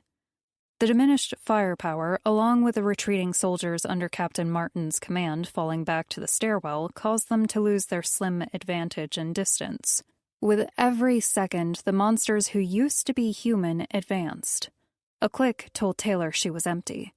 There was no more spare ammunition to use. Without missing a beat, she dropped the heated AR-15 to the floor and reached down for her twin Glocks. In one fluid motion, she raised her guns and opened fire as fast as her fingers could pull on the triggers. They were so close now, Taylor smelled them coming over the odor of the gunpowder. Twin thunderbolts blasted from her hands as she met the attacking hosts with bullets. With every human that had fallen to the darkness that dropped, 2 more took its place. There was no holding them back. There was only running. As if to cement her thoughts, Jason yelled over the commotion, "Come on, we're getting out of here." She, along with Jason and the captain, were the last of the defenders holding the reception kiosk. Everyone else had retreated and taken up positions around the stairwell door. All 3 ran for the stairs. What little ammunition the soldiers had left was spent covering their escape. Jason and the captain were running full sprint toward the door. The maniac pack behind them slipping over shell casings and their own blood as they gave chase. "Go!" Captain Martin yelled to his men. "Up the stairs." The soldiers disappeared through the doorway. Taylor, Jason, and the captain sprinted through the door as fast as their legs would manage. As one, they turned to slam the door shut behind them. It was too late. Even as Taylor put her back to the door and braced her feet against the slick cement floor, a wriggling mass of legs and arms shot through the narrow space between the door and the archway. Sweat from exertion and panic beaded Taylor's brow. If her heart was racing before, it thundered in her chest now. Inches from her, snarling mouths and clawing hands worked to not only open the door, but also to reach her from the other side. "Push!" Jason yelled. He stood beside her with both palms braced against the door. "For your lives, push!" Taylor put her back into it. Dropping her pistol, she planted her feet against the floor and gave everything she had into getting the door closed. Hands pressed flat, her muscles burned. The AA-12 shotgun on her back dug into her skin, grinding against her tissue as she focused past the pain and heaved against the door. Seconds passed, and with a gasp, Taylor knew there was no hope. There were too many of them on the other side of the door. The infected were free of any of the pain limbs caught in a door jamb would naturally bring. Driven by their desire to maim and disfigure, their lust knew no bounds. The sound of the stomping feet belonging to the retreating remains of the captain's unit up the stairs was a whisper compared to the maelstrom of madness coming from the opposite side of the door. "This isn't going to work," Taylor said. "I agree. Any ideas?" Jason asked. They had seconds left. The crush of infected bodies would break through. Past the sweat that was rushing to her eyes, Taylor looked toward the captain. He was on the other side of Jason, his left shoulder pressed against the door. His eyes were shifting, face grimacing under the pressure. Beyond the expressions of exertion, Taylor knew he was searching for an answer. Deeper still, Taylor knew the captain would concoct a plan that would ultimately involve his sacrifice for their escape. The loss of the men and women under his command was too great a burden to bear. If he was able to save others through a sacrifice of his own, then he would do it. Subconsciously, he would demand it of himself. But Taylor had seen enough people die. Reaching behind her, she wedged the AA-12 on her back from its cramped position between the door and her spine. The steel casing scraped against her skin as she maneuvered it into her hands. "I've got this bad boy loaded and ready to go.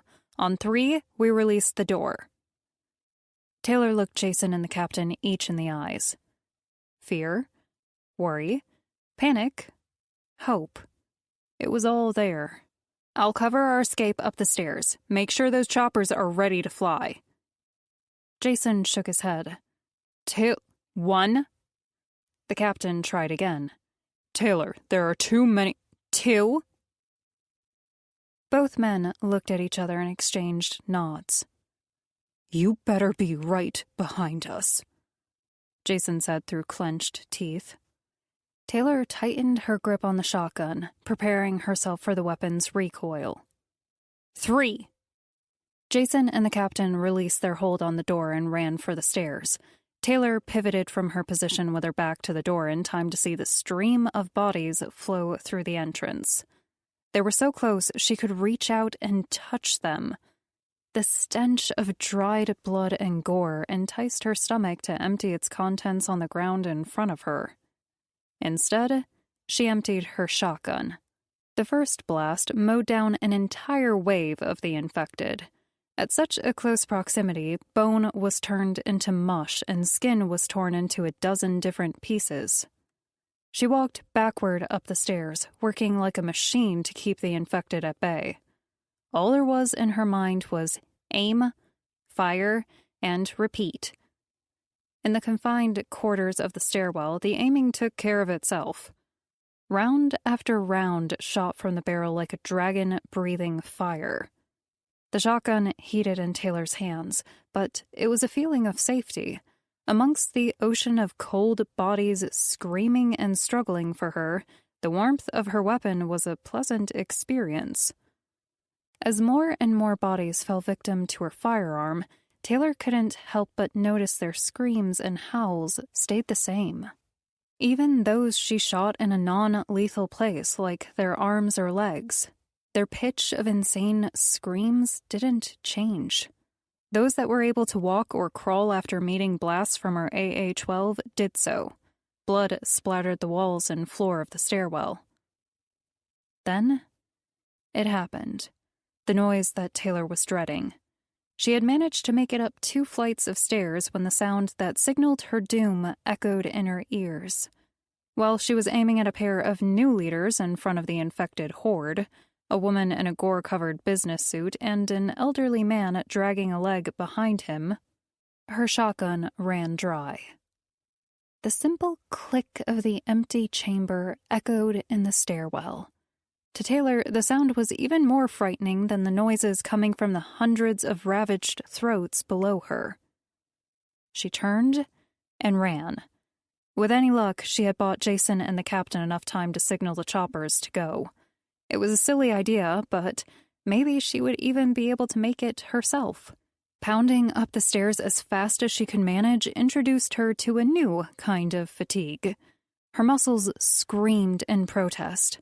Despite the pain, Taylor forced herself to press on, her eyes always on the steps in front of her. The last thing she needed was a misstep to take her tumbling back into the opened arms of death, hounding her a few steps behind. Somehow, in the chaos, she had lost her earpiece. There was no way to tell who had made it to the choppers or if anyone was still on the roof waiting for her at all. A tiny whisper told her that they had all gone. It was every man and woman for themselves, and she had offered to stay behind. Why would they wait for her? They didn't owe her anything.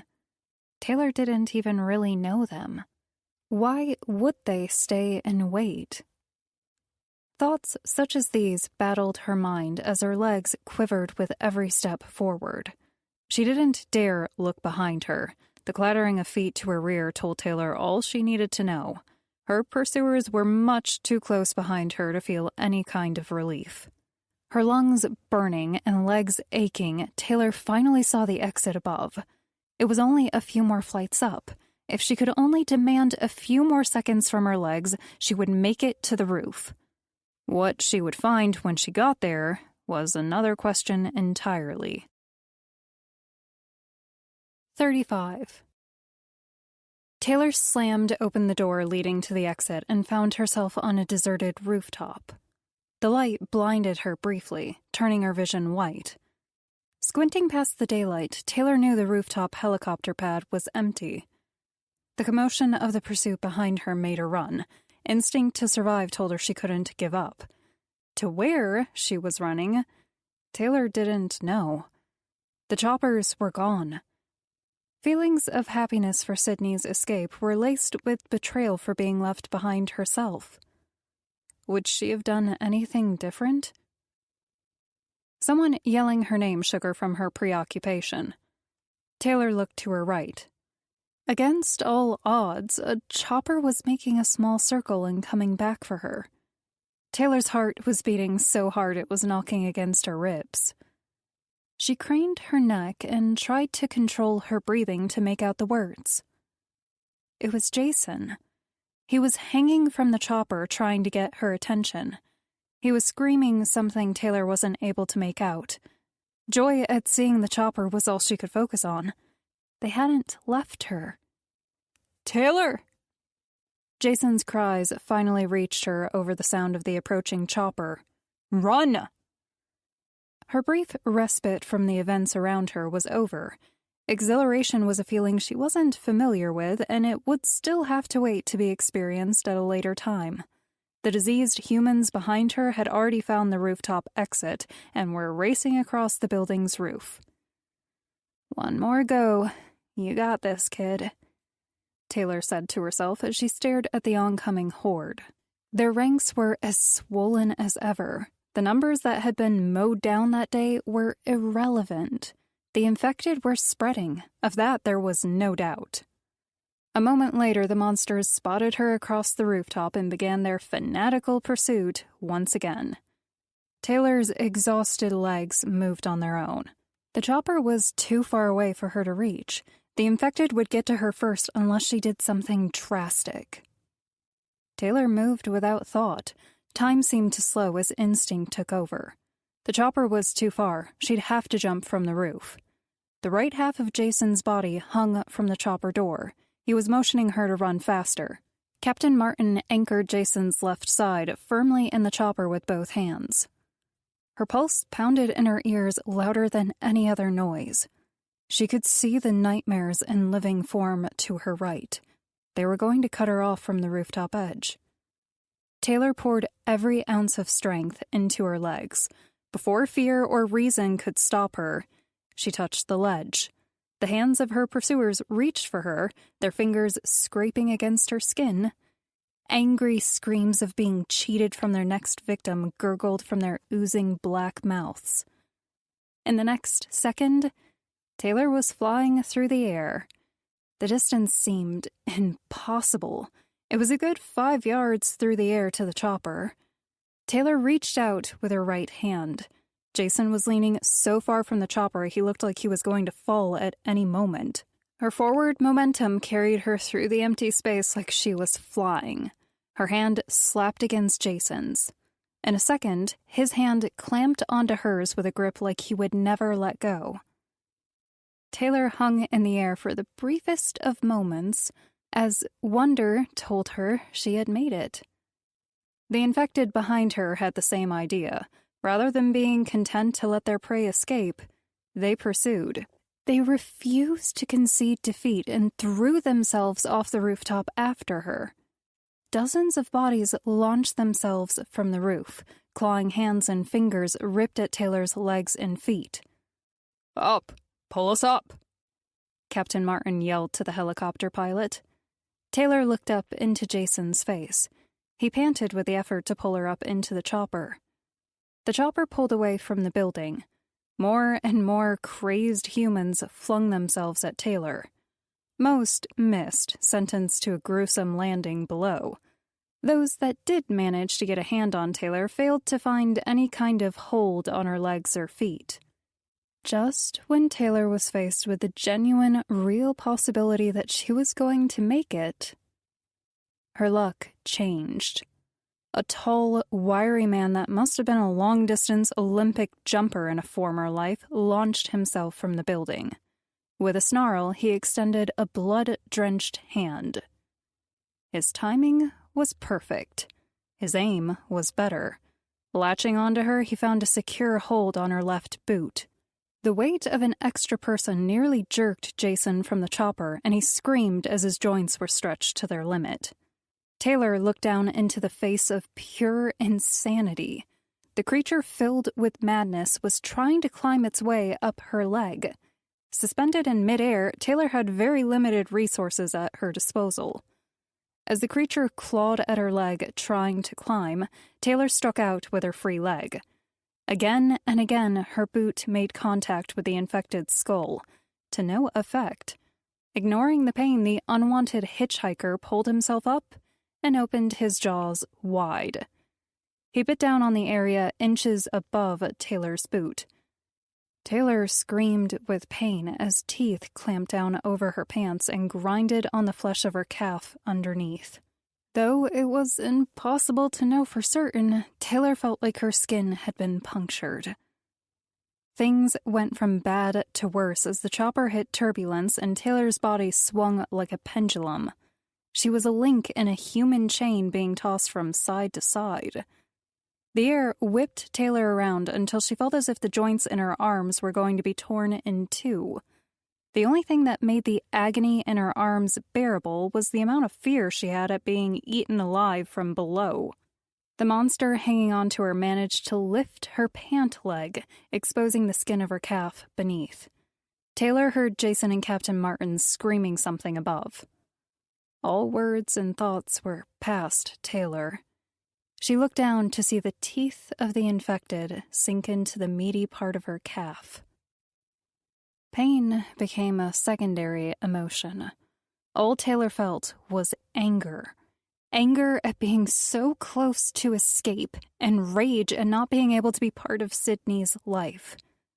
The possibility that had always been present, the idea of turning into one of the infected, was now a reality.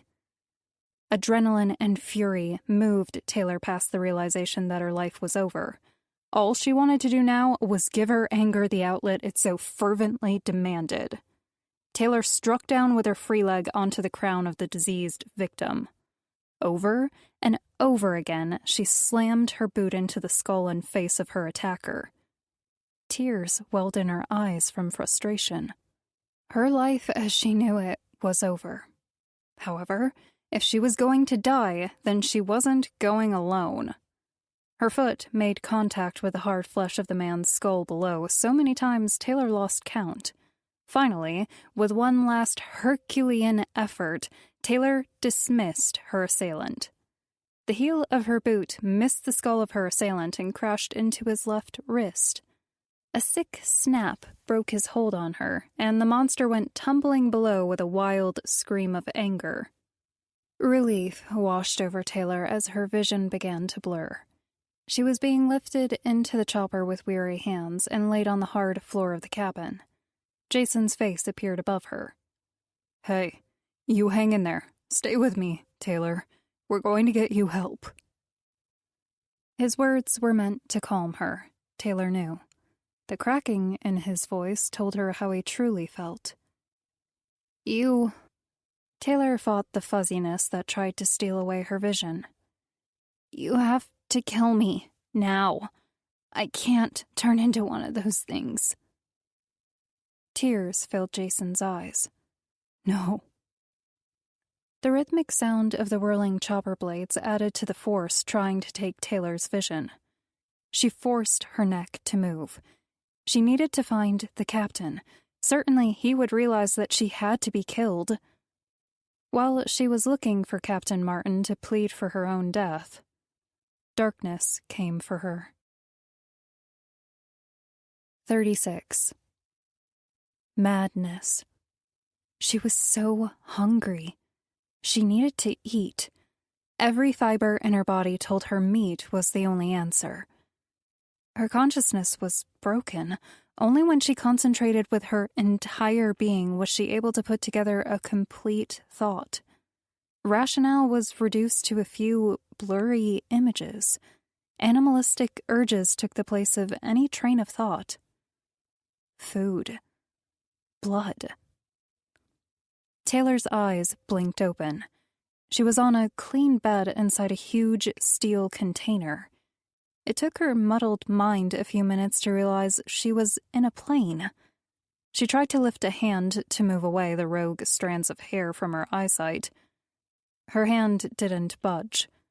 She struggled, only to find that her wrists and ankles were tied to the bed frame. Taylor tried to scream, though only a snarl escaped her lips. There was no pain, only the need to kill, eat, scream. Taylor fought the feeling as memories of the events leading up to her current state came back to her. She was turning, that much was clear. Was this how it was supposed to be? What wicked, cruel experience was this? "She's awake. Taylor, can you hear me?" Frank rushed to her side. He was pale, eyes bloodshot to the point that the whites of his eyes were completely gone. "Taylor, can you hear me?" A tiny voice, somewhere in the deepest, darkest recess of her mind, was purring at her. "You can make him perfect. He's flawed now, but you can make him beautiful. A cut here or a scratch there, and he'll be as perfect as you." "Stay back." Taylor fought back the insane urge to crane her neck forward and take a piece of Frank's face in her teeth, all in the name of making him perfect. "Stay back!" Frank nodded as if he understood what was happening. "Whatever good is left inside of you, Taylor, whatever light remains, you hold on to that. We're going to save you, but we need time. Don't let the darkness dictate who you are. Hold on." It was all Taylor could do to nod. Trying to get any words out seemed impossible. Dr. Valerie Spear joined Frank by the bedside. "Taylor, don't try to speak. We have a serum we think may work to reverse the process. We have to make it to the facility before we administer it to you. In the meantime, we are going to drug you. You'll be in a comatose state that will hopefully slow the process of the infection spreading through you. But we need you to fight this thing too." The doctor looked down on her through tired eyes. Pity was present in her stare, yet there was a fire there as well. "I need you to fight, and if you can, I'd like your consent. We need to try the serum on you. It's untested, but it's the best chance you have. If you can understand any of this and consent to the test, nod." Taylor felt cold. All she wanted to do now was disfigure and mutilate. It seemed as if her sole purpose was to... No, that wasn't her. She was Taylor Hart, and people needed her. Fighting the madness spreading inside, Taylor clenched her jaw and managed a weak nod to the doctor. Dr. Spear returned Taylor's nod with a faint smile, then moved out of Taylor's sight. Frank took her place. "You're going to make it, Taylor. Dr. Jenkins had a theory that the best parts of people could be enhanced, just like the worst parts can. The best part of yourself that you can push to the surface, you bring it forward. Sydney needs you. We all need you." Taylor started to fade into a drug-induced stupor. Who or what she would be when she woke was anyone's guess. 37. Pain was all she felt when she woke. It was the exact opposite feeling as her previous waking experience. Where she felt cold and distant, even maddened, now was the agony of molten lava pouring through her entire body. Heat took her breath away and made her vision spin as a searing sensation started at her skull and raced down to her toes. Taylor gasped, fighting to catch her breath as the discomfort subsided only the slightest bit. Her hands and legs were tied down again. She knew this to be true even while trying to open her eyes. The second thing she knew was that whatever serum had been administered to her must have worked. Her thoughts, although laced with torment, were her own. She opened her eyes the tiniest bit. Light poured into her vision, blinding her and bringing even more discomfort.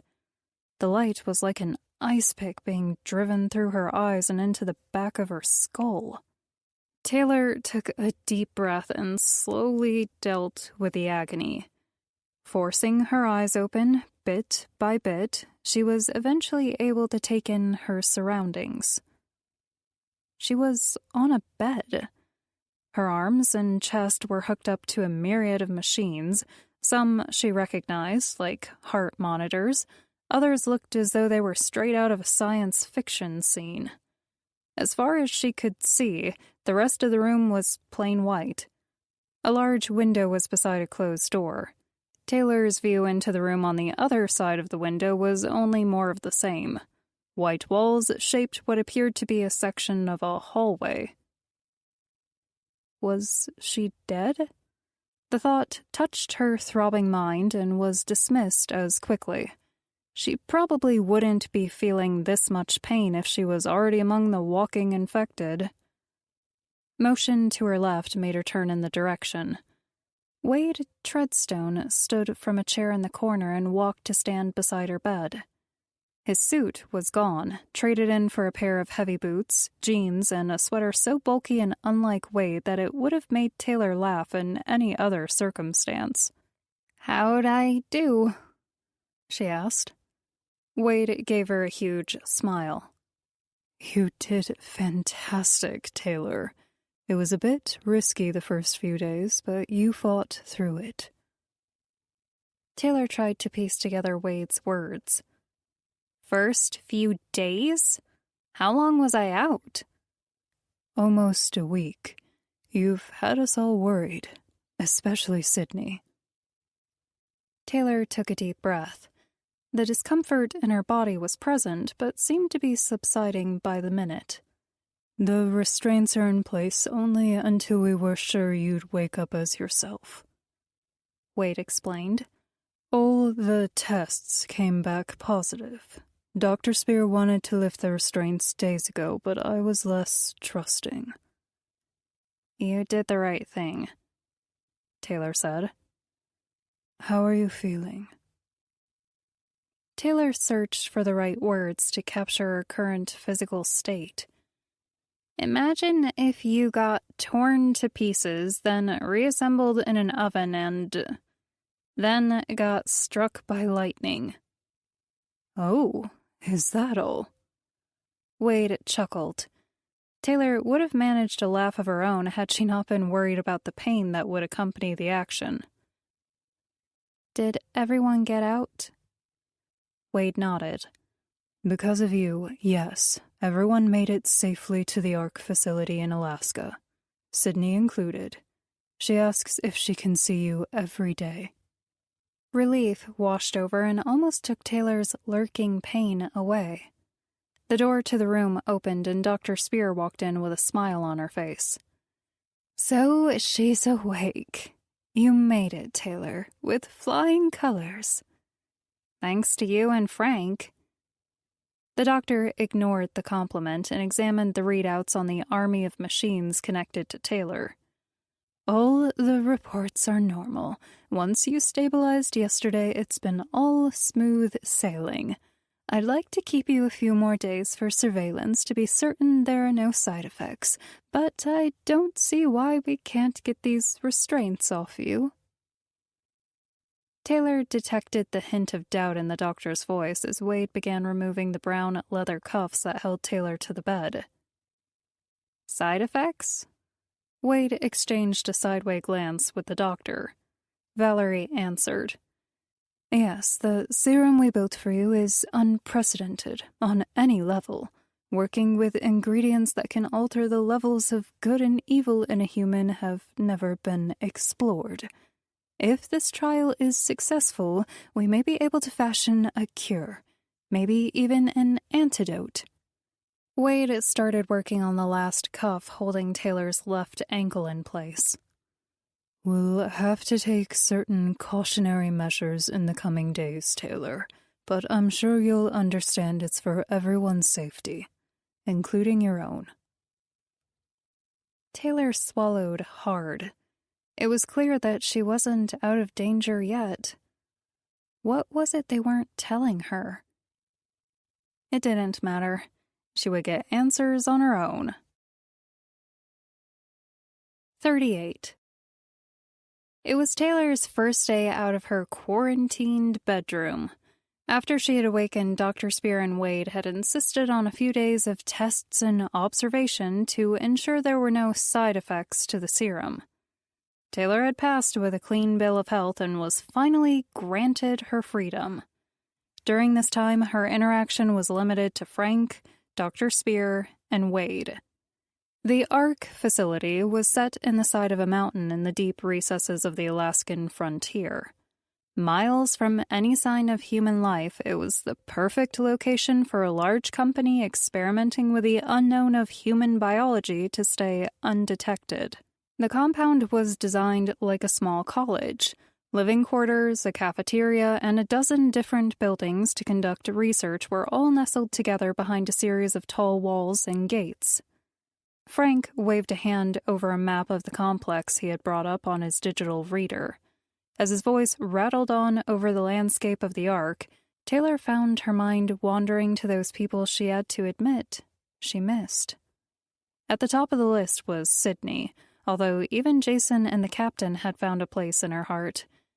It was a feeling that made Taylor uncomfortable at best. The urge to be around other people was more horrifying to her than staring down an army of the infected. Taylor, are you listening to me? Oh, yeah, sure. Are you feeling all right? Frank asked with a concerned tone. I'm fine. It feels great to be out of that room. The two walked down a long hall together. I'm glad you're out too, but listen, it's important you pay attention to this part. Frank pointed his right index finger to a section of the map on his digital reader. The defenses around the Ark are state-of-the-art, and we don't want anyone accidentally getting hurt. Taylor followed Frank's finger to the screen. A blue diagram of the area showed a thick blue line surrounding half of the complex like a crescent moon. The walls connected to the mountain itself that stood behind the buildings. The natural rock surface of the mountain range formed an environmental barrier. What are these? Taylor asked, noticing first red dots sprayed out from the blue wall, then green dots even farther out. The red dots are watchtowers manned by the captain and his men. They're placed a mile from the wall, which is also guarded day and night. Frank answered. And the green dots? There are drones patrolling even further out than that, but the green dots are turrets. Another mile from the watchtower are the automatic turrets. They're programmed to notify and engage any movement toward the base. They're operated by a team of technicians day and night. If one of the infected somehow manages to find us and brave the cold, they'll be blown to bits by our sentries before they even reach the watchtowers. Pretty cool stuff, right? Taylor whistled under her breath. It looks like you guys thought of it all. How's the outside world doing? Frank lowered his gaze. We don't know. A few days after we arrived, we lost all communication. Even the other Lazarus facilities are down. Taylor immediately regretted asking the question. Apparently, Frank was not dealing with a cataclysmic event as well as she was. I'm sorry, Frank. Frank shuddered as if he had been awoken from a dream. Oh, what? No, it's not your fault. I should probably deal with the fact that we may be the only humans left in this world. I've been ignoring it, but I'll have to accept that possibility sooner or later. We're not out of this fight yet, Taylor said resolutely. If the serum is able to counteract the disease, then we might be able to save those already infected. They reached a large room with 2 armed security guards and rows of thick, fur-lined jackets. Frank motioned to Taylor to grab a jacket and did so himself. If the serum will work on other people, he said, I'm not sure it's strong enough to bring those who are already infected by the darkness back. Taylor reached for a coat. The jackets were heavy, meant to combat the Alaskan chill. You think it will only work on someone recently infected? Frank zipped up the front of his jacket. The layers of material covering his body, along with the deep hood and his non-existent eyebrows, made him look like some kind of alien. Maybe. There's so much more we need to learn about this disease. We can't be sure of anything. Taylor placed the hood over her own head. The smell of old fabric and damp clothing was a welcomed odor compared to the sterile room where she'd spent the last few days as a prisoner. When the pair stepped outside, Taylor was hit by 2 things. First was the cold, beautiful landscape. The building they exited was set against the mountain wall behind the complex and stood a few stories off the ground. A steel frame provided stairs to the ground below. The lifted vantage point gave Taylor a good look at her new home. Modern, gray buildings flowed out beneath her until they met a 4-story wall. It reminded Taylor of a castle.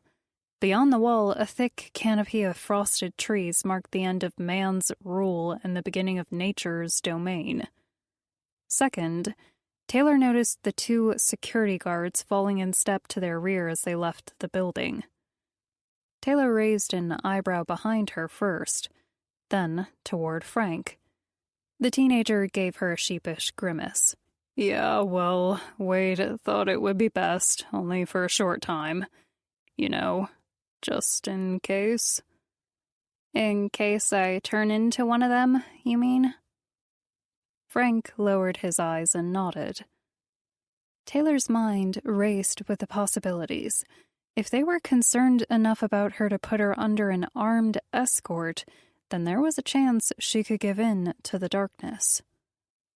A shiver that had nothing to do with the temperature ran down her spine and sent goosebumps across her body. The brief memories of the monster she had almost become stole any comfort she had at being outside.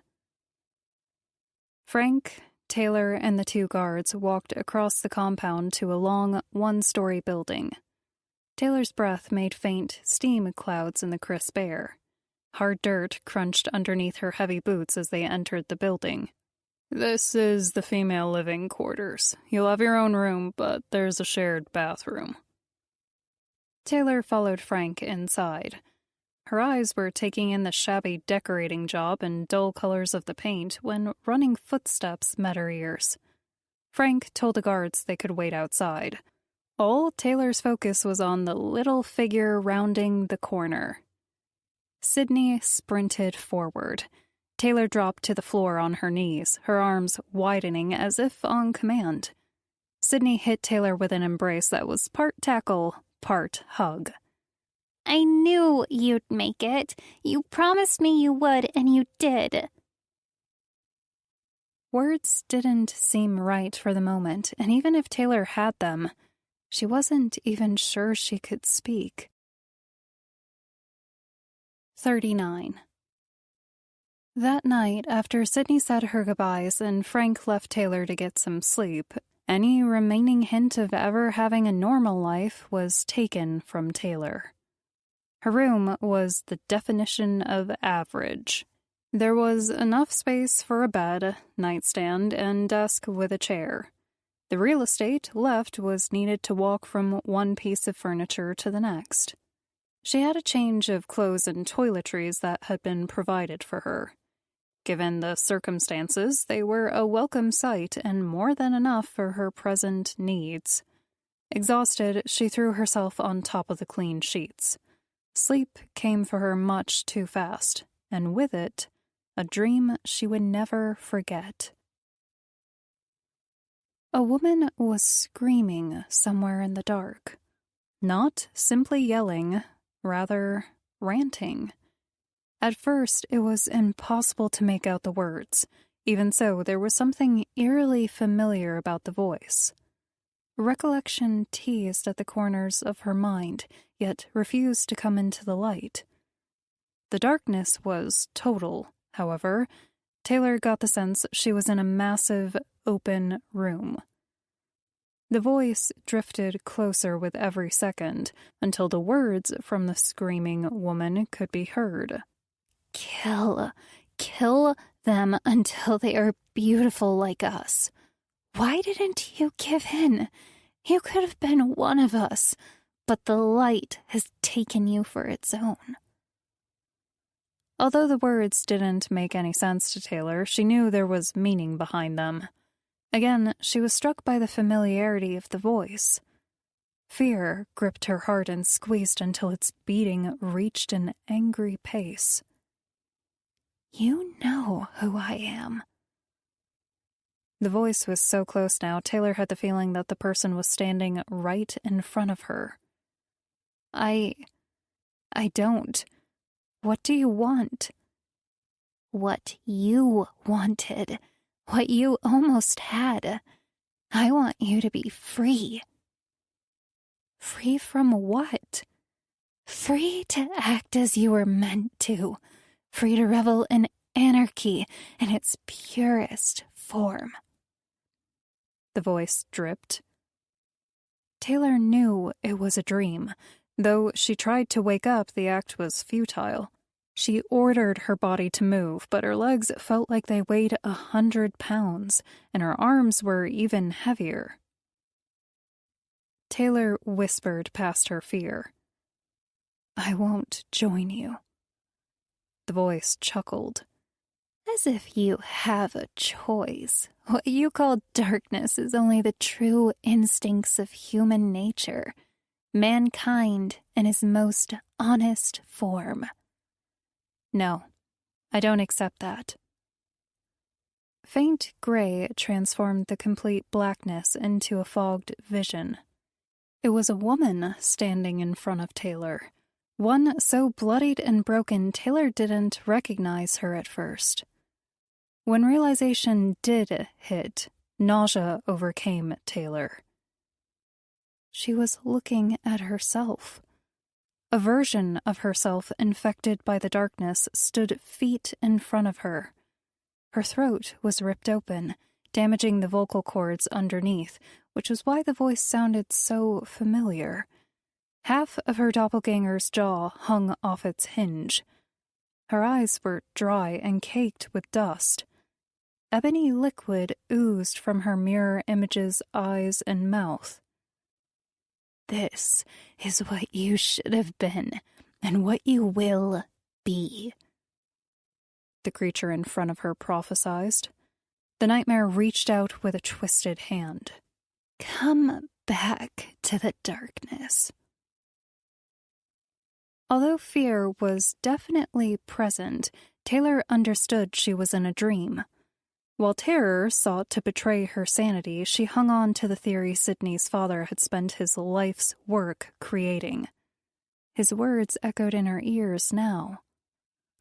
"The light will always fight the darkness."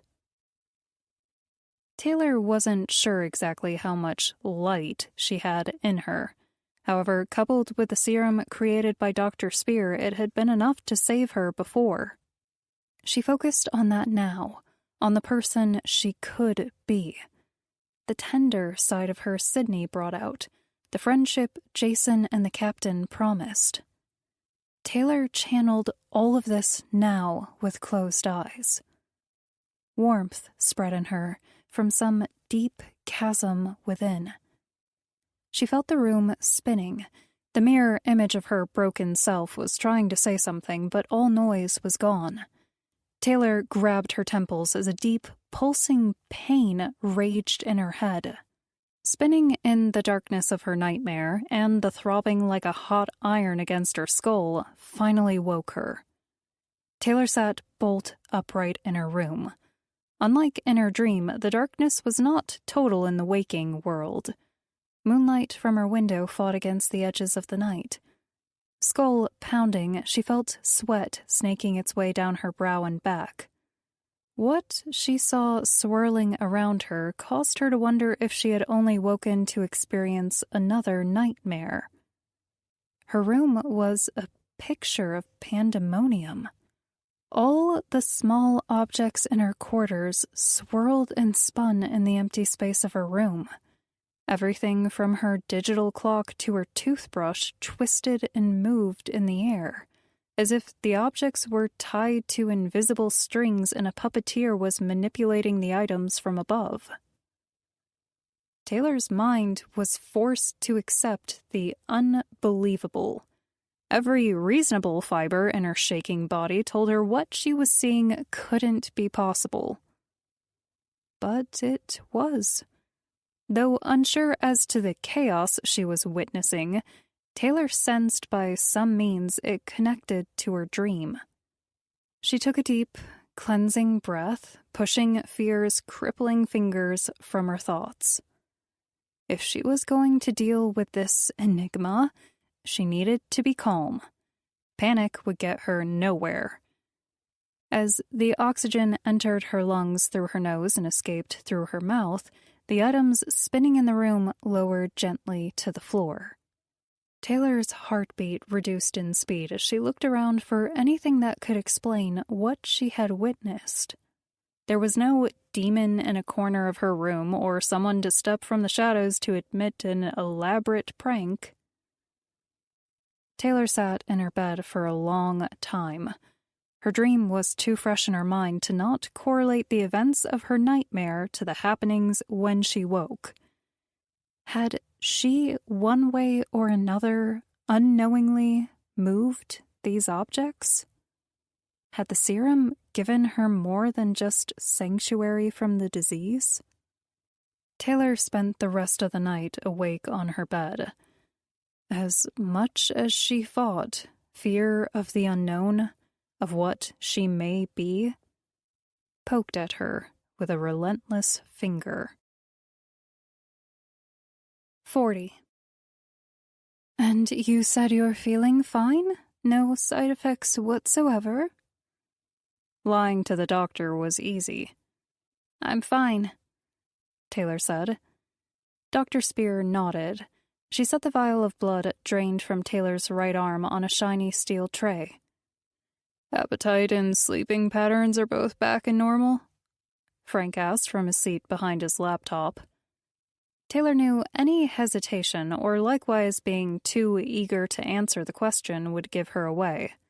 More than anything, she wanted answers. She wanted someone to relate the events of the previous night. However, she was still under armed guard wherever she went. She could only imagine what they would do to her if she told them she thought she was moving things with her mind. Yep, I feel great. I'm ready to get back in the field. I'm sure Captain Martin could use an extra hand guarding the perimeter. Frank nodded and clicked buttons on his keyboard.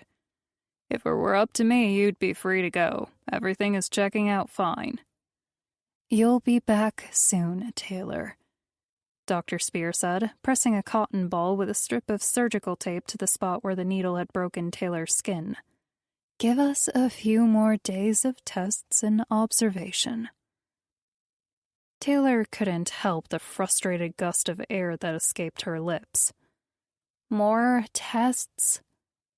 The doctor collected the blood samples and walked toward the door. A few more, Taylor. Be patient with us. I'll be right back. I'm going to run these down to the lab. Taylor nodded along, thoughts swimming through her mind. The last thing she wanted to do was wait. But what other option was there? Demand that she be let out? Out where? The doctor left the room, vials in hand. Taylor watched her go through weary eyes. The truth was, she felt exhausted. Sleep had escaped her after the fiasco in her room. Her head was pounding. Though nothing like the previous night, a hint of pain pulsed through her brain every few seconds. Taylor decided to take a chance. From everything she knew about Frank, he could be trusted. Frank? The teenager looked over the top of his screen. Yep, what's up? Taylor cleared her throat and chose her next words with caution. Is there anything specific you guys are looking for? I mean, you're asking me a million questions about how I feel. Are there signs I should be looking for, too? If Frank was onto her, he wasn't showing it. He cracked his knuckles and looked to the checkered gray and white tiled ceiling as he spoke. To be honest, we're in completely uncharted territory here. Nothing like this has ever been experimented. We're still going through Dr. Jenkins' work. Taylor bit her lip. If she was going to push for answers, this would be the time. Her gut told her she could trust Frank. Could the serum in any way alter someone's genetic makeup? I don't know much about any of this, but could whatever you gave me allow me to do certain unnatural things? Frank gave Taylor a questioning look. Like what kind of unnatural things? Say, nightmares and moving things with my mind? Taylor and Frank looked at one another in shock. Frank at the question, and Taylor surprised she had asked it. When she had opened her mouth, she didn't anticipate what she'd say. Apparently, her need for answers outweighed her trust issues at the moment. A long pause fell over the room as the cleaner and teenager stared at one another. Frank licked his lips. The nightmares could be explained a number of different ways. You've been through a lot the last few days. Did you say you could move things with your mind? Taylor bit back her response when the door to the room opened and Dr. Spear entered the room again. Sorry, you two. I didn't mean to keep you waiting. They had a few questions in the lab. Shall we continue? Taylor, unused to putting herself in a position to trust another person, found the feeling nauseating. Frank continued to stare at her open-mouthed. Dr. Spear must have felt the awkward moment. I'm sorry, did I miss something? Taylor narrowed her eyes and fixed Frank with a stare, clearly communicating everything she couldn't say. No, I asked Taylor about her bowel movements, so it got a bit weird for a second, Frank said. The answer seemed to placate the doctor because she turned to Taylor with a grin. Yes, sorry, the questions can be a bit personal. Still, it's imperative we do a thorough job. Now, let's take a look at that bite mark, shall we? Taylor extended her leg, allowing the doctor to roll up the end of her pant cuff. When the doctor leaned in to examine the wound, Taylor took the opportunity to find Frank's attention and mouthed the words, "Thank you." Frank gave her a slight tilt of his chin. Well, that's strange. Seeing anything past the doctor's spotless white coat and long black hair was impossible. As the seconds ticked by, she tried to remember if the bite had bothered her since she woke up from her drug-induced coma. It hadn't. To be honest, she had forgotten about the pain of the injury altogether. What's wrong? Frank asked, craning his neck for a better vantage point. Valerie leaned back from her close examination of Taylor's calf to give the two a better view. It's completely healed. The skin even looks better and healthier than before. 41. It was midday by the time all the tests were done. Dr. Spear had insisted on another full panel of assessments when she found the section on Taylor's calf that had been completely destroyed a few days previous, now completely healed. Frank had not said a word to the doctor about his conversation with Taylor regarding her new abilities. Taylor had been correct in her decision to confide in Frank. Worry compounded in her mind.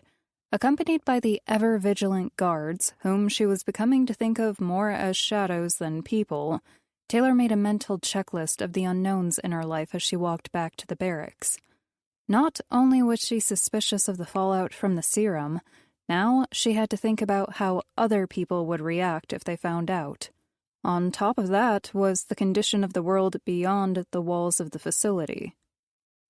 Hey, you. Jason was standing a few yards to her right. He was wearing a thick jacket, his hands stuffed deep in its pockets. His nose was red from the Alaskan cold. Hey, yourself, Taylor answered, finding she was actually happy to see him. Aren't you cold? Jason asked. It's freezing out here. Taylor looked at the bundled guards behind her, then back to her own modest apparel of jeans, boots, and a long-sleeve shirt. No, I'm fine. Kind of warm, actually. Jason shrugged. Well, come on, I've only got a few hours. I have to get back to work soon. I wanted to see you. Hungry? Taylor's stomach rumbled on hearing the invitation to food. Yeah, food sounds great. Jason fell in step beside. I'll show you the cafeteria. Frank said you were released yesterday. I tried seeing you while you were in there, but Wade stonewalled me. How do you feel? Taylor bit back the truth again. Telling Frank was a trust exercise in and of itself. She wanted to share with Jason what she was going through, but it was too soon. I'm good. You're good? You got bit by a raving lunatic while suspended hundreds of yards in the air. I was there, remember? There's no way anyone is good after that. Taylor hated how right Jason was. What was she supposed to say? That she was confused? Scared? That she might be turning into something this world had never seen? Taylor was saved from having to form a response as they reached the cafeteria. The long, single-story structure featured a crowd of large windows and a sign outside the entrance showing the menu for the day. Oh, look, they have lasagna," Taylor said, reaching for the door. Jason gave her a disapproving stare, but Taylor already decided she was done with the conversation. "Come on, let's eat." The cafeteria setup looked like any school lunchroom, bench-styled seats in rows in the center of the room. A tray station marked the beginning of the cafeteria line, leading into a long journey across multiple food stations. Taylor walked directly to the front of the line and picked up a hard plastic tray. By now, she ignored the guards that followed her altogether. However, she did steal a glance behind her to see if Jason followed. He stood there with a look of disapproval on his face. "Frank said you're helping the captain monitor the perimeter of the compound?" Taylor said idly.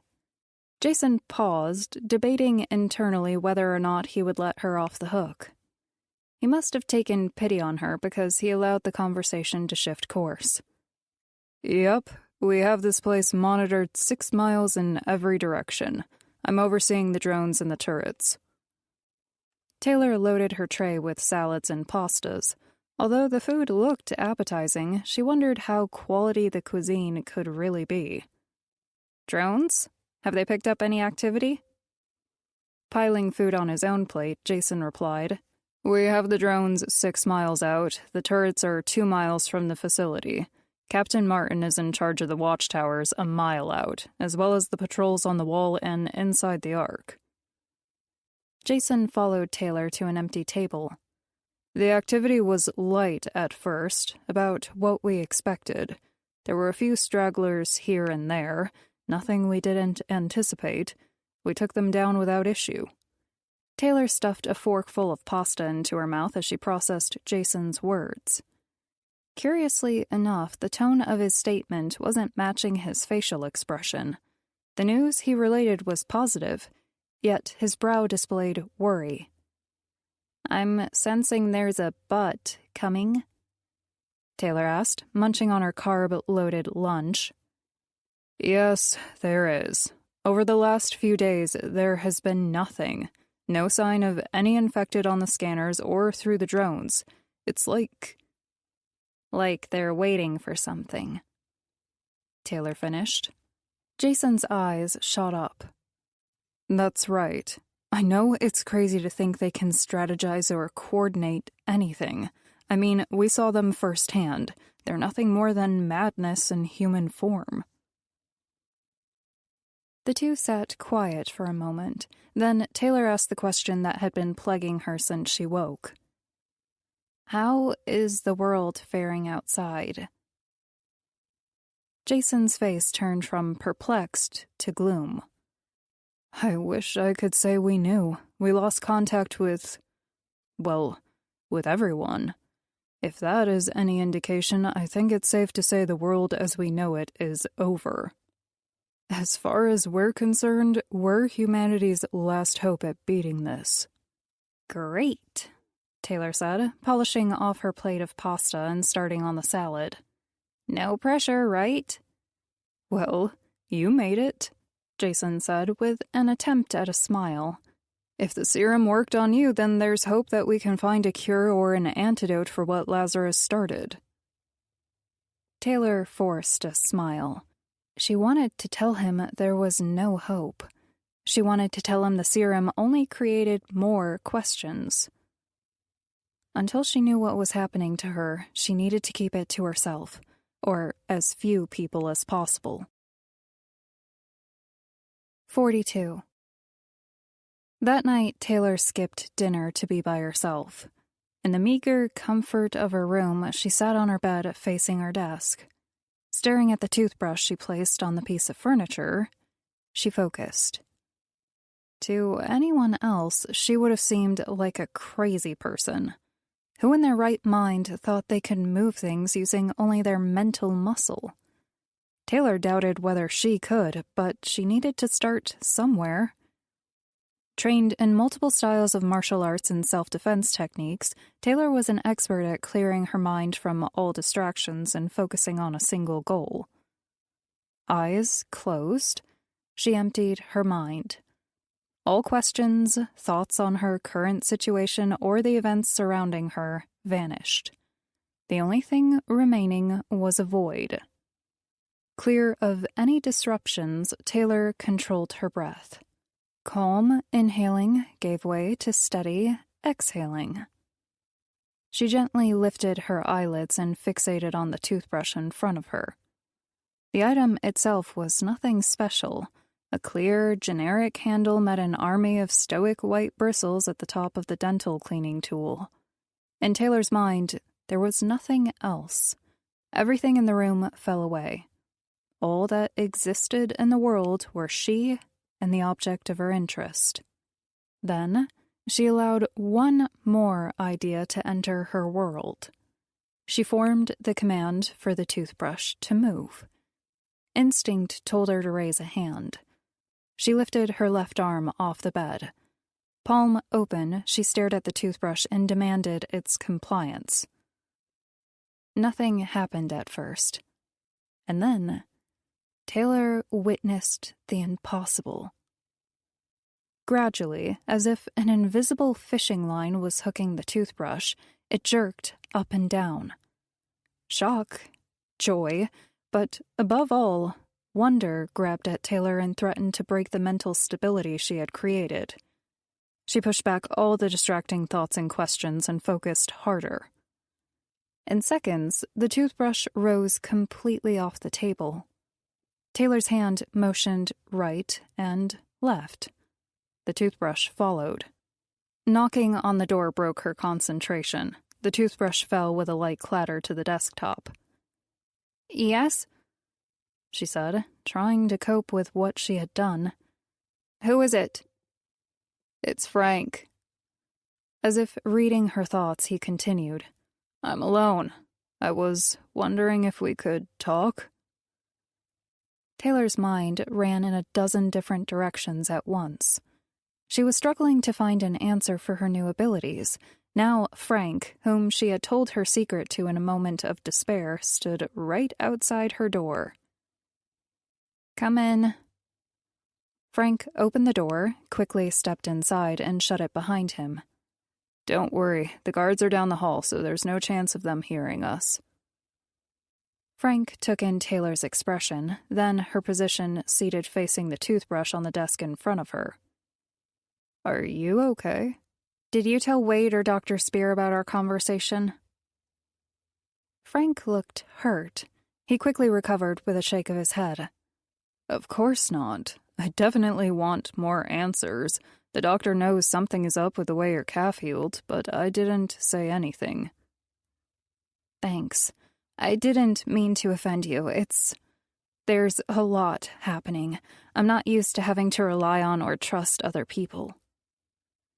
Frank waved off her apology. "Don't worry about it. I only want to revisit our conversation from earlier today.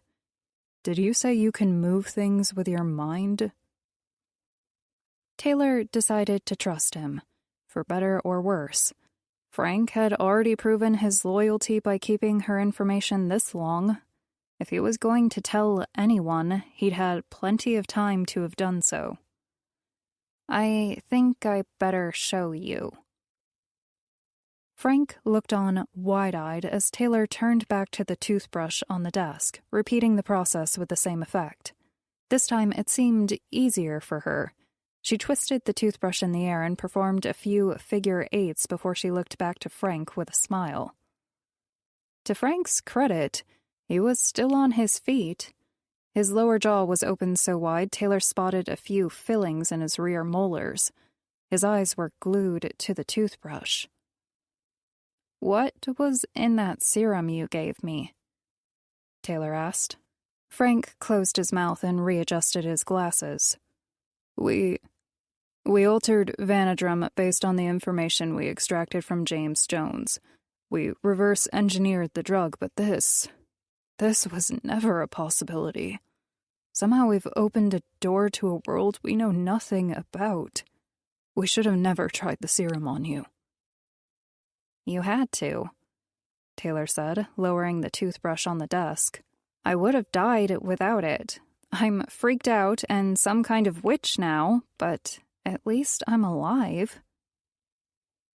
Frank's face was the picture of mental overload. "Do you want to sit down?" Taylor asked. Frank nodded. "I think I'd better."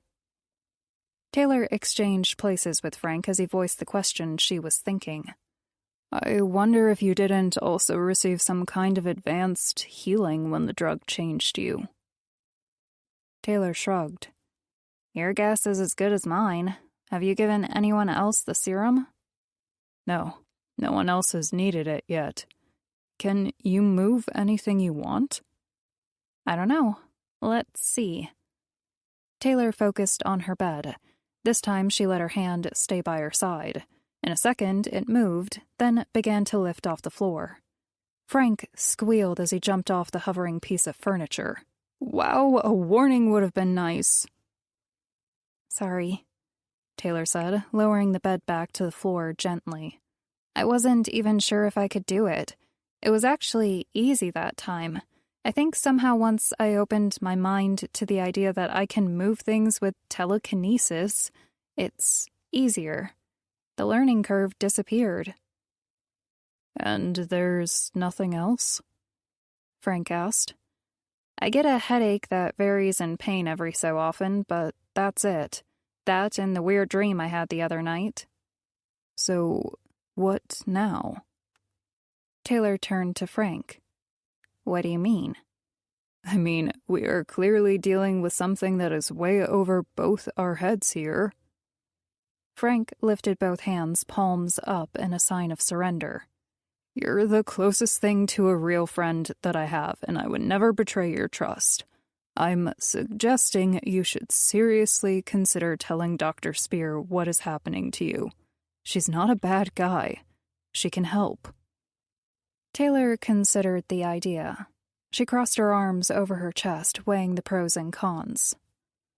"I don't know. Wade already has me under armed guard, and half my day is tests and observation. What happens when I tell them I can move things with my mind? I don't want to be anyone's lab rat." "I get it. I really do. With that said, you may hold the key that can get humankind out of this mess.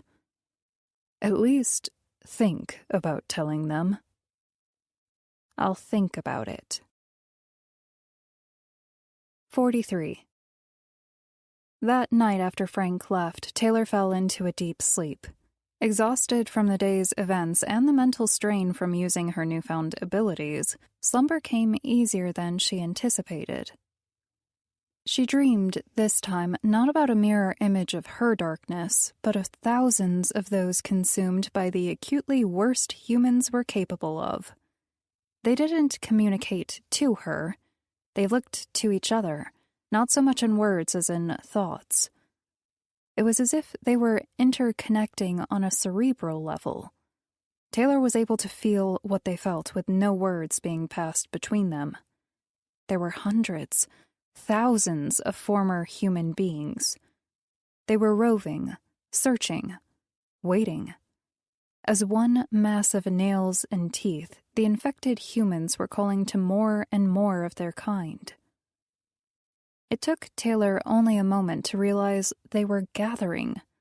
The scene of their location was too vague. To Taylor, who was unfamiliar with the Alaskan landscape, it all looked the same, especially during the night. Hidden by clouds, the moon did nothing to help her pick out landmarks. All she saw were mountains and trees in every direction. She floated above them under no power of her own. Suspended in air, she was helpless to do anything except watch. As she witnessed the gathering of the infected below, their thoughts touched hers. Consume the light. Spread. Wait for more. Kill. Turn them all. These thoughts and others scraped at her mind. If they were aware of Taylor's presence, they showed no sign. The strength of their voice grew as more voices of madness took up the call to infect and silence the light. Their cadence and volume grew until they were screaming to one another in Taylor's mind. The voices were full of hate, so much so Taylor's fear melted to pity. The monsters were of one mind, incapable of having any other thought. As their numbers continued to grow, a sick realization struck Taylor. They were waiting for something. It didn't take a rocket scientist to realize what they were waiting for. Taylor's stomach twisted deep in the pit of her core. They were gathering numbers and waiting somewhere outside the Ark. Once their numbers swelled, they would overrun the facility. Panic, unlike any Taylor had experienced, washed over her like a cold wind. In the darkness, she witnessed the mob of infected below her direct their eyes heavenward. As one, they locked eyes with her and howled in rage. One thought came at her from all their minds at once. The light. Painful flashes seared through Taylor's consciousness. Images came 1 second, then were gone the next. Pictures of a throng of infected charging through the forest. Then came another image of them climbing the Ark's exterior walls, the front gate being battered to the ground, and death for all those inside. Taylor woke with a scream, her chest heaving. For the second time in as many days, she tried to control her breathing. Her nightmare remained too fresh in her mind to allow herself to calm completely. What she needed to do was clear to her.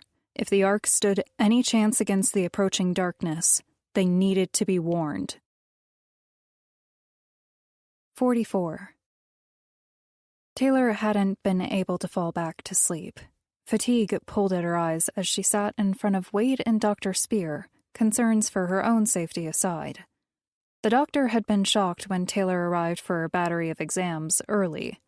She was surprised when Taylor asked for an audience with her and Wade. Now it was time for Taylor to explain. She had to put her own well-being aside and try to make them understand things she was only starting to comprehend herself. Taylor? Wade sat in a chair to her left. Though the examining room was spacious, Taylor felt confined in the quarters. Yes, sorry. I'm sure you both must be concerned with me calling this meeting.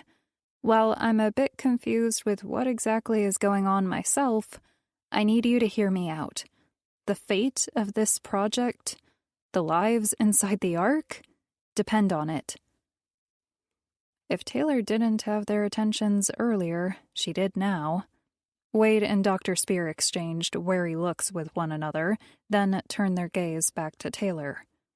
Dr. Spear sat on the edge of her seat, her pristine lab coat wrinkling underneath her weight. Whatever you gave me in the serum, I think it not only healed me and amplified the light I carry inside, I think it also connected me with those infected by this disease. Taylor stopped to take in the effect of her words thus far. Her audience was wide-eyed. The serum changed me. Like Vanadrum found the darkest piece of a human soul and amplified it, I think the serum found a way to combat the darkness. Taylor was losing them. They looked confused now, struggling to search for meaning in the words Taylor didn't even fully understand. She sighed. Maybe it will be better if I show you. Taylor searched the examining room. Her eyes landed on a stethoscope placed on a steel tray full of equipment. With a mind nudge, she lifted the stethoscope and willed it to float to the middle of the room. When she was sure her display had its desired effects, Taylor placed the tool back on the tray. Silence pushed its awkward presence into every corner of the room. Wade was clearly shocked. He scratched the underside of his jaw, looking uncomfortable. Dr. Spear's eyes were enormous as she stared at Taylor as though she were some kind of alien. And that's not all, Taylor said. I think the serum connected me to the infected, like two sides of a coin. I can hear their voices and see them in my dreams. The reason there has been such little activity against the Ark is because they are massing. As crazy as this may sound, they are preparing for an assault on the compound that will leave this place a tomb. I've seen it. There. She was done. She would live with anything that happened to her now. Despite the danger to her own well-being in which the information divulged placed her, Taylor knew she had done the right thing. Now, as she waited for a response, her body wanted nothing more than to squirm in her seat. Finally, Wade spoke. Taylor, you've been through more than any one of us. Taylor was confused. Wade's inflection spoke of wonder, but also something else. Something darker. The serum has obviously granted you a kind of telekinetic ability. If I hadn't seen it with my own eyes, I would have never believed it. Wade paused to take a long breath. For your safety and everyone else's, I think it's best we sedate you until we figure out whether you are a danger to yourself. The walls of Taylor's mouth went dry. Out of all the possible scenarios, this was the worst. I'm still me, Wade. I'm Taylor Hart. You don't need to imprison or drug me. We need to be focusing our attention on the defense of the Ark. They're coming. And you know this because a dream told you? Dr. Spear's voice reflected no sarcasm, yet her words were also empty of any reassurance. I know this all sounds crazy, Taylor said. We now live in a world where darkness has been awoken inside the deepest parts of a person's heart through help of a drug. Who knows what else is in store for us now? Whatever you decide to do to me, please promise me you'll take my warning seriously. They're coming. Wade nodded. You can move things with a thought? The doctor asked. Yes, Taylor responded. It's new to me. I'm not sure how far my powers extend or if they stop at telekinesis. Taylor, Wade said in a low voice. I want you to understand I do trust you. I'll take your warning seriously and relay the information to Jason and Captain Martin. However, even you don't know what you are capable of. I have a responsibility to these people to do everything I can to keep them safe. Wade rose from his chair and walked to the door. He stuck his head outside to the hall and exchanged a few words Taylor wasn't able to make out with the guards. The next moment, 2 guards followed Wade into the room, their expressions firm. Although they didn't lift their weapons toward her, Taylor knew that was within their orders if things took a turn for the worst. Wade exchanged a stern glance with the doctor. Dr. Spear, if you would sedate Miss Hart. Taylor's pulse quickened. Adrenaline leaked into her system as the fight-or-flight response kicked in. We have to take every precaution, Taylor, Wade said as Dr. Spear moved hesitantly to a tray with syringes. Please don't make this any harder than it has to be. Taylor stood from her chair as the guards advanced on her. She had a second to decide what she was going to do. There was no doubt in her mind she could escape. Even without her newfound power, she easily outmatched the 4 people in the room. As the first guard grabbed her wrist with a vice-like grip, instinct made Taylor's decision for her. She would not be taken. She couldn't allow herself to be drugged and in a cell while the darkness attacked the Ark. Too many people depended on her. With speed that surprised even her, Taylor struck out with her free palm. Her chop landed between the guard's Kevlar vest and the chin strap to his helmet. Her blow met his Adam's apple with enough impact for him to gag and fall to the floor.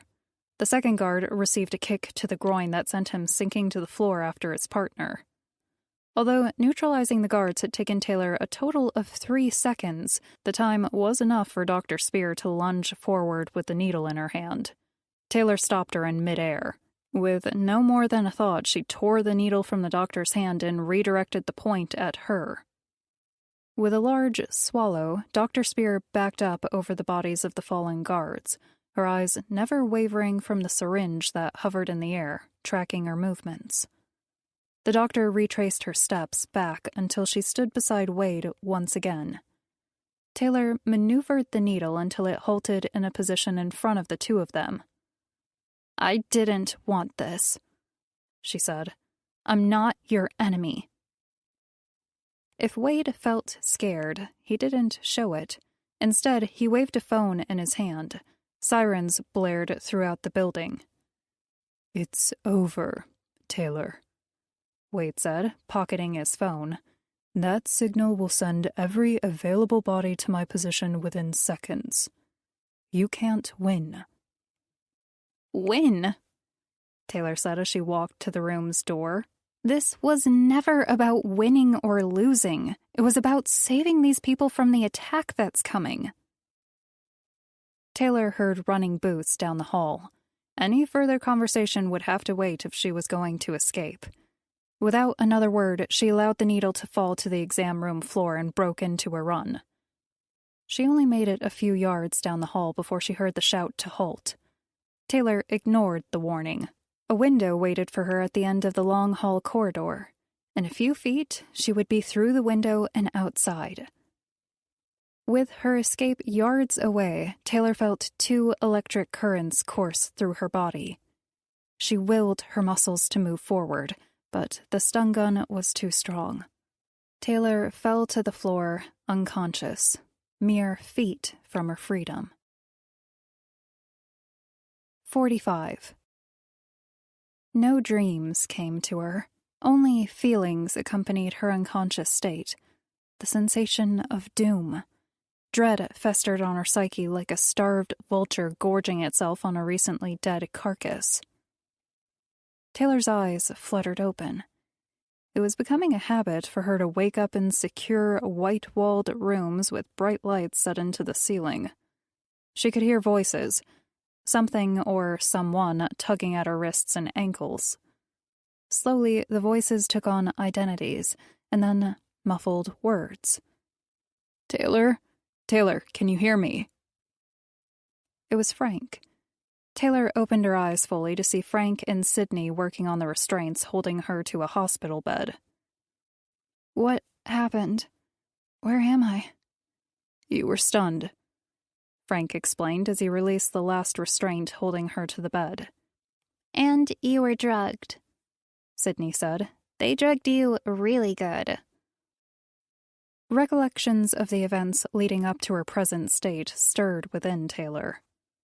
Closely following the return of her memory came the fear for safety for her friends. "You two shouldn't be here. If Wade finds out you're helping me, it's not going to go well for you."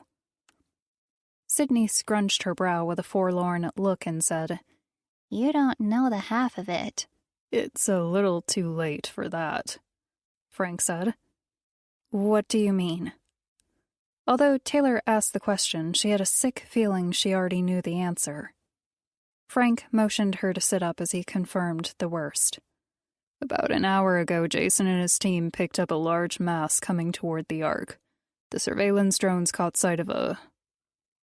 Frank's voice quivered. "A gigantic horde of infected. Larger than we've seen here. Larger than we thought possible in Alaska." Taylor put a hand to her head. The anesthesia was wearing off, and a lingering headache pulsed behind her eyes. "The mass of infected already moved past the automatic turrets. Captain Martin and his men retreated in time from the watchtowers. They're setting up a defense around the compound wall as we speak. Every able-bodied man or woman is assisting with the protection of the base." Frank's voice had gone from stressed to fearful during a short explanation.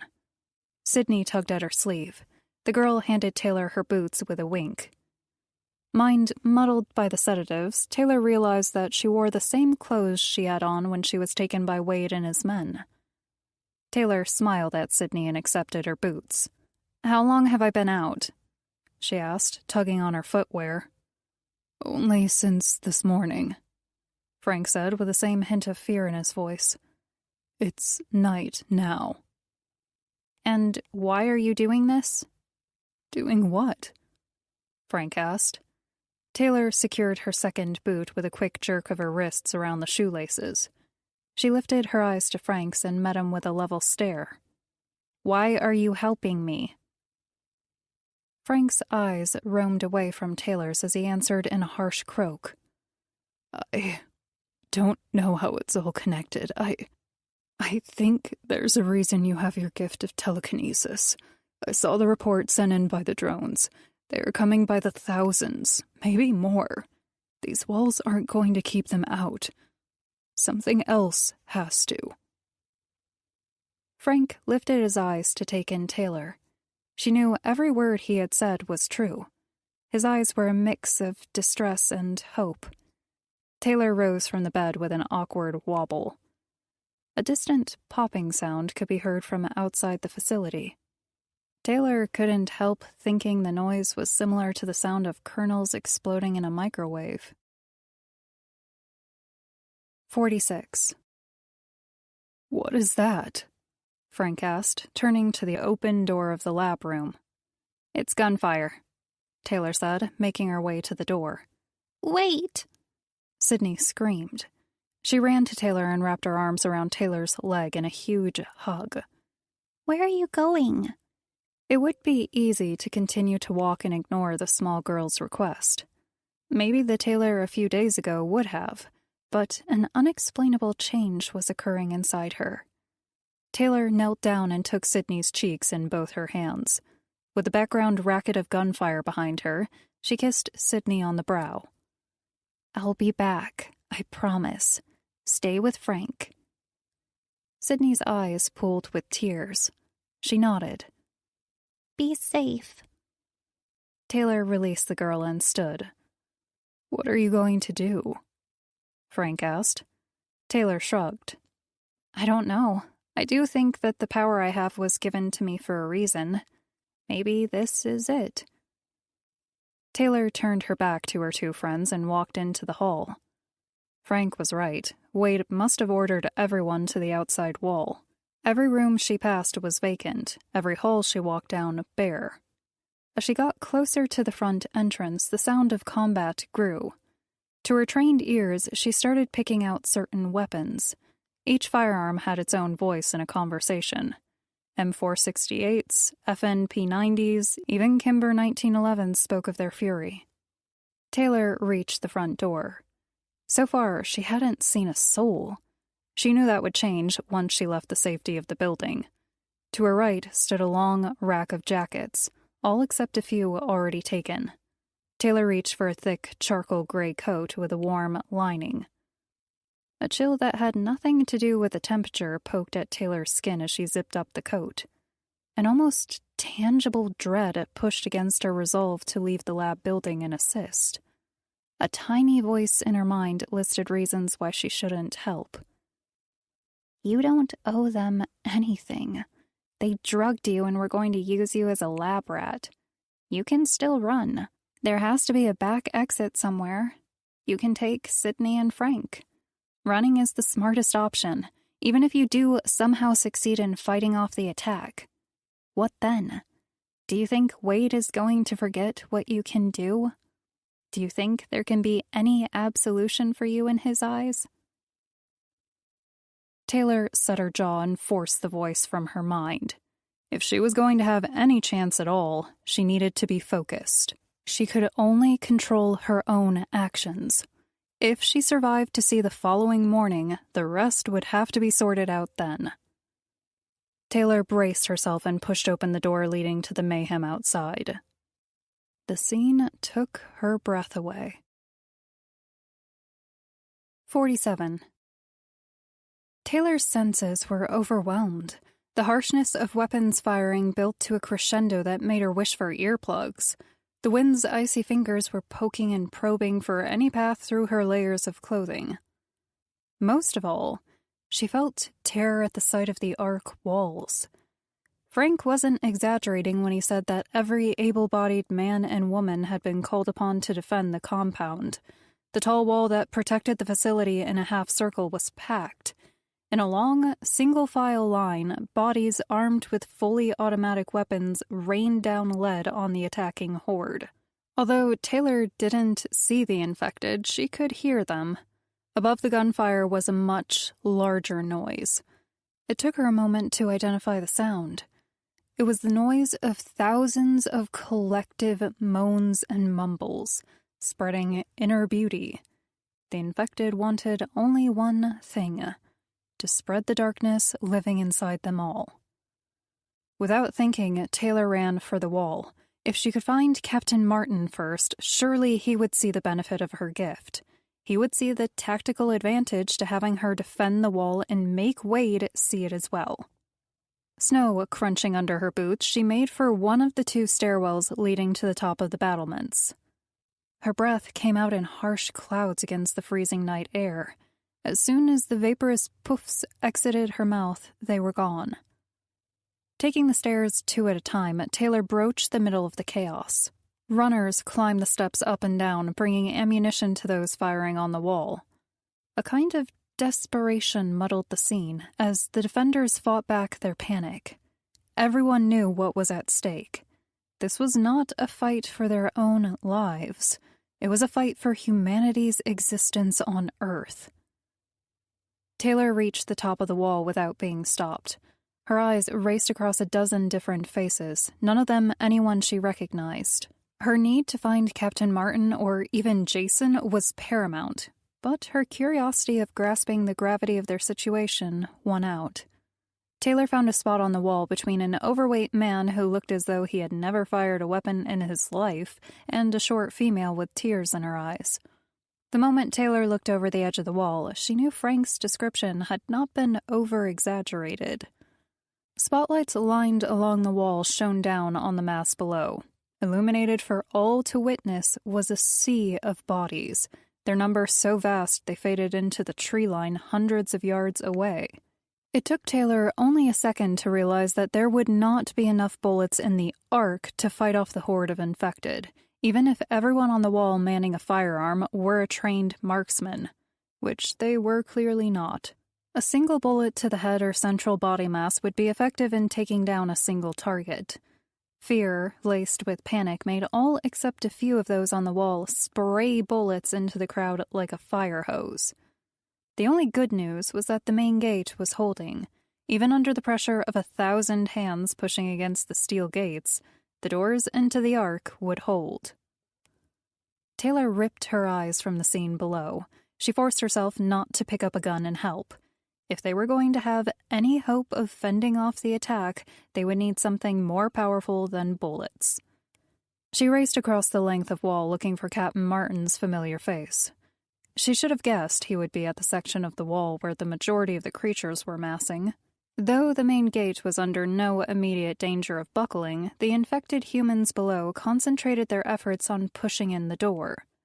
Hundreds of bodies littered the area in front of the main gate, with the pile of dead growing by the minute. Already a mound of dead taller than Taylor was erected in front of the main gate. Captain Martin was shouting directions into his comm when Taylor approached. "That's right," he said to the soldier on the other end of the radio. "Make sure the main gate's integrity is sound. They shouldn't be able to force it open with their hands, but I don't want any chances taken." Taylor skidded to a stop beside the captain, who looked at her with a furrowed brow. "Taylor," he barked, "where have you been? I asked for you when we were ordered to defend the wall, but no one had an answer." Taylor thought through the dozen different explanations she could give the captain. At that moment, none of them seemed to capture what she wanted to say. How did you tell someone that you could help using telekinetic powers? "Taylor, are you all right?" The captain bellowed over the sound of the firing weapons. "Yes," Taylor yelled back. "I can help you. You have to trust me." The captain's eyes moved between Taylor, the attacking abominations on the other side of the wall, and back to his own men. "What are you talking about?" There was no point of holding anything back. Taylor knew she had to tell him. "The serum they gave me to save my life after I was bitten, it did something to me. I'm connected to them somehow." Her breath caught in her chest. There was no time to sugarcoat the truth, so Taylor laid it out for him as plainly as she could. The serum they gave me fought back the infection and gave me the ability to move things with my mind." Captain Martin took the new information in stride. He paused to look down the sight of his M468 assault rifle and placed a round between the eyes of an attacking infected. The creature was climbing the growing mound in front of the main gate. "Well, if you can help, we could use it." A grin crossed her lips. She knew if anyone could understand the asset she could be to the survivors in the Ark, it would be the captain. Her joy dissipated faster than the puffs of air coming from her mouth as Taylor caught the figure of Wade Treadstone stalking down the wall toward them. There was no doubt that he had seen her. Taylor was tired of running. If he wanted another confrontation, then she would give him one. Wade walked toward Taylor and the captain, with a guard flanking him on either side. If his face was any inclination of his attitude, it didn't bode well for Taylor. Wade stopped a few feet from her, his face red from the cold. "I should have guessed what Frank was up to when I couldn't reach him on the comm. Miss Hart, you need to follow me back to the laboratory building immediately." Taylor squared her shoulders. "I'm not going, and I'm not running this time either. I'm here to help. You need me to push back this attack." The defiance in her eyes met equal intensity in Wade's stare. "Sir, we could use any help we can get at the moment," Captain Martin cut in. "If Taylor does indeed have some kind of edge, we could—" Wade raised a hand, cutting off the captain. "No, she's going back to the lab. Taylor is a danger to herself and to all of us. She's going to be sedated." Wade motioned to the guards behind him. With raised machine guns, the two intimidating figures moved toward Taylor. Taylor's heart drummed in her chest. She didn't want to kill anyone, especially soldiers that were only following orders. As she prepared to raise her hands and send the guards flying back, Captain Martin stepped between Taylor and the approaching guards. The captain barked a few orders to his men on the wall. In an instant, guns were pointed in every direction. The guns weren't aimed down where they should be. They were placed in the face of Wade and his two guards. Taylor took a step back, shocked. She thought the captain would stick up for her. However, outright rebellion was something she didn't think possible in the old veteran. Disbelief spread across Wade's face as his two men pointed their guns at the group of the captain's men, who outnumbered them 3-1. "This is outrage!" Wade shouted, spittle flying through the frigid air. Before he could finish his threat, Jason ran up to the group and skidded to a stop. He was sweating despite the cold. His eyes were twice the size Taylor had ever seen them as he took in the events surrounding the group. "Whatever is happening here, we have bigger problems. The infected have nearly reached the top of the wall." Surprised glances were exchanged among the group. "They're not attacking the main gate because they think they can break through it." Jason waved an outstretched arm, balancing his gun in his free hand. "They wanted us to kill them there. They're building a ramp of bodies to climb over."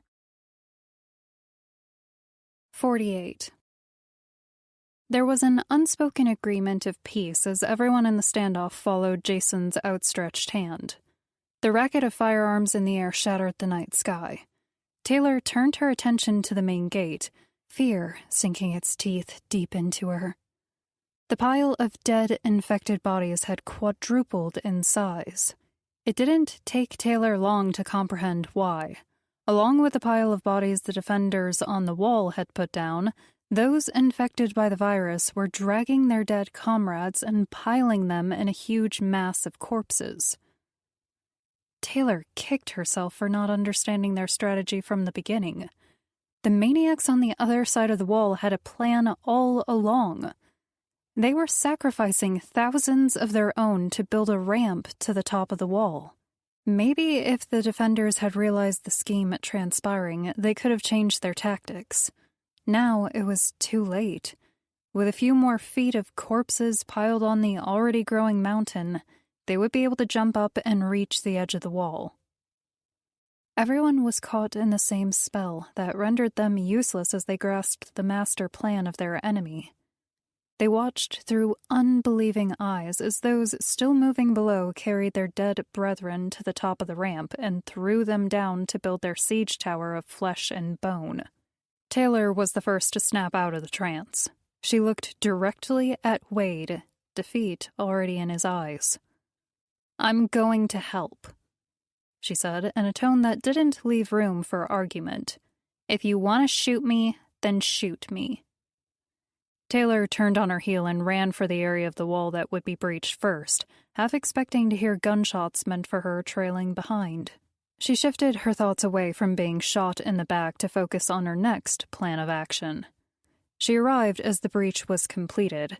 Those on the wall closest ran in terror as multiple infected launched themselves off the ramp of bodies and gripped the edge of the wall. It was beyond her to blame those that ran. Only a small portion of the defenders were trained soldiers. Most of them were technicians or aides who had been ordered to stand and fight. Then they came. First, only a few, then by the dozens, clawing, yelling from long, dried-out throats. The infected breached the wall. This was it. Taylor did her best to slow her pulse and calm her breathing. Reaching deep down inside, she searched for the power that made her different. It didn't take long for those consumed by the virus to notice her on the wall. A group of 4 sprinted at her with hungry eyes. Moments from impact, Taylor found what she was looking for. Extending her right hand in a sweeping motion, those racing toward her with murderous eyes were blown backward, as if a battering ram had made contact with their bodies. The force was so great that Taylor heard bones in their bodies snap under the pressure as they sailed back over the wall. Instinct won out, and Taylor ran to the middle of the wall. Her training as a soldier and cleaner repressed her fear and calmed her pulse. Sometimes using her arms, other times only thinking the commands, Taylor beat back the horde. Bodies littered the ground and flew through the air as she pushed them back. When she could, she sent them airborne into the Alaskan woods. When she couldn't, she crushed them where they stood. The faces of the defenders were looking at her in amazed wonder.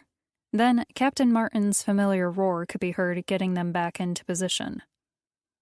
Seconds, minutes, time passed with no meaning as Taylor fought the darkness. It was while Taylor lifted a particularly large infected with a chest wound showing the white bone of his sternum that her feet lifted from the ground. The interesting thing was that she wasn't afraid. She searched for an answer as she continued to hover higher in the air, but no one was around. After a second, she realized that somehow she was doing it. She accepted the idea that she could lift herself like she had known it all along. Taylor used the same mental powers when she lifted items to lift her body above the throng of fighting below. Although guns were being used, the intensity of the shooting had diminished. Ammunition was running low. Taylor knew that something drastic needed to be done. No matter how many infected she sent flying back or necks she snapped, there were always more. A never-ending supply of crazed humans bent on maiming and destruction. She looked at the ramp of dead bodies being used by the infected as a springboard to the wall. The siege tower had grown in mass. It now reached the lip of the wall from the ground. Taylor's stomach turned as she considered how many bodies it took to construct the sloping structure. From her perspective above the ramp, it looked like a tangled mass of arms and legs. Without certainty on the mechanics of her flight ability, Taylor remained just out of grasp from the dead below. She moved to the ramp of bodies, taking inventory of the situation. Captain Martin had set up firing lines on either side of the section of the breached wall. Taylor was able to take out the majority of the attackers on her own. The rest that got past her were funneled to one of the 2 firing lines. If ammunition wasn't a factor or fatigue hadn't started to set in, Taylor would not have moved towards such a drastic plan. However, ammunition was low, and she didn't know how much longer she could continue at her current pace. She found herself in unknown territory when it came to understanding her new limits. Already her skull beat with a dull ache. Her muscles felt as though she had been lifting in a gym for hours. Taylor stopped herself above the edge of the wall where the ramp of dead rested against the ark's outer boundary. She dug deep within herself, concentrating on the mass of deceased piled on one another. Doubt that she could move such a large mass pushed against her mind. The ramp had to be 100 yards long and as deep as the wall was tall. Feelings of doom, like a voice not her own, crept into her mind. A foreboding feeling came with the sensation, abating any action. Taylor couldn't tell whether it was her own self-doubt or some exterior alien force, but it spoke to her. You cannot fight the rising tide of the deep. The darkness will consume the light. You may succeed today, but your struggle will prove ultimately futile. Taylor fought the voice. The presence of trepidation felt so intense, she knew she did not have the ability to summon such a feeling on her own. An unknown force, different than the many voices of the infected, was speaking to her. The shadow threatening to consume humankind had not only a single distinct voice, it had also chosen to speak. Taylor closed her eyes. I don't know who or what you are, but you are wrong. The light has not forsaken us, and I will see you destroyed. She pressed her mind against the ramp of dead leading to the ark walls. Anxiety of letting those in the ark down prodded at her resolve. Taylor gritted her teeth, and with eyes shut, she willed with all her strength to save those inside the compound. Nothing happened. No matter how intently she ordered the structure of bodies to move. The moment she was about to give in to defeat, Taylor felt warmth. A tingling sensation spread from her feet up through her torso to her face. Heat gave her strength. Taylor built up the will inside for one last push. With everything she was, with her new power to defend the light, every fiber in her body fought the darkness. With a scream that would have made the most feared warrior shudder, Taylor pushed against the morbid slope of departed souls. She opened her eyes now to see if it had worked. The ramp below, the dead bodies littered around the wall, the infected crawling up toward the wall, were all blown backward into the forest. It was like an invisible tidal wave washing the wall dry. Something like a shock wave hit Taylor and pushed her back in the air, accompanied by a noise that sounded like the strike of thunder. With her eyes open, Taylor saw the cause of the warmth she felt. The sun was cresting the tree line, heralding a new day. In every direction, the bodies of the infected, those alive and dead, were blasted into the Alaskan wilderness. A cheer rose from the defenders as with renewed strength they pushed back the last stragglers of the infected. To say Taylor was tired would be an understatement. Fatigue desperately pulled at her muscles. Order was almost complete as she touched down on the wall. The last echoes of discharged weapons were sounding across the wall. Against all odds, the Ark was safe, and everyone knew to whom they owed their lives. The fear that would naturally come from seeing Taylor's powers was lost against the deep relief the defenders felt. Those not tending to the wounded came to her, shaking her hand and expressing their wonder and gratitude. Taylor smiled and accepted their cheers. Captain Martin and Jason were among the crowd. Apparently there's a lot I missed, Jason said between his cracked lips. But whatever it is, I'm glad you did it. You saved all of us. Maybe even humankind. Taylor smiled, too tired to reply. Her eyes searched the crowd for Wade. Although she half expected him to march up and demand her surrender, he was nowhere to be seen. Captain Martin studied her gaze. He won't touch you now. You're a hero. You have my support and the support of every single soul in this compound. Taylor nodded. She knew what the captain was saying was true. The coming days would be harsh. Not only would she have to watch her back from those who were frightened by their inability to define what she had become, but the darkness had a voice, and it was still out there. You did it! The voice shook Taylor from her contemplations. Above the whoops and hollers from the soldiers around her, Sydney's voice cut through the chaos. The little girl ran over the fallen bodies, ignoring the gore around her, and skidded to a halt beside Taylor. Frank ran behind her, breathless. "I'm sorry, I tried to stop her." Taylor waved his apology aside and stooped to lift Sydney.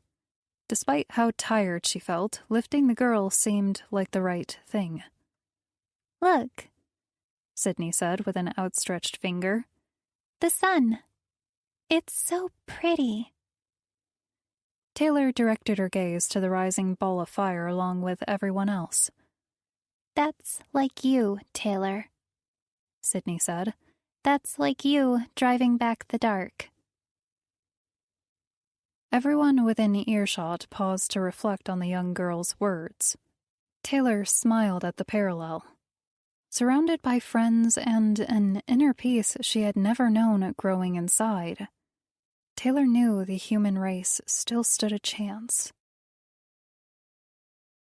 This concludes Extinction Event by Jonathan Yanez. Narrated by Rachel LeBlanc.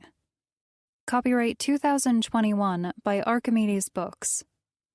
This unabridged audiobook is published by arrangement with Archimedes Books Corporation and was produced in the year 2022 by Tantor Media Incorporated, a division of Recorded Books, which holds the copyright thereto. Please visit tantor.com for more information on our growing library of unabridged audiobooks. Tantor Audio, a division of Recorded Books, presents Chaos Rising by Jonathan Yanez. Narrated by Rachel LeBlanc. 1. Taylor. The floor rumbled beneath them like an earthquake rolling over the landscape. Cheers and shouts echoed in Taylor's ears as she looked outside the chain-link fence. Hungry eyes returned her stare, roaring their chants for violence and blood. Before the world ended, a scenario such as this would have caused Taylor pause. Now, it was just another day. "Hey, are you listening to me?" Lou asked from the opposite side of the fence. "It's not too late for us to switch. I can take him." Taylor zeroed in on her partner. Lou was far from the protective type, but ever since they wrestled New Olympia from the clutches of the Dread, he was someone she could rely on. "I told you, I'll be fine." Taylor rolled her head from shoulder to shoulder with an audible crack. She stretched her arms and arched her back, releasing the tension brought on by so many miles of travel. "You're not the only one that can fight." "No, but you can't use your powers here," Lou reminded her. "You do, and you'll be disqualified. Then we'll both have much bigger problems to deal with." "Easy there, Rage Wolf." Taylor winked at Lou as the bell rang, and any other hope of conversation died with the yell of the crowd. "I might start getting the impression you care." Lou mouthed something else, but Taylor shifted her mindset from talking to the ferocity the next few minutes would herald. She needed to be in a certain frame of mind for what was about to happen. Turning to face her opponent, Taylor forced herself to focus past the roaring crowd, past the blood-soaked canvas that spoke volumes, and toward her task. The local man she was about to fight bounced up and down on his toes. Introduced as Big T Terry Train, it was clear how he had come by his nickname. Easily 120 pounds heavier than her and a good 6 inches taller, he looked more like a bear than a man. Taylor and Big T began to circle one another. Taylor bent her knees, keeping her arms up and loose. She returned the man's smile along with his gaze. "This won't take long." He lifted scarred knuckles and stepped toward her. "If I were you, I'd think twice about that smile." I can't help it, Taylor said, moving in to meet his attack. I know something you don't. When the first blow fell, Taylor almost felt sorry for the man. Almost. She could tell he was pulling his punches when he landed a right hand. It was clear he intended to win, but was trying to inflict as little damage on her as possible in the process. The blow connected with her left arm when she moved to block the strike. She felt absolutely nothing. In fact, the only way she knew he must not have been using his full power was because his hand didn't break when it hit her. A dull thud, loud enough for only the two combatants to hear, was the only proof the punch actually connected. The mountain of a man recoiled as if he had been burned. He flexed his right hand, a look of disbelief crossing his eyes. The crowd roared in the makeshift wooden stands for more. Taylor had no intention of allowing her adversary to work out what must be happening. Although her powers of steel-like skin and strength weren't as obvious as her abilities to levitate and blast energy from her hands, they would be noticed if the fight took too long. She pressed the attack, sending blows to the man's stomach and face. To her, it was all the same. Any strike landed was a win for her. She, too, pulled her punches. She wanted to beat the man, not kill him. With every blow, the noise of the crowd grew. The large man in front of her backpedaled, looking for an answer to Taylor's onslaught. He tried in vain to counterattack, but everything he tried, Taylor either deflected or sidestepped. Knuckles bleeding, the man abandoned trading blows with Taylor and wrapped both arms around her, seeking unsuccessfully to drag her down to the mat with his weight. It had no impact on Taylor. She wrapped both hands around the back of his head and held him in place. What are you? His face was a mess, his right eye swelling by the second and blood dripping from his mouth. I'm something else. Taylor drove her head into his nose with minimal velocity. More blood flew through the air as the previous champion stumbled backward and fell to the canvas floor. As if on cue, the audience silenced. A latch was opened in the chain-link fence that made up the fighting cage, and a well-dressed, middle-aged man stepped inside. He hurried to Taylor's side and lifted her right hand in the air. Ladies and gentlemen, your new Queen of the Ring, he whispered into Taylor's ear. What's your name again? Taylor Hart. In a booming voice, he said to the audience, Taylor, the heroine Hart. The room exploded in a cacophony of applause, boot stomps, and shouts. Taylor looked to Lou, who shrugged his approval. Taylor wiped the blood from her knuckles on a dirty rag. She stood in what passed for the locker rooms, along with Lou and the announcer from the ring. We've played your game, she said. When do we get to meet the person in charge? Like I told you, we have a way of doing things here in Great Falls. Beating our champion in the ring was a means of getting her attention. The man looked Taylor over again, pausing on her now clean knuckles. How did you beat Big T, by the way? There's not a scratch on you. She did it, and that's all you need to know, Buster, Lou growled. No need for violence, the announcer said, shying away from Lou, who had risen to his feet and was now letting his fingers drum on the hilt of his saber. My name's Larry, by the way. Well, like you said, she won fair and square. The mayor of Great Falls will see you both. I'll give you a moment to clean up. I'll be waiting outside once you're ready. Larry left the locker room without a second glance behind him. What does he mean by clean up? Lou asked, chuckling to himself. Does he think we brought proper clothes with us? Taylor ran a hand through her hair, the grime that came with days of traveling stuck to her palm. A shower wouldn't kill us, but there's no time. We lost enough of that with their insistence we fight in the ring. You were pretty good in there, by the way. Lou lifted his green eyes to the deteriorating ceiling. Not perfect. Not better than I could have done, but pretty good. Please, Taylor said derisively. She wrangled her dark hair into the ponytail she usually wore. You would have had to go all elite gene in there to stand a chance. Your eyes would have gone yellow and the wolf would be out of the bag. It's bad enough we need to ask these people for their allegiance. If they knew the truth about us, we wouldn't stand a chance. They'll have to know sooner or later. Lou shrugged. It was the beginning of a debate the two had rehashed over and over again during their trip from New Olympia. We should just tell them and be done with it. We're trying to build alliances and fight the dread. Taylor sighed. We tell them about everything once and only once when we've gained their trust. I'm not having this conversation with you again. Hey. Lou raised his hands in surrender.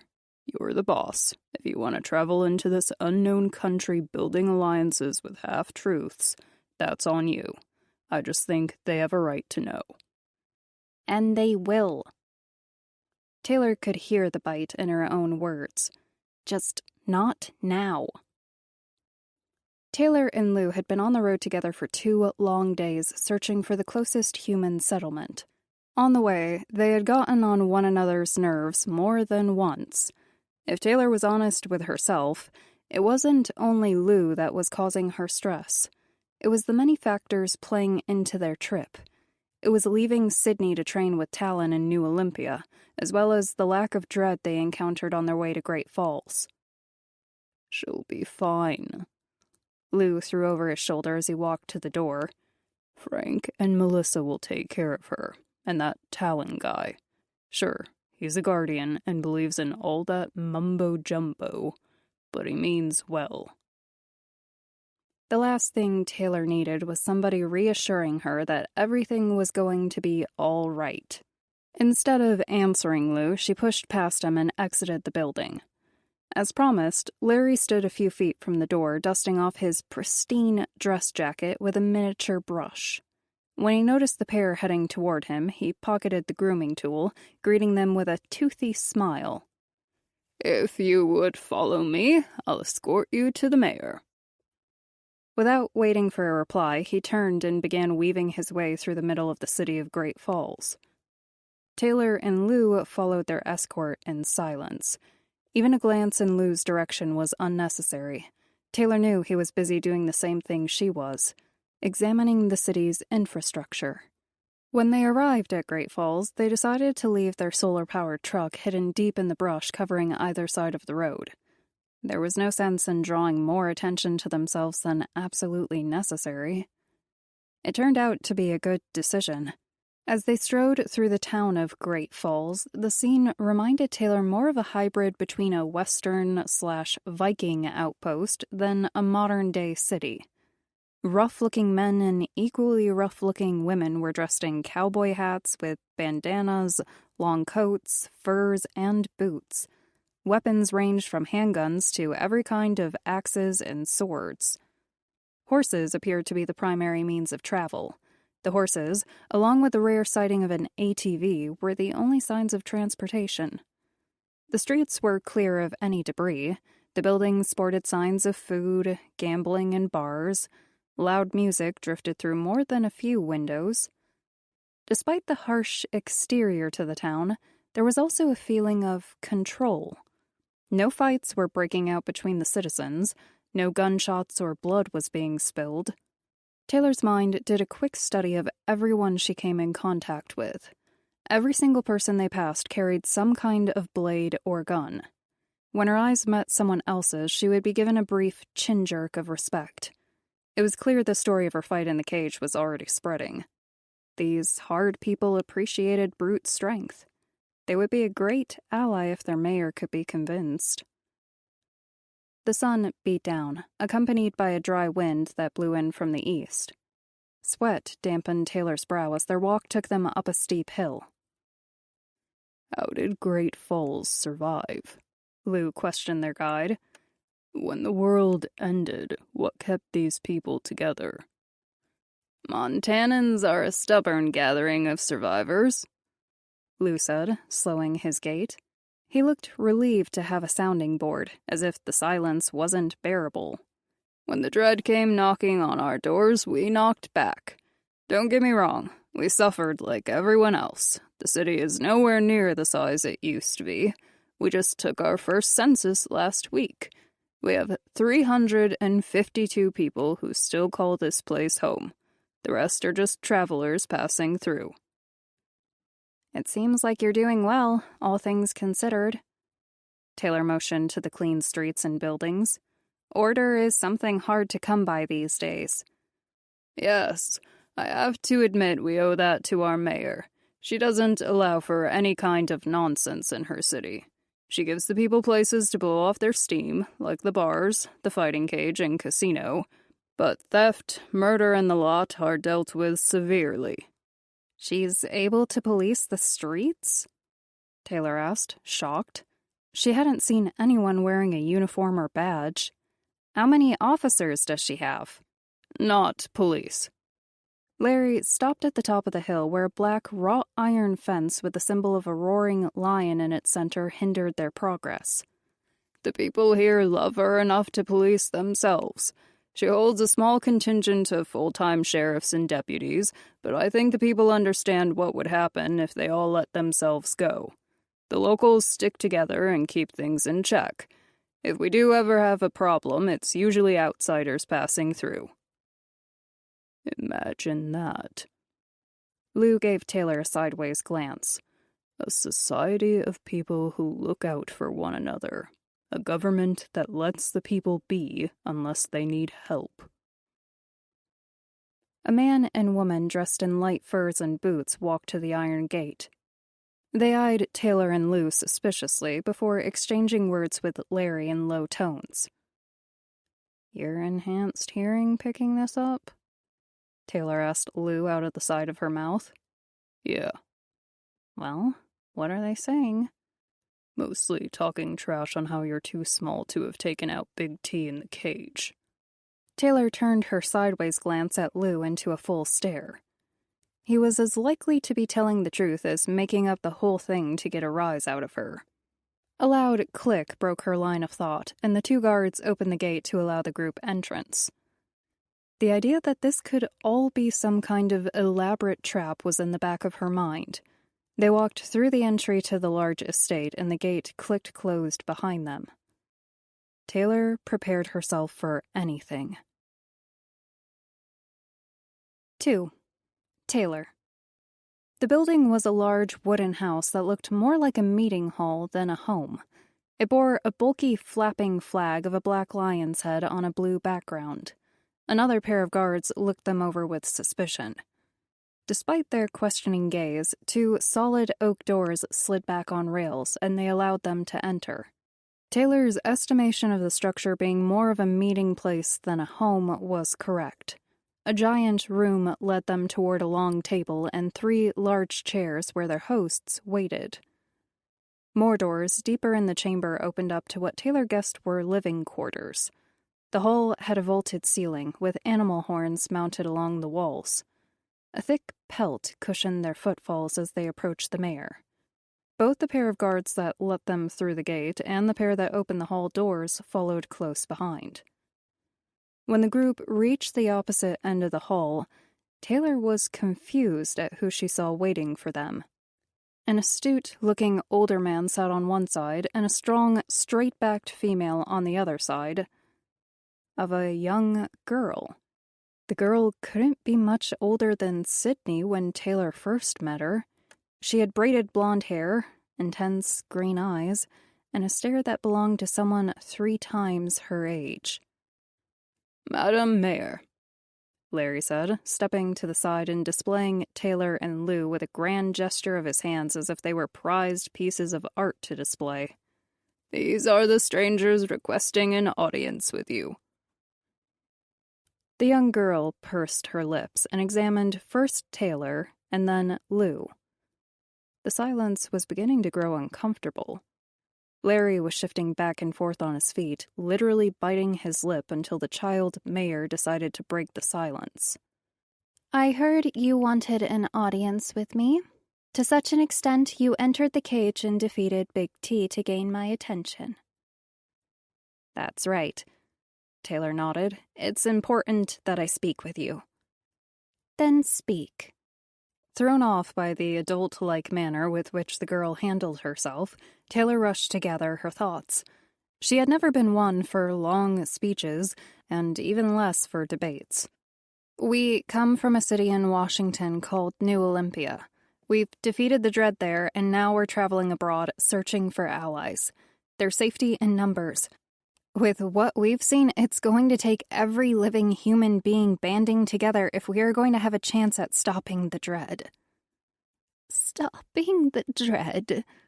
The woman to the girl's left laughed. "Sightings of the Dread have been diminishing by the day. Our scouts haven't even come across one in the last week. You make it sound like we're in the middle of a war."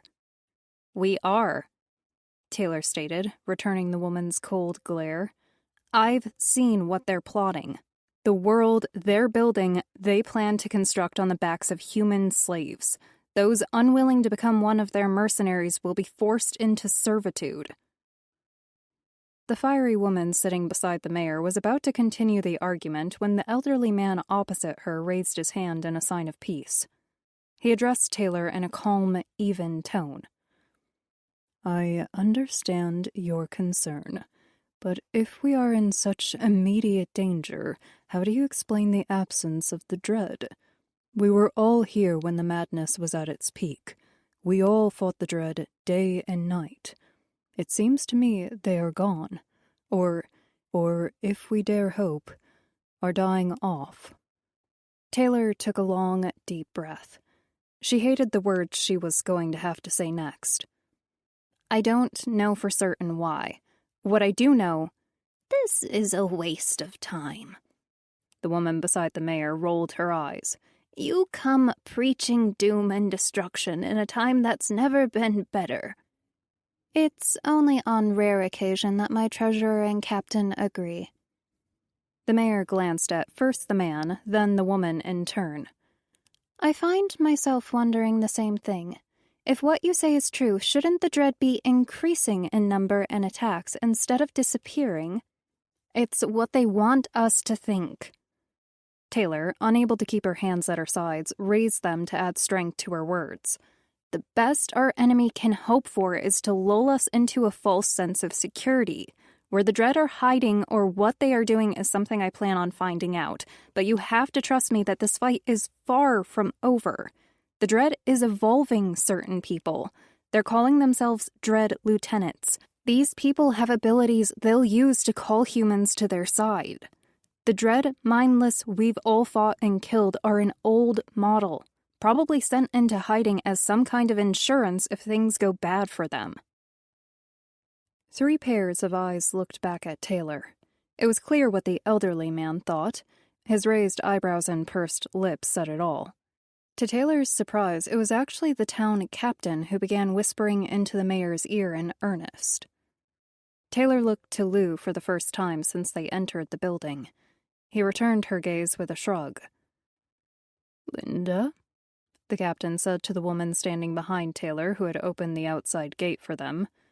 "You can take your deputies outside." "Are you sure, Captain?" the woman said with a confused look to her superior. Taylor caught a scowl across the eyes of the mayor. "I mean, yes, right away." Linda motioned to the other 3 guards to follow. "Should I leave as well?" Larry volunteered with a hard swallow. "I wouldn't want to get in the way of political matters or beheadings or whatever it is you plan to do next with these 2. I don't want you to get the wrong idea. I'm not their friend or anything. I don't even like them, really. Can I just go?" "No." The mayor fixed him with a stern glare. "It's better you stay for this, Larry. I trust you." Larry smiled weakly, clearly trying to hide the fact that he'd rather be somewhere else. "What is it I don't know?" the treasurer asked as the sheriff and deputies exited and the doors to the hall slid shut. "Kimberly?" The mayor signaled to the woman by her side. "Inform Chris and Larry what you saw." The hardness to the woman escaped the captain like air being let out of a tire. Fear wasn't quite the right word for her expression. It was more like respect for the unknown. She licked her lips, searching for the words. "You saw one of them, didn't you?" Lou said. "You saw one of these dread lieutenants." I don't know what I saw. Kimberly lifted her eyes, searching the rafters, as if somewhere they were hiding the words she needed. I was out on the North Patrol a few weeks ago. It was twilight. The sun was in that part of the sky where it couldn't decide if it was completely lost to the horizon just yet. I'd already sent my men back to Great Falls. Our patrol route had ended, but there was some kind of feeling that told me I needed to ride on to the top of this hill. I don't know why, but I listened to it, and when I reached the peak I saw something I can't explain. It was clear recalling the memory was difficult for Kimberly. She was playing with her tongue across the inside of her mouth, as well as swallowing and trying to regain lost saliva. Taylor took the moment to reevaluate the mayor and her staff. Chris was looking on wide-eyed, the mayor herself thoughtful, Larry about to burst, his mouth so wide she thought he would pop his jaw. Any idea of this being some kind of trap was gone. Kimberly was having too difficult of a time relating the facts to be acting. Chris and Larry too caught up in the story to be faking. There were thousands of them, maybe hundreds of thousands, marching through the plateau, barely making a sound. How do that many beings move with so little sound? Kimberly cleared her throat before shaking her head and moving on from her own unanswered question. The lights they held were a mix of torches, lanterns, and flashlights. For some reason, my eyes were drawn to one man in particular. I was too far away to see details, but he was tall, wrapped in blackness, like the stuff was swirling around him, and I swear, he saw me. In that moment, I felt like I was being held down in a bucket of ice water. Like I couldn't move. Even my horse went rigid. Every muscle in his body tightened underneath me, as if he too was being held in place. I don't know how much time passed, but by the time I could snap out of it, they were gone. Why was I not immediately made aware of this? Chris was the first to find his voice. Barbara, I should have known. I've counseled your mother and father before you, and now you to the best of my ability. But how can I offer sound advice if you withhold the truth from me? The man and his group moved on. There was no need to worry the town. I've had riders out every day since. There's no sign of them, the mayor said with finality, as if that was the end of that particular conversation.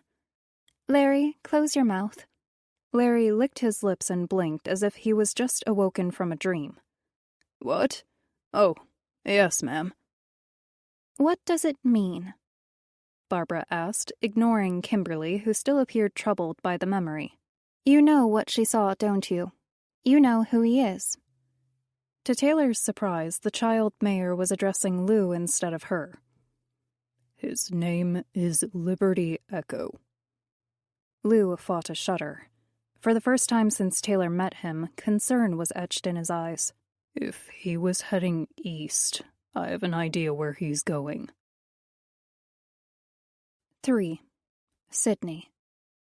This is miserable, like some kind of weird punishment miserable.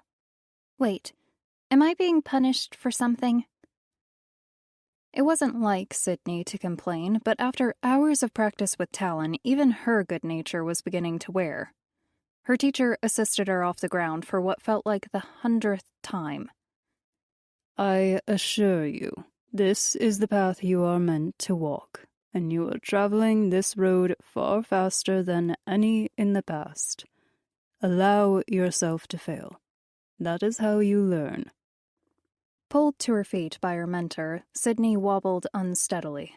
It had only been a few short weeks since her transformation from a young girl into a teenager.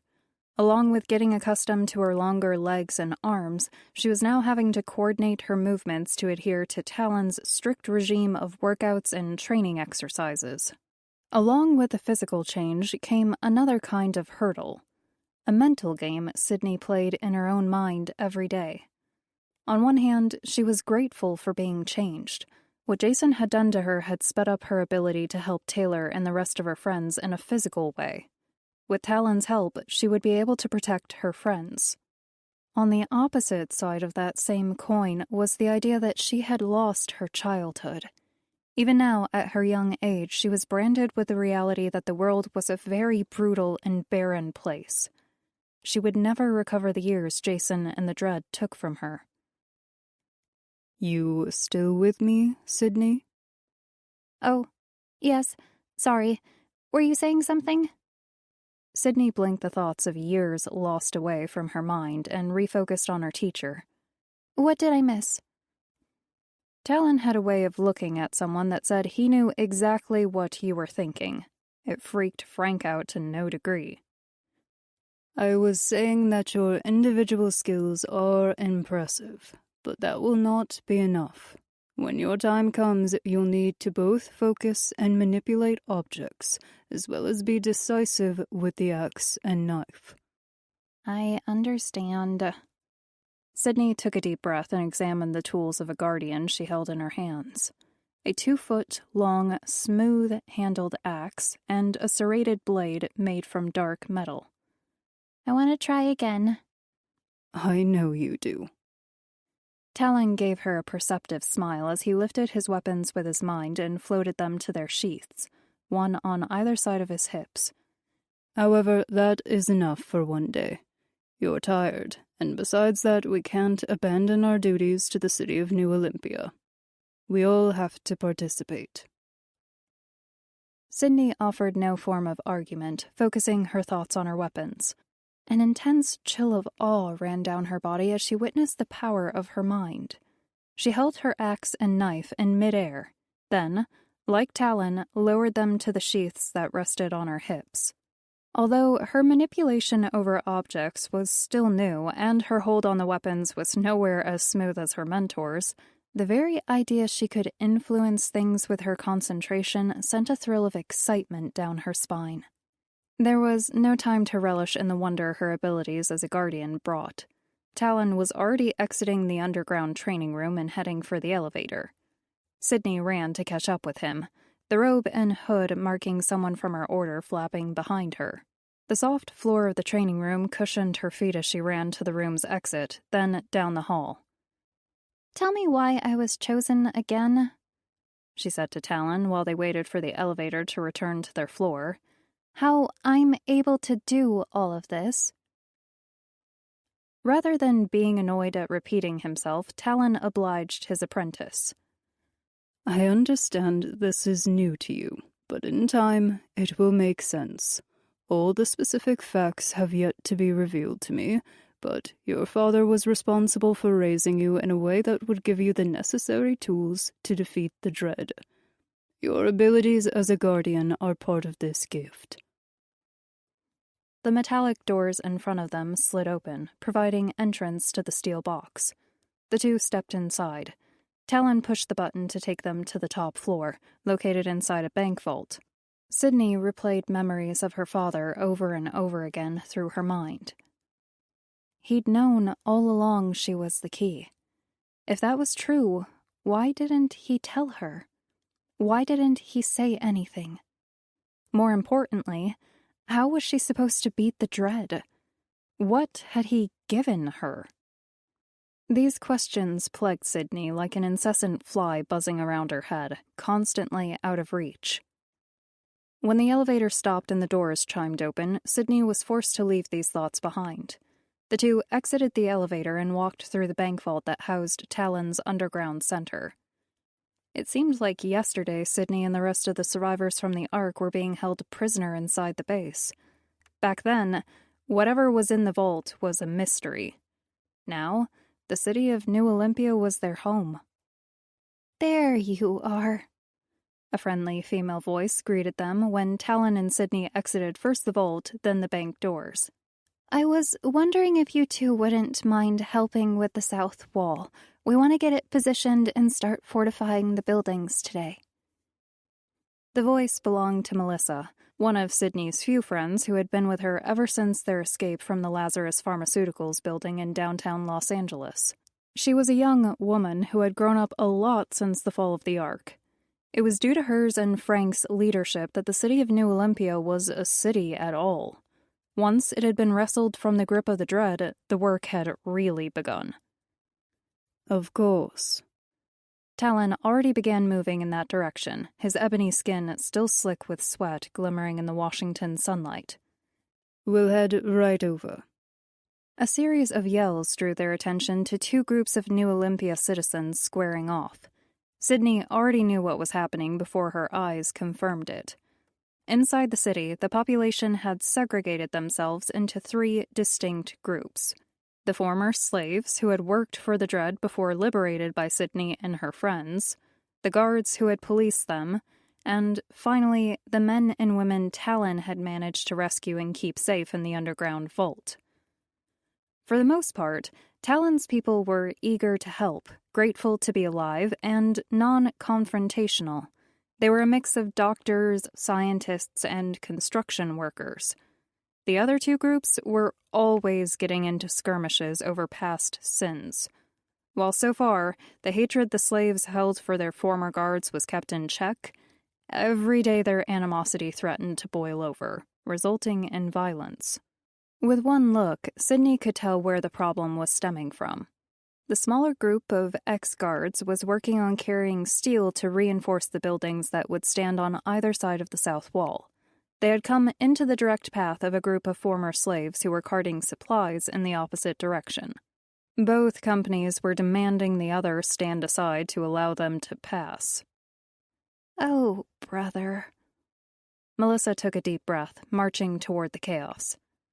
Please. Talon lifted a hand. Allow me. Be my guest.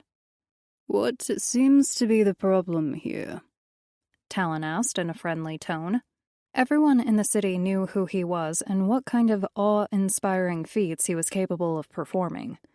With this came a kind of respect and fear of the unknown. Sydney was now also marked with the same sideways glances and whispers. The group silenced when they witnessed the large man walk their way. Sydney followed in her teacher's wake. She was positive Talon didn't need her assistance, but was unwilling to stand by and do nothing. These slave traders think they're still in charge. They won't move out of our way. Sydney recognized the bearded man who spoke. His name was Mark. He was one of the leaders of the freed slaves. He, along with two others, had been elected to give their people a voice in the town meetings. What? It was one of the former guards who Sydney had seen before but didn't know his name. Whoever he was, he had a look of disgust clearly written across his face. That has nothing to do with it. We're carrying heavier pieces of material. You should let us pass first. Everyone, put down what you are carrying and line up in front of me. Both groups looked at Talon as if he were crazy. No one moved. I know you heard me. Talon folded his arms inside his robes. I'll ask you again. Line up in front of me. Who made you boss? Line up? The guard who spoke for the rest of his group mimicked. He looked around in disbelief. I don't care who or what you are. We aren't children. Then you shouldn't behave as children. With a motion of Talon's hands, the steel sheets and the rest of the materials both groups carried were wrestled from their grasp and floated into the air. Gasps of shock escaped the throats of members from both sides of the conflict. Hundreds of pounds of construction supplies hung in the air above their heads as if they were held by invisible hands. Even Sydney was amazed at the ease with which Talon lifted the heavy pieces. She understood how much mental power it took to lift her knife and axe. She couldn't begin to fathom the power and control needed to lift such objects. Talon did all this without showing anger. Do I need to ask you again? Immediately, every person within hearing range ran to do his bidding. Bodies were jostled and shoes skidded into place, 2 lines forming across the pavement. Sydney had to hold herself in check when she, too, almost ran to obey Talon's command. Good. Talon lowered the objects to the ground as gently as he would a child into her bassinet. So, let's begin acting like we're one group of people fighting for our lives instead of angry children with petty agendas. 4. Valerie. The structure was awe-inspiring. Even after living weeks in its many chambers, Valerie Spear was only beginning to grasp its scope and size. Shining black stone was laid brick after massive brick to construct a true wonder of its time. The fortress of the Dread Nation was christened the Temple. Ironic that it was erected in the once same-named city of Temple, Texas. It was indestructible and filled with a sense of power Valerie was still trying to understand. The battlements were so tall and thick, the gates so heavily guarded, it was left to the imagination how even the greatest militia could pose a threat to such a place. If the stronghold itself wasn't impressive enough, there was the standing Legion of Dread Mindless that stood sentry outside its walls. As far as the eye could see, in every direction, hundreds of thousands of unmoving dread stood waiting and ready. It was like looking across the ocean, if the ocean had been made up of rotting skin and eager teeth. One morning, while Valerie was standing spellbound by the sheer number of dread outside the walls, her host came to pay her a visit. Sheila was the Dread Lieutenant entrusted by Liberty Echo himself to oversee the building of the temple. It was under her rule that thousands of human slaves toiled every day to complete the bastion. It was under her orders that human mercenaries were manipulated with promises of power and fame to keep their slave counterparts in check. I see you're enjoying the view. Sheila joined Valerie to stare out into the seemingly endless throng of dread. I have to admit, it's impressive. More than that, Valerie said with a sharp exhale. It's beautiful. The idea we can recall all the mindless dread here, and humans will still wipe themselves out. It's inspiring. Yes, and not even all the mindless have been called back to the temple. What did you say? Valerie moved her eyes from the horde below to give Sheila her full attention. There are more mindless than even this. Where? Where would the rest go? Sheila's sharp features twisted into a smile. Oh, yes. When the Dread first entered Earth, millions were turned worldwide. What we see here is merely a drop in the bucket. The rest of the mindless were sent to wait for the day they may be needed. They have retreated to the only place large enough to house them, the depths of the oceans. How absolutely perfect! Valerie filled her lungs with a heavy breath of contentment before exhaling. The very idea of the dread will begin to fade from mankind's memory. Will lull them into a false sense of security, the whole time playing them like the puppets they are. That's right. Unless those few among them who know the truth manage to convince others. It will never happen. You sound so sure. Sheila adjusted the purple robe that came to a revealing slit down the left side of her leg. Liberty doesn't share your faith. Even now he's out with the army exterminating any human or elite settlement that thinks they stand a chance. Valerie paused to think on Sheila's words. It was true. Deep down, she truly doubted anyone could resist the annihilating force the Dread had become. Still, an image of Taylor Hart appeared in her mind. The impossible woman whose skin could stop a bullet, who could throw death from her hands. There may be a hiccup in our sentence of domination. Valerie's mind was already working on ending the conversation and getting back to work on her experiment. but she will soon be dealt with. A hiccup? Sheila asked, intrigued. Are you talking about the elite state, or perhaps the roving guardians established by the Nephilim? I can assure you, Liberty has plans for them. No. Valerie bit back the many questions she had about the elites and guardians. They would have to wait for another time. She had work to do. If you would excuse me, all this talk about our plans progressing has me eager to return to work. Of course. Sheila moved, ushering Valerie back into the fortress. When are you going to share exactly what you've been working on in the dungeons? I have to admit the screams emanating from the bowels of the temple have our human mercenaries on edge. Valerie was already walking down the long battlements, heading for the extensive stone steps that would see her below.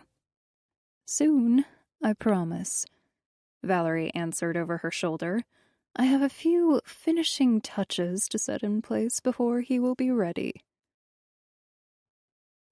She wasn't lying, at least not fully. The screams coming from her underground laboratory did belong to her test subject. The gray haze of prevarication came with everyone, including Sheila, thinking there was only a single test subject. The truth was that Valerie couldn't afford to put all her eggs in one basket. She had to pursue multiple avenues of experimentation if she was going to accomplish her goal.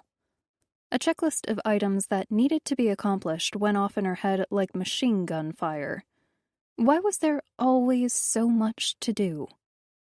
Her path took her down the long, sloping stairway that led to the main courtyard grounds, then into a side gateway and deeper into the temple. Whether decoration was still coming, or this was how the temple was supposed to look, Valerie had no idea. Most halls and rooms were bare. The only things breaking the monotony of the dull black stone everything was made of were inset lights along the ceiling and the occasional window that opened up to surrounding buildings. The first time Valerie witnessed the ordinary electric lights built into the medieval-like temple structure, she was caught off guard. Yet, this was their new world. A mix of the old and new would usher in a time of dread rule that would extend to eternity. Valerie's path was unobstructed from any other living being. All the humans, both mercenaries and slaves, were outside, the former ensuring Sheila's wishes were being followed, the latter breaking their backs to do the same. As far as Valerie knew, Sheila and herself were the only Dread lieutenants stationed at the temple. Liberty Echo had taken the others with him in his conquest of the remaining few settlements, insisting on rebelling against the Dread's will. Soon, Valerie was descending yet another long spiraling staircase into the underbelly of the temple. It was a section originally reserved for prisoners, but due to the need of working slave labor, there was never anyone below. When Valerie first reached the temple weeks before, she wasted no time in setting up her laboratory. As she traveled deeper into the temple, she detected a new noise. Before, silence reigned, her footfalls the only thing interrupting the total still in the air.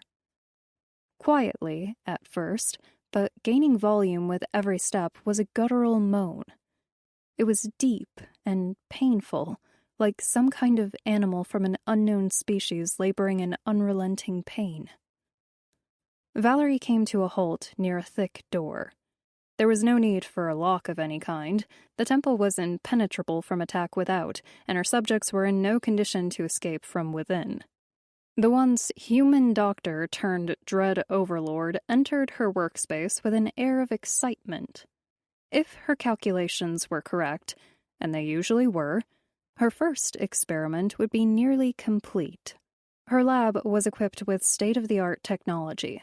Against the backdrop of the temple, it joined the electric lights, appearing totally out of place.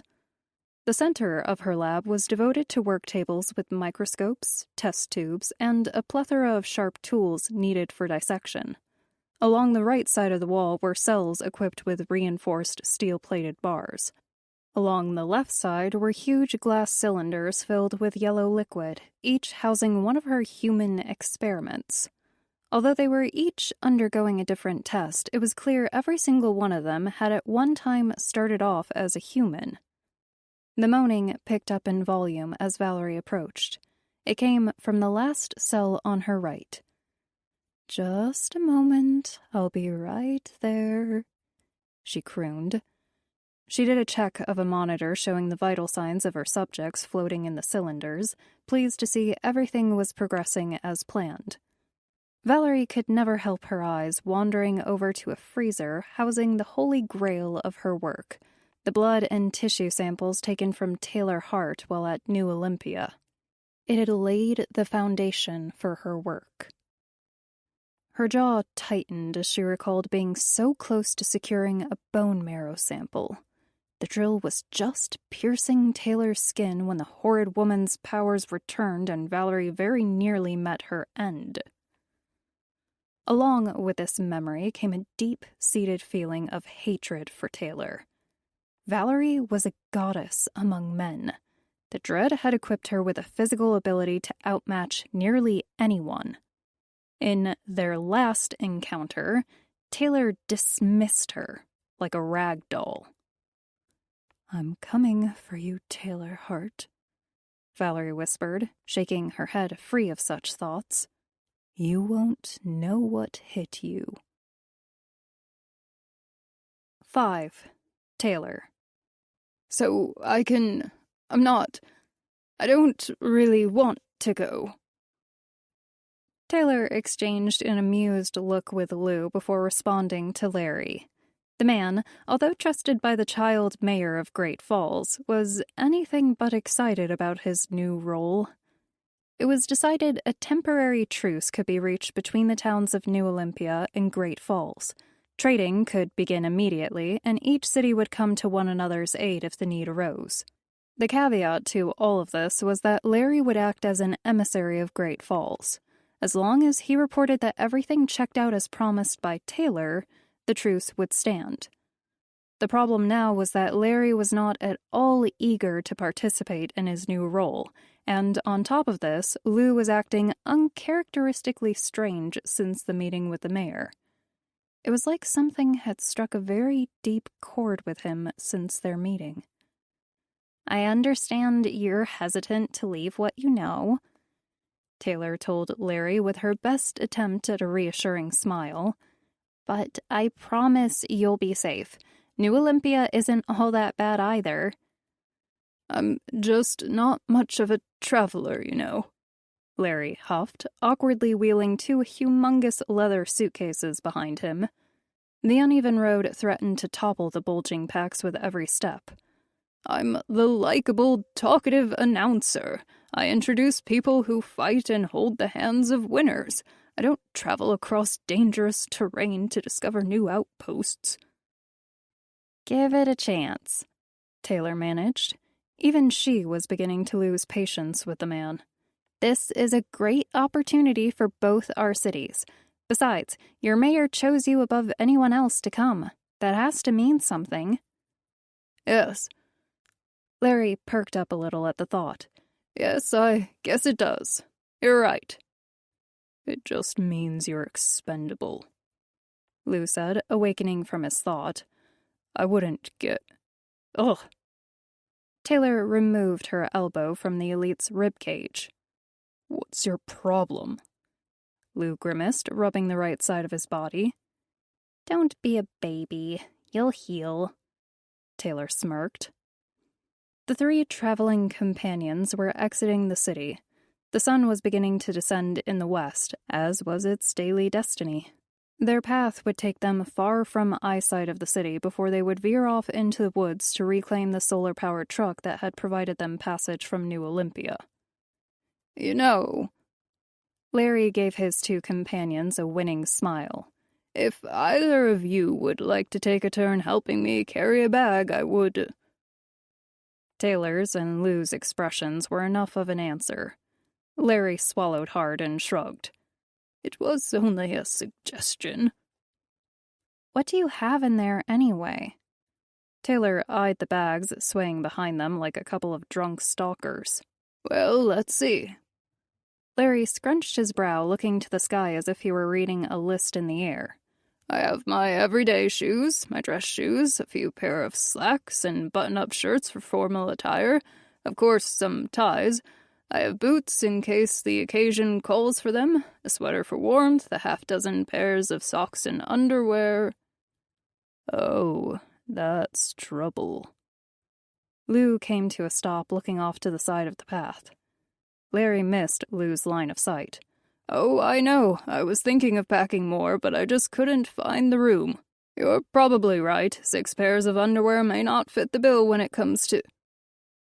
Taylor placed a hand over Larry's mouth. The rest of whatever he was going to say was lost in an inaudible mumble of words. With the same hand, she turned his chin toward what she and Lou were already sizing up. Off to the side of the road, near where they had hidden the truck, was a group of armed men and women. Most of them carried firearms, with a few swords and bows added in for good measure. There were 8 that Taylor could see, perhaps more in the forest. The undergrowth was so thick at this part of the road it was impossible to tell definitively how many there were. Each member of the group wore a yellow bandana with a bleeding eye stenciled in red somewhere on their body. The group of strangers noticed Taylor and her friends a second later. In the space of a breath, weapons were pointed in their direction. "You know these guys?" Taylor asked Lou, already moving to shield Larry as best she could with her body. Larry stood still, as if he were rooted to the spot, a look of panic on his face. The Brotherhood. Lou slowly reached behind him for the saber that poked over his right shoulder. They're the 2nd largest band of mercenaries next to the Reckoners. You got to handle Big T in the cage. I've got this one. Taylor was torn. She knew allowing Lou to take the lead would end in bloodshed. She also realized their loose alliance with Great Falls depended greatly on Larry's safety. If anything were to happen to him while under her care, the alliance could come crumbling down around her. "Go ahead," Taylor told Lou, barely above a whisper. "Remember, our goal here isn't to get in a fight. No need to expose our abilities if we don't need to." Lou grunted an affirmative. The muscles bulging across his tensed back, the saber already drawn as he advanced, all told Taylor death was the only way this encounter would be decided. "We don't want any trouble," Lou said in a calm, even tone. "We just want what's ours and we'll be on our way." The members of the Brotherhood looked to a scarred woman wearing the bandana of their order across her forehead. "I'm sure you don't want trouble. And you'll have none if you tell us how to power up that truck you left in the woods." "How do you know the truck is ours?" Lou asked. "You hit it well." The woman's lips split with a crooked grin. Yellowing teeth showed past the cracked skin on her dirty lips. "Nobody else would have found it. It was only by accident we stumbled across the thing. One of my men had to take a leak in the forest. Now, like I said, give us the keys and we'll be on our way." "And if I say no?" Even from her spot behind him, Taylor could picture the resolve in Lou's eyes. For the many reasons she couldn't stand him, his determination and loyalty were 2 of the reasons Taylor would always make room for him in her life. "Oh, my," Larry wheezed from his position behind Taylor. I think I may be having a panic attack." "This banter is boring me." The woman in charge of the mercenary group emphasized her words with a fake yawn. "Take them. The Dread are always looking for more slaves." It all happened so quickly Taylor had trouble tracking the movement with her eyes. There were 8 members of the Brotherhood, but against Lou their numbers could have been tripled and the same result would have proven true. Leveling their weapons at Lou, the group advanced. Instead of waiting for them to come, the Rage Wolf closed the distance between the 2 factions with an impressive jump. Channeling his elite gene gave him unnatural strength and speed. One moment, he was 5 yards from them, posing little to no threat. The next, he was among them, decapitating and maiming with every strike from his saber. Screams shattered the otherwise peaceful evening. Lou targeted the members with firearms first, dispatching them in the space of a few seconds. With speed that would make even a cheetah envious, Lou was finished. All around him, bodies lay broken and bleeding. Taylor had no desire to see humans carving up other humans while the real enemy skulked in the shadows, but in a world such as their own, what other alternative was there? She wasn't going to allow them to take her or anyone else she cared about as a slave. Movement made Taylor abandon this line of sight. Larry was bent over, hands on his knees, relieving himself of his last meal. "Take it easy." Taylor placed an awkward hand of comfort on his back. "You're safe." Lou was cleaning his blade on a scorched section of grass. The crimson red came off in heavy smears. "I gave them a chance to surrender." Lou didn't raise his eyes to meet Taylor's. "It wasn't personal. I didn't take joy in it. It's necessary." It was clear Lou was already preparing himself for another round of verbal sparring with Taylor. It was a conversation they'd had a dozen times before. Lou's belief that any enemy should be killed without question versus Taylor's standpoint that as many humans as possible should be spared to fight the real enemy. This wasn't the time or place to hold another debate. Larry was puking on the road. Lou had displayed skills that would need to be explained to their new ambassador, and they still hadn't even made it to the truck. "Later," Taylor told Lou, turning to check on their guest. "Are you all right?" Larry was wiping vomit from his mouth, shaking his head in disbelief. No, I'm not all right. I've seen a lot of killing, but nothing like that. What are you people?" Taylor looked to Lou, who gave her a shrug in return. "Let's get to our transportation and start the trip to New Olympia." Taylor took the lead, not waiting to see if Larry would follow. "Then I'll tell you everything." After an in-depth conversation on who and what Taylor and Lou were, Larry was fast asleep in the back seat of the truck. Taylor was steering the vehicle through the bumpy terrain of Montana, back to the city of New Olympia. There was no doubt something was bothering Lou. Never the talkative type, Taylor was having a hard time shutting the iron wolf up. "At least the truck was in one piece." He squinted out the windshield into the gathering darkness.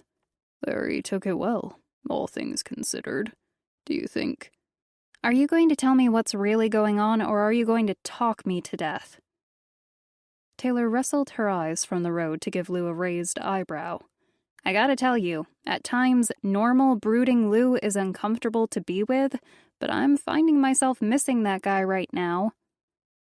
Lou scowled. "I'm fine. I don't know what you're talking about." He adjusted himself in his seat so he was looking out the passenger window. "Please, you're anything but fine. Since I've known you, this is the longest you've talked without prompting. There's clearly something bothering you. What is it?" A long pause followed. For a while, the only noise inside the cab was the road beneath their tires and the faint snores from Larry in the back seat. Taylor was beginning to think she had pushed Lou too far. Maybe the battle-hardened, saber-wielding elite human had more feelings than she gave him credit for. "It was what the mayor's captain had to say in Great Falls," Lou forced out. His voice was weary, as if every word was a struggle to push past his lips. "She saw Liberty Echo, and the bulk of the Dread Army headed east, toward New York, toward my home." "You don't know that for sure," Taylor said, finally understanding what had caused her friend so much concern. They could have been traveling anywhere. "No. Liberty Echo is doing what either you or I would do in his place. He's going to annihilate the best chance humanity has at fighting back. He's headed to New York to kill my people. My family." Taylor felt a pang of discomfort. not at hearing Lou talk about his feelings, but the idea that he had family waiting for him. It was a childish thought that made her wince, but she couldn't help wondering how close this family was. Was he talking about parents and a sibling, or something closer? Someone he loved? A girlfriend or wife? Instead of voicing her actual thoughts, she tried to soothe her friend with logic. Even if the Dread Army is headed there, it would take weeks to move a throng that size on foot. Maybe months, depending on the weather and terrain. Longer if they decide to stop and take strongholds along the way. Yes, but they're still going to arrive, Lou said, lifting his right hand to massage his temples. It's just a matter of time. They need to be warned. You're leaving. Taylor was forced to consider the idea of Lou's parting. She had never thought of the idea of Lou departing once he had come back to rescue them from the Dread in New Olympia. He was part of the group now, just as much as Melissa, Captain Martin, or Frank. I have to get word to them so they can prepare. Lou turned to look at Taylor. He caught her eye when she glanced from him to the road and back again. I'm sorry, Taylor. I wish I could stay and help you raise an army to fight the Dread. If you tell anyone this next part, I'll deny it all. But you're what this world needs. Someone to stand up and save those lost in their ways. Not someone like me killing his way to the end. Frank. What? Frank will find a way to communicate with your home in New York. There has to be some kind of working radio frequency or satellite still orbiting this Earth to speak with them. Lou sat quiet for a moment. Maybe you're right. Still, that doesn't answer the question of what we're going to do when Liberty attacks the elites. They're a group of warriors, each one of them capable of killing hundreds of the mindless Dread. But against the Dread lieutenants, against the sheer numbers of the army, I just don't know. We'll have to convince people to fight. Taylor refocused on the road in front of her with determination. We'll find a way. Taylor, Lou, and Larry finally arrived at the gates of New Olympia, witnesses to the strangest thing. Harmony amongst the workers, or at least the illusion of harmony. Taylor waved to the guards who opened the steel-reinforced gates for them to enter. In the few weeks since the base had been retaken from the Dread, work had already begun. The walls were being expanded and reinforced. The four corners of their compound were made up of tall buildings whose first few floors were being covered with steel plating. The tall buildings acted like towers for the compound. On Lou's orders, the walls were also being raised an extra few stories to ensure maximum safety from the outside world. It was a good feeling to be home. Taylor pulled into the sparse parking area made up of one other solar-powered vehicle, an SUV, and a handful of beating cars and trucks that ran off gasoline. She checked her rearview mirror to make sure Larry was still awake. Sure enough, their new emissary was wide-eyed and open-mouthed. "Would you mind introducing Larry to Melissa and having her set him up somewhere?" she asked Lou. "I'm going to take a look around and figure out why everything is so normal." Lou finished her thought.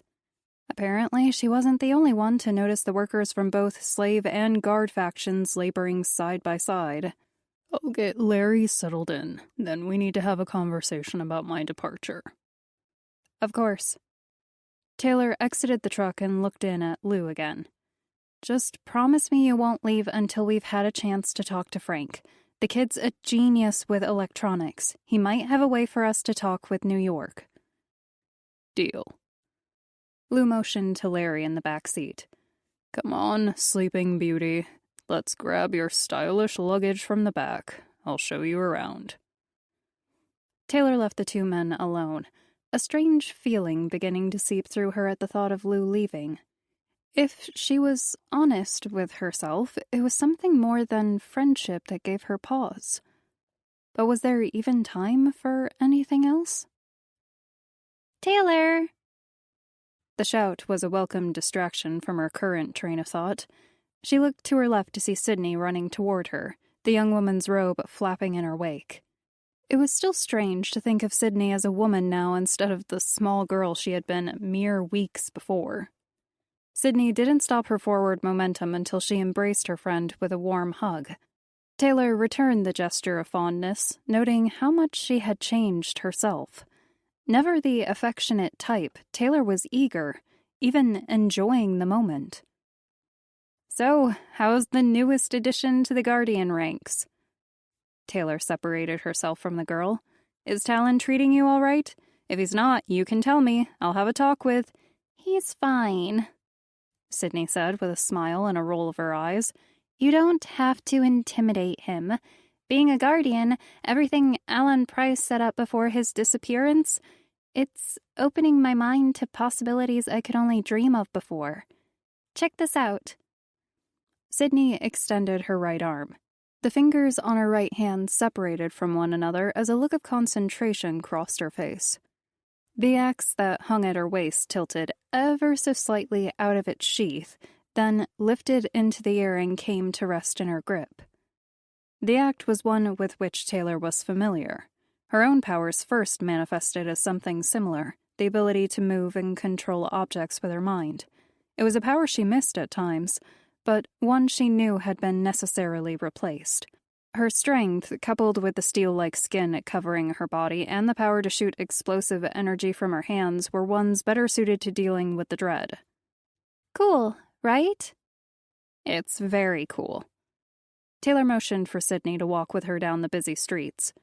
"What does Talon say about your progress?" "He says I'm moving along quickly, but I have a ways to go yet.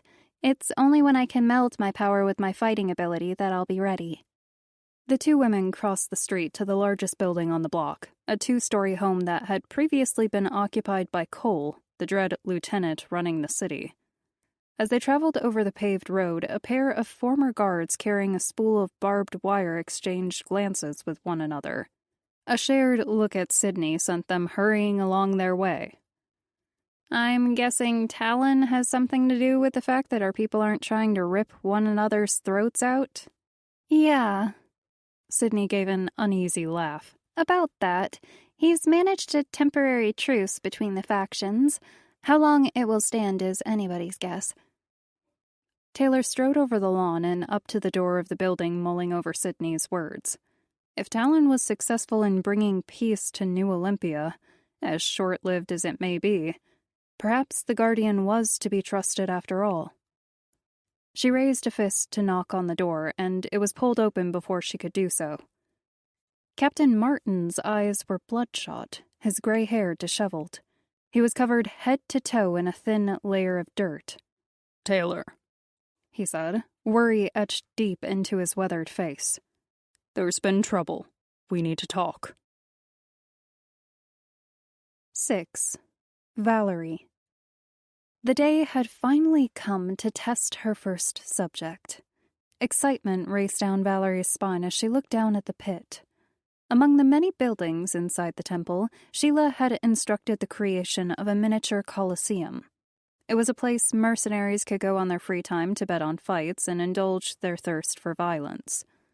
Infantile as they were, the human mercenaries employed by the Dread had to be kept in check. Approved entertainment was the easiest way to accomplish this. Today was different. Instead of roaring crowds and human combatants in the middle of the pit, a solitary figure more beast than man hunched. Its back was bent, with spikes protruding from the spine. A purplish-black hue extended from its elongated feet to its horned head. The only thing that spoke of its humanity was its eyes. They were the same eyes belonging to the man that had made his journey to the temple.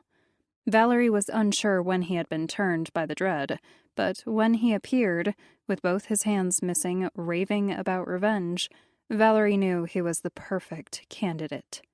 The Sergeant from New Olympia, reborn as Subject Zero, had undergone the very first rounds of experimentation.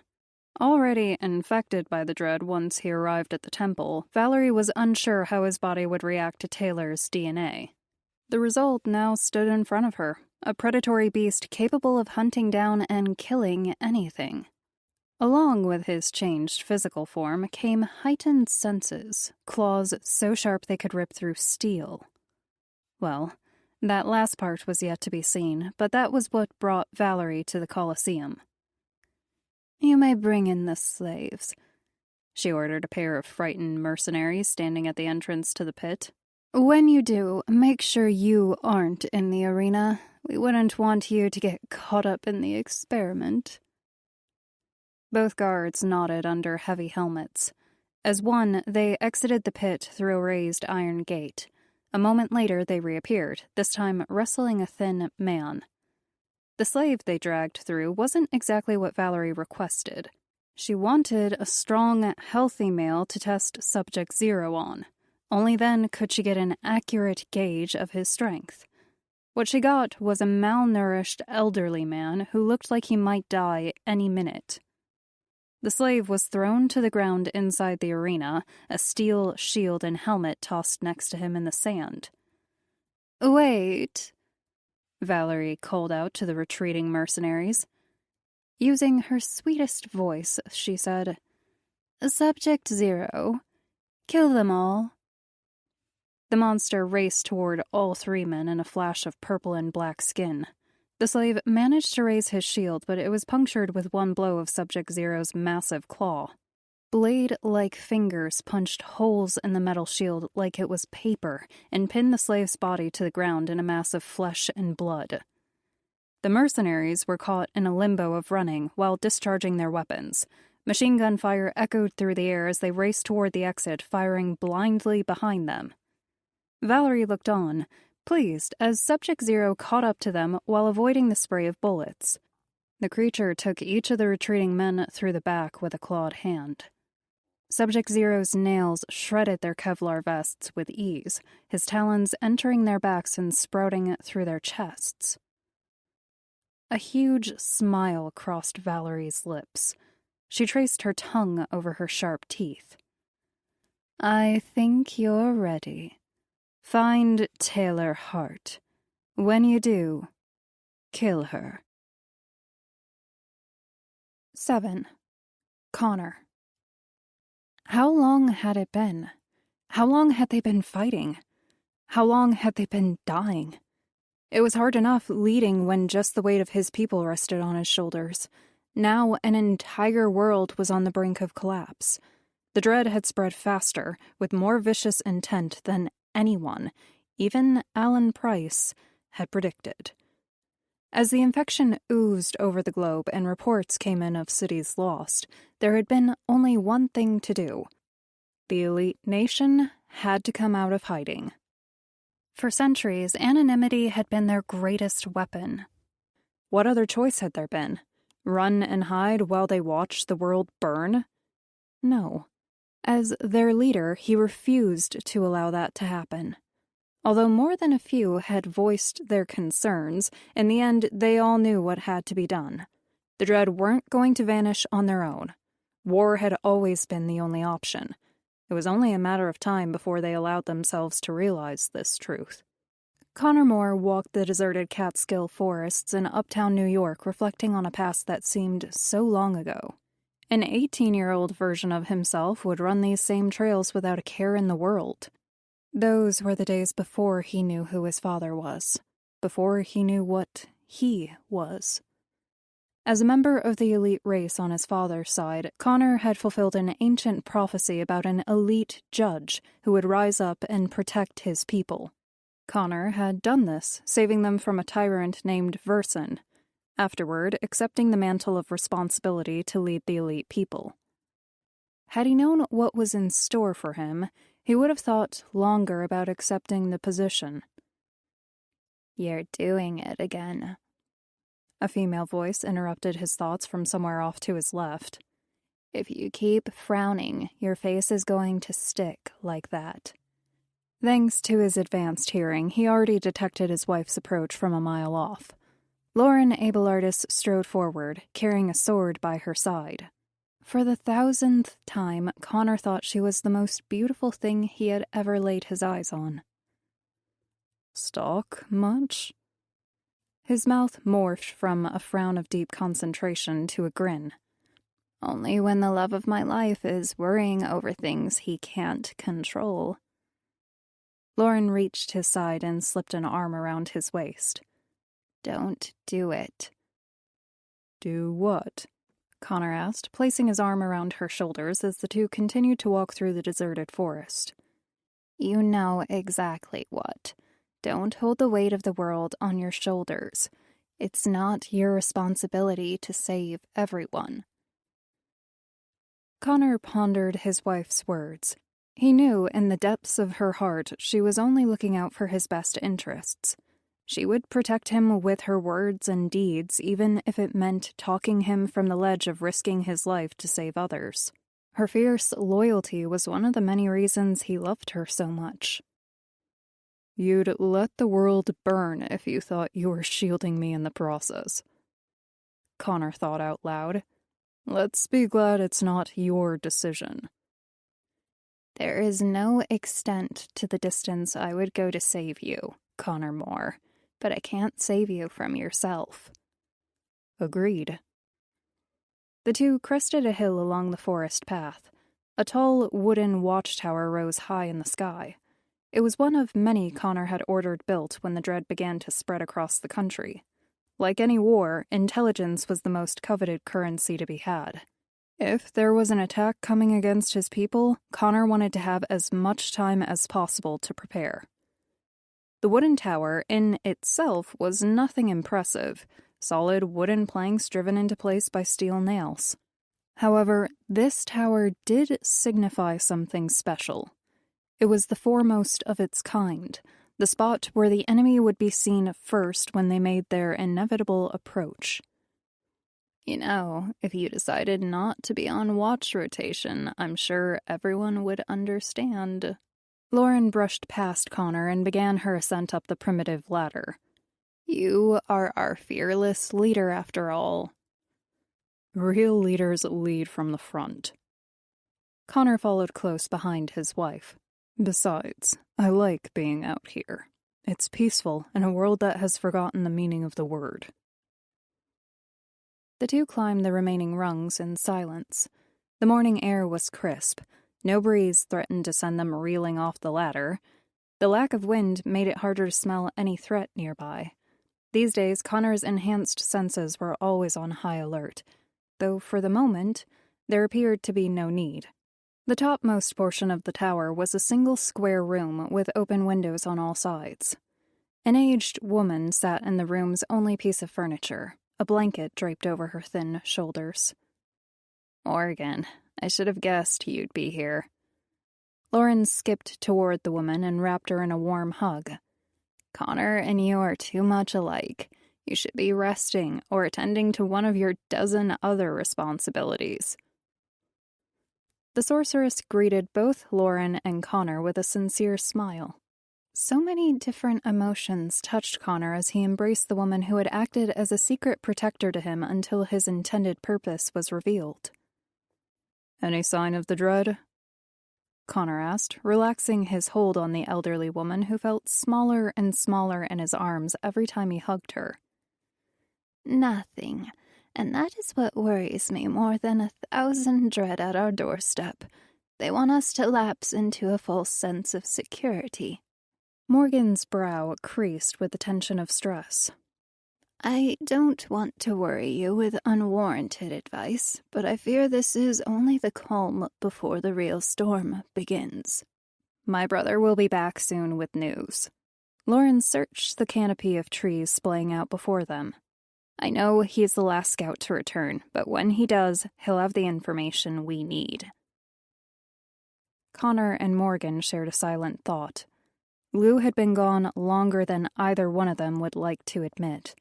It was clear something had happened to the elite warrior. Connor placed a reassuring hand on Lauren's shoulder. For a brief moment, she tensed under his touch, then relaxed. Wherever he is, I'm sure he's making his way back to us now. Connor said, following his wife's gaze out into the vast Catskill forest. Lou's a survivor. He can deal with anything. 8. Lou. I just can't deal with you right now.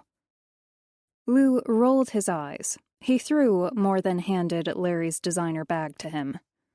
Larry looked surprised by the reaction. It was a simple question. Do you have dry cleaning here or not? Lou held the newly appointed ambassador from Great Falls eye for a moment, trying to decide if the man was joking. It was clear he wasn't. No, Larry. In what remains of the world, we don't have a dry cleaning service. Lou motioned to the inside of the house. This is the best we can do. I know it's not a hotel, but it'll keep you dry. This is more than adequate. Please, don't mistake my question for ungratefulness. Larry raised both hands in a sign of surrender, then opened his arms, taking in the inside of the house. I love what you've done with the place. This will do fine. Is this your home? It was designated as my sleeping quarters when we took over the compound, if that's what you mean.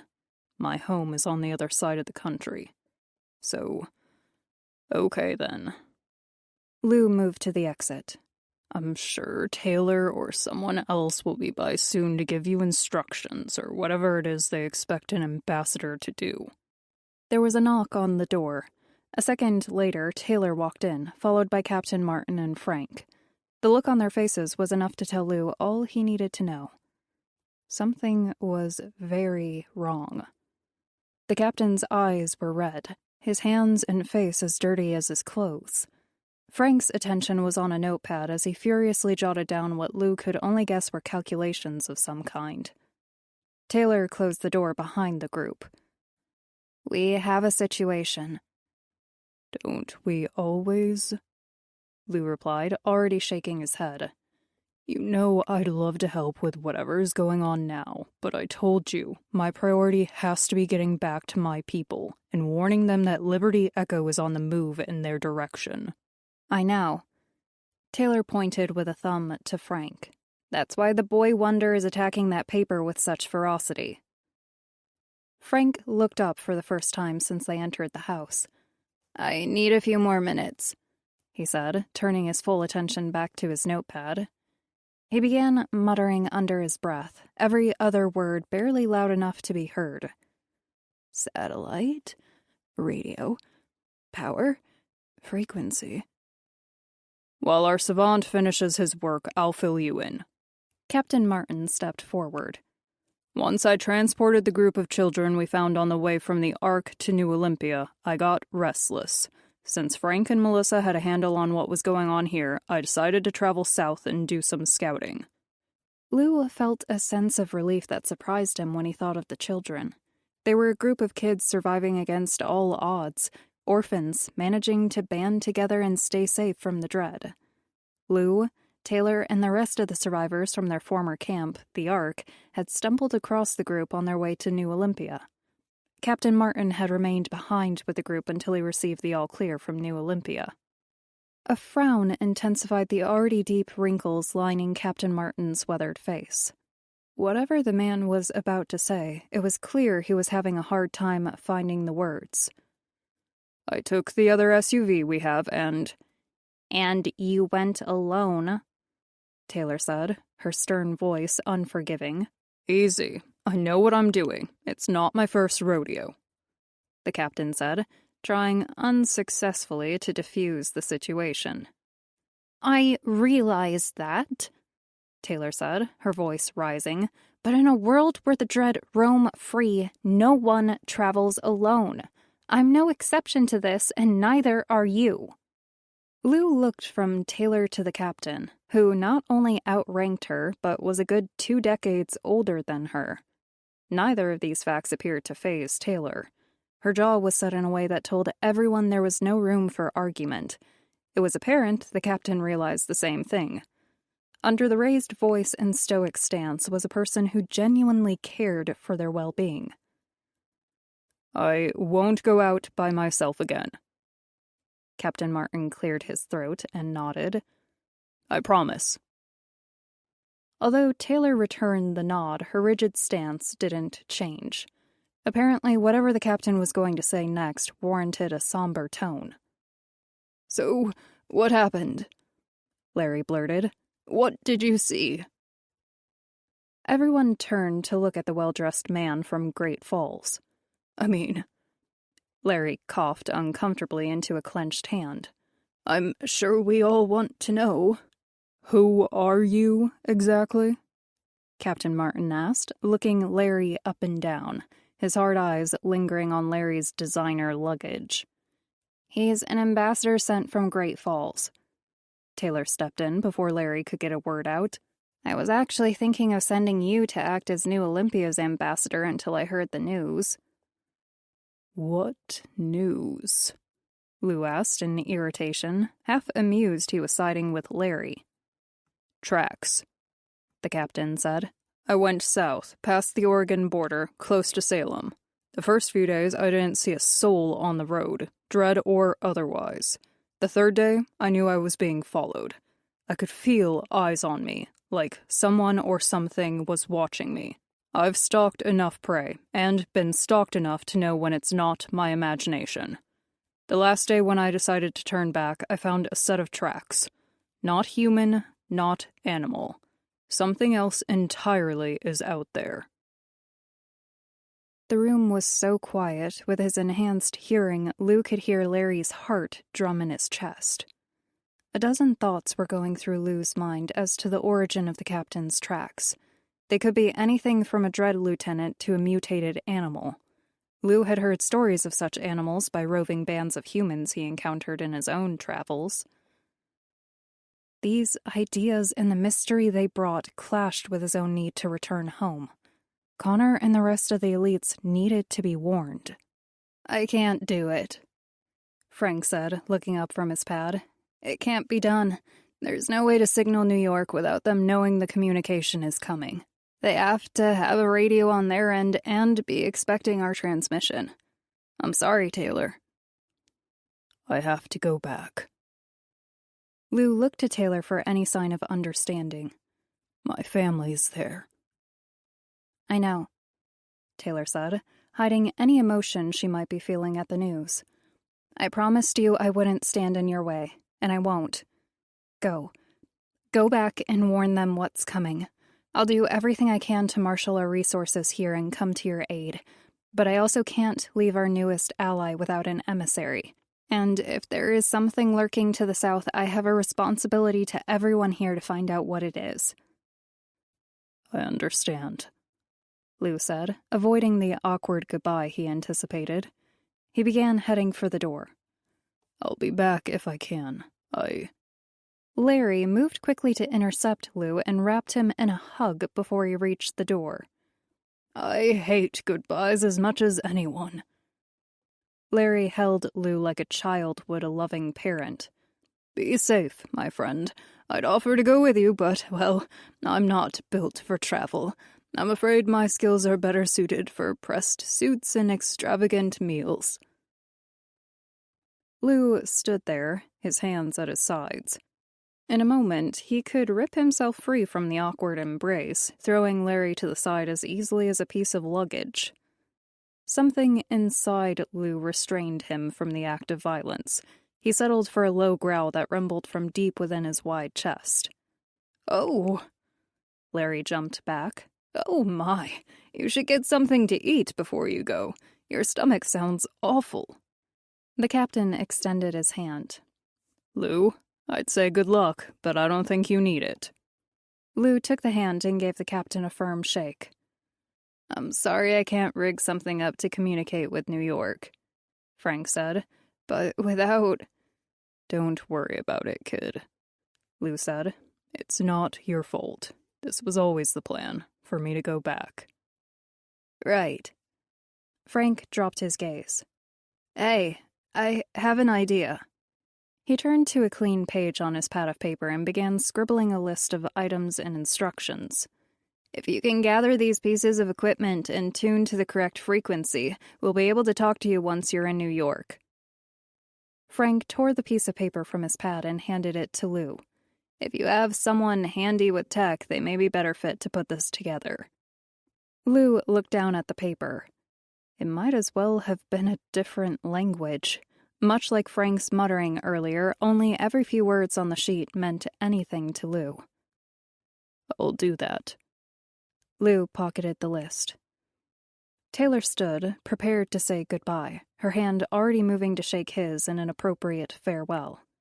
Although her body language was strictly professional, her eyes told an entirely different story. Taylor wasn't the emotional type. Neither was Lou. In a situation like this, Lou knew he couldn't leave words unsaid. Too many times in the past he had chosen the road of silence and come to regret his choice. Can you walk me to the gate? He asked Taylor, ignoring everyone else in the room. Of course. Taylor retracted her hand. Meet me at the vault in 10 minutes, she said to the other members in the room. We have to decide who's going to Great Falls and who's going hunting down south. The walk to the gate was more difficult than Taylor would have guessed.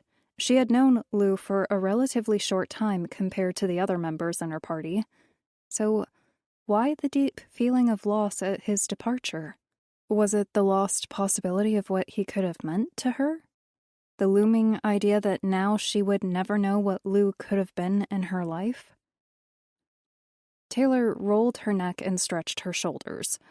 The stress of losing Lou, sending someone she trusted to Great Falls, leaving again to see what had stalked the captain down south, and a myriad of other responsibilities weighed on her shoulders like a 1,000-pound squat bar. Everything is going to work out, Lou said, walking by her side. If for no other reason than it has to. I'm fine, Taylor lied, looking everywhere else except at the elite. Everything looked more inviting than the conversation she was currently in. I can take care of myself. I know you can, but I also know the weight you bear. You remind me of my brother-in-law. He takes responsibility for everyone and everything around him. Taylor remained silent for the rest of the walk to the gate. Work was taking place all around them. The walls were being raised another 2 stories. The 4 buildings that acted as the corners of the square compound were being reinforced so no entry point, save for the front gates, could be gained from the outside. All in all, the workers seemed content to put up with one another. Despite this progress and the happiness Taylor knew she should feel, the stress of what was still left to be done pressed in on her.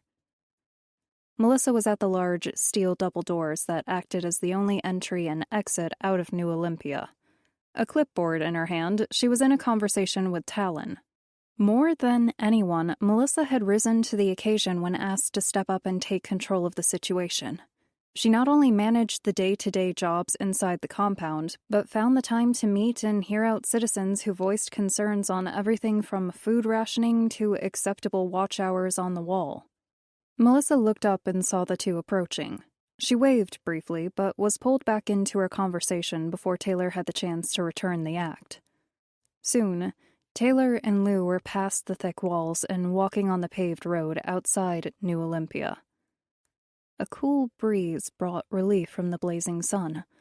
On an otherwise perfect day, a very difficult conversation loomed on the horizon.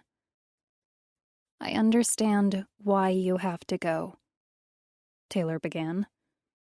I've left a lot of friends with things unsaid. I've lost nearly all of them. These days, regret isn't something I tempt. Lou stopped beside her, causing Taylor to do the same. The look in his bright green eyes spoke a lifetime of sadness, concern, worry, hesitancy, longing. It was all there, open for Taylor to do with as she willed. There are a lot of things I've done and haven't done that haunt me. There's a past that comes with me you don't even know exists. You're not the only one. Taylor took a step closer to him. Everyone has demons clawing at the basement door. It's almost a requirement if you want to survive the madhouse this world has become. But not you. Lou closed the distance between them so they stood no more than a few inches apart. You're the very best woman I've ever met. I have to go, but not because I want to, because I have to. With these last words, Lou leaned down and pressed his lips against hers. A tingling rush raced up and down Taylor as Lou wrapped his arms around her and held her close for a moment that felt far too short. When he released her, Taylor's eyes were still closed. She felt lightheaded and warm. I half expected you to throw one of those explosions from your hands into my chest. Lou teased, an uncharacteristic smile on his lips. That makes two of us. Taylor opened her eyes. Go. Warn your people. Hold on for as long as you can. I'll rally whatever forces I can and come to help. If we do have a chance, it's together. Together, Lou repeated. He turned his back and headed down the road alone. Taylor breathed a heavy sigh, allowing her to revel in the kiss one last moment before she assumed the crushing mantle of responsibility once again. How long had it been since she'd been kissed? How long had it been since she'd been kissed like that? She shook her head free of these thoughts, holding on to the memory and storing it away. Her walk back to the wall was short. Melissa and Talon were gone. A pair of armed guards gave her nods as she passed inside. So, you and Lou are a thing now? The voice was so unexpected Taylor jumped. Whoa, take it easy, Sydney said, climbing down from a ladder bolted to the inside of the wall. I didn't mean to spy on you, but I was on the wall on lookout when the smooching happened. He kissed me. Taylor was half amused, half embarrassed at being called out in such a direct way. An emotional defense mechanism she didn't know she possessed made her add, "He's just a friend." Let's agree to disagree, Sydney said wryly, falling in step. I think you and Lou would be great together. A feeling of unease washed over Taylor. She wasn't ready to have this conversation, even if it was with Sydney. I have to get to the vault, she said, walking faster. Great, I'll go with you. Nope, not this time. There was no doubt in her mind that if Sydney knew volunteers were needed for the expedition south, she'd raise her hand in a second. It's a private meeting. Oh, really? Sydney asked. It doesn't have anything to do with appointing an emissary to Great Falls or a dangerous journey south, does it? Taylor reached the steps leading to the bank doors everyone referred to now as the vault. She turned on Sydney, wondering how the girl had found out so much and had still been able to witness hers and Lou's goodbye kiss. Are you spying on me? Taylor crossed her arms, trying to decide if it was a serious question or not. Please, that new guy Larry talks so loud I could hear him from the opposite side of the street. He was heading with the others to the vault when I was going to the wall. A serious expression crossed over Sydney's usual playful smile. I need to be involved in this, Taylor. If Talon's right and I'm going to play an important role in what comes next, I have to know. Please, don't shut me out. As much as Taylor hated to admit it, Sydney was right. More than anything, she wished she could hide the girl away from the world, shielding her from any more pain headed her way. This was, of course, impossible, but Taylor wasn't ready to completely give in just yet. You can come to the meeting, but you're not going to Great Falls or on the expedition south. Talon wants you here to train anyway. Isn't that what you said? Sydney's head tilted to the side with eyes that said, Really? You're going to do me like that? Well, come on, slugger. Taylor playfully punched Sydney's shoulder. We have a meeting to get to. She headed up the steps and opened the door to the vault. The bank had been emptied of the customary teller windows and replaced with sandbags and defensive structures when the Dread regime had taken over. Since then, Melissa had converted the building into a kind of town hall. A large table sat in the middle with chairs all around it. Everyone was already in attendance. Melissa and Frank sat next to one another, their chairs too close, smiles hinting at something other than friendship. Despite her own loss, Taylor was happy for the two. Melissa had also lost someone close to her during their escape from the Ark. Frank had grown since the time Taylor met him, changing from a self-centered boy genius to a young man leading the city of New Olympia toward the future. Captain Martin and Larry sat in chairs talking with one another. Talon stood in the dark robes of his order, hands clasped behind his back, staring out a window. Has the captain filled you in? Taylor asked Talon and Melissa. She was surprised she didn't feel more taken back by the presence of the Guardian. Talon had never been anything but trustworthy and forthright since their meeting. Despite this, Taylor found a deep-seated distaste for the man. He embodied everything she was trying to shield Sydney from. He has.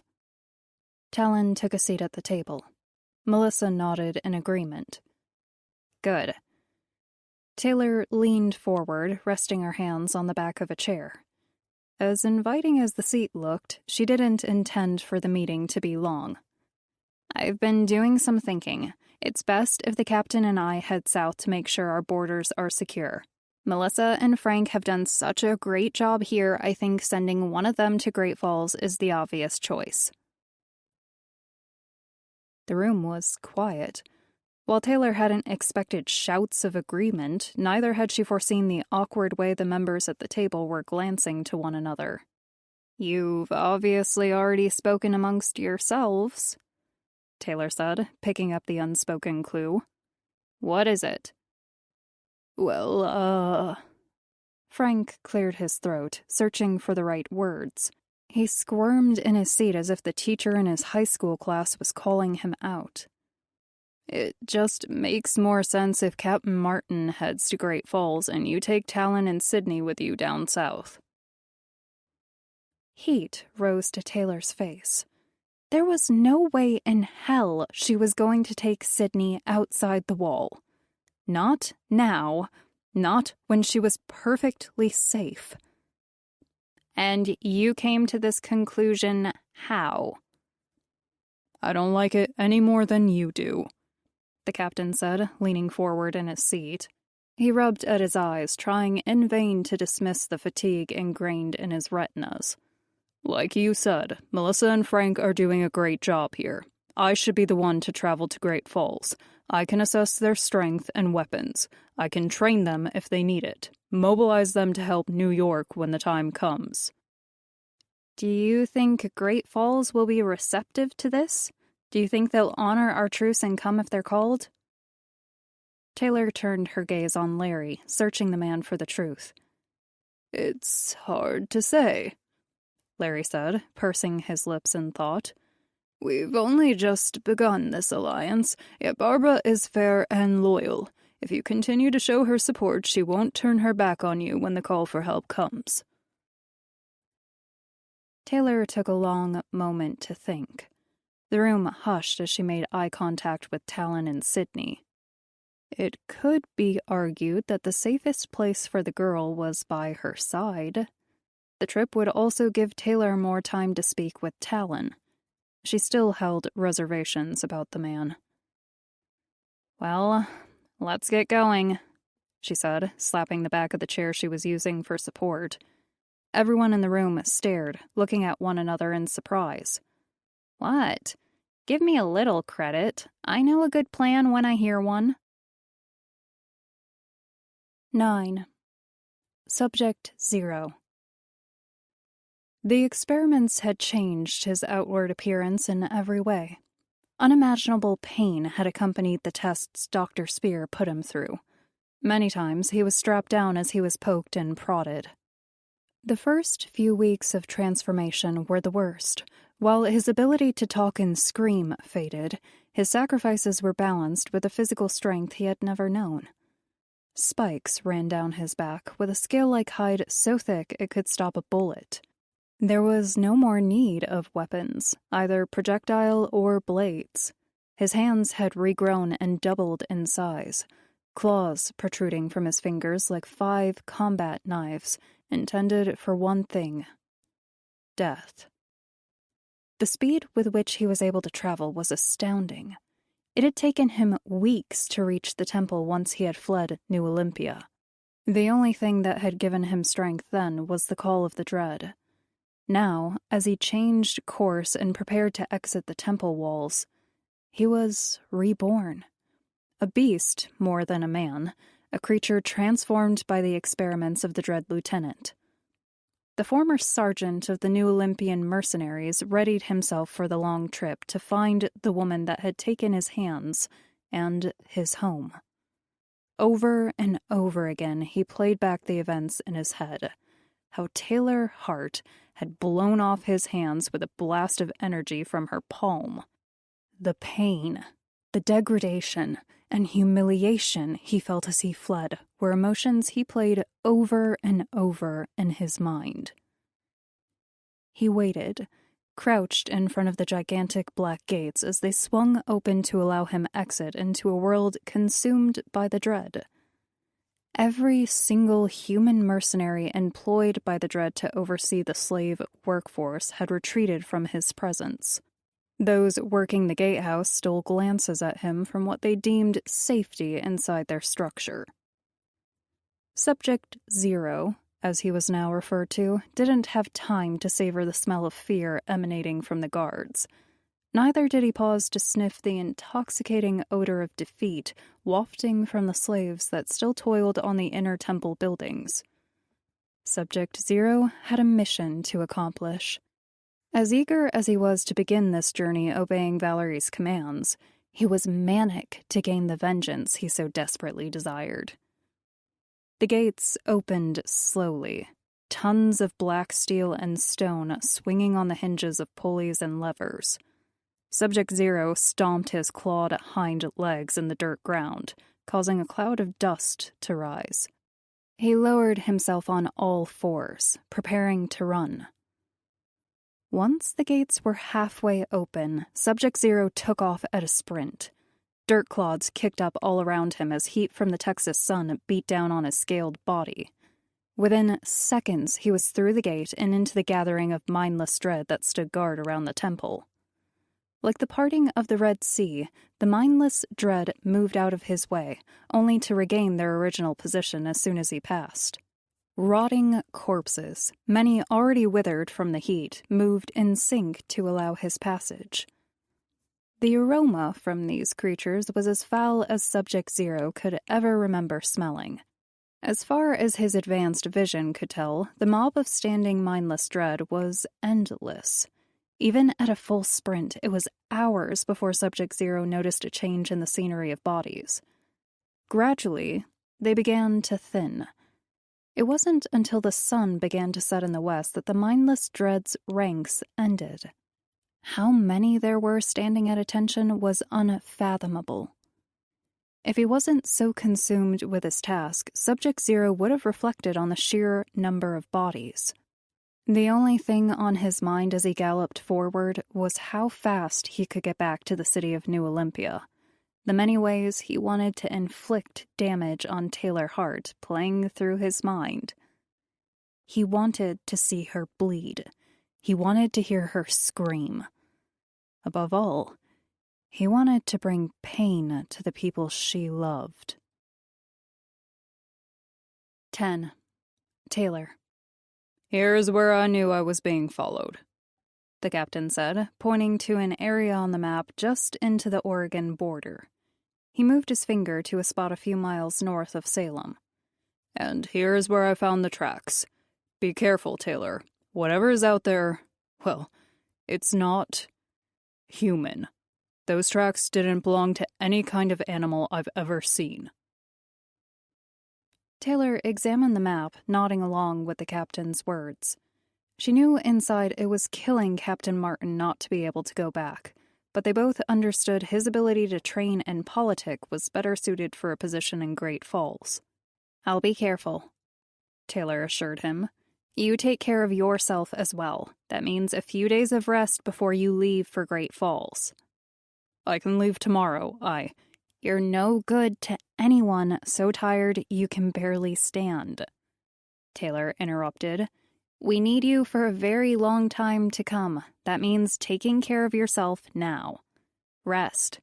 That's not a request." "I'd argue with you if I could keep my eyelids open long enough to do so." The captain smiled. "A few more hot meals probably wouldn't hurt either." "Definitely not." "All right, then. I'll rest for a few more days, then head out." The captain paused as if he were trying to decide whether to say something or not.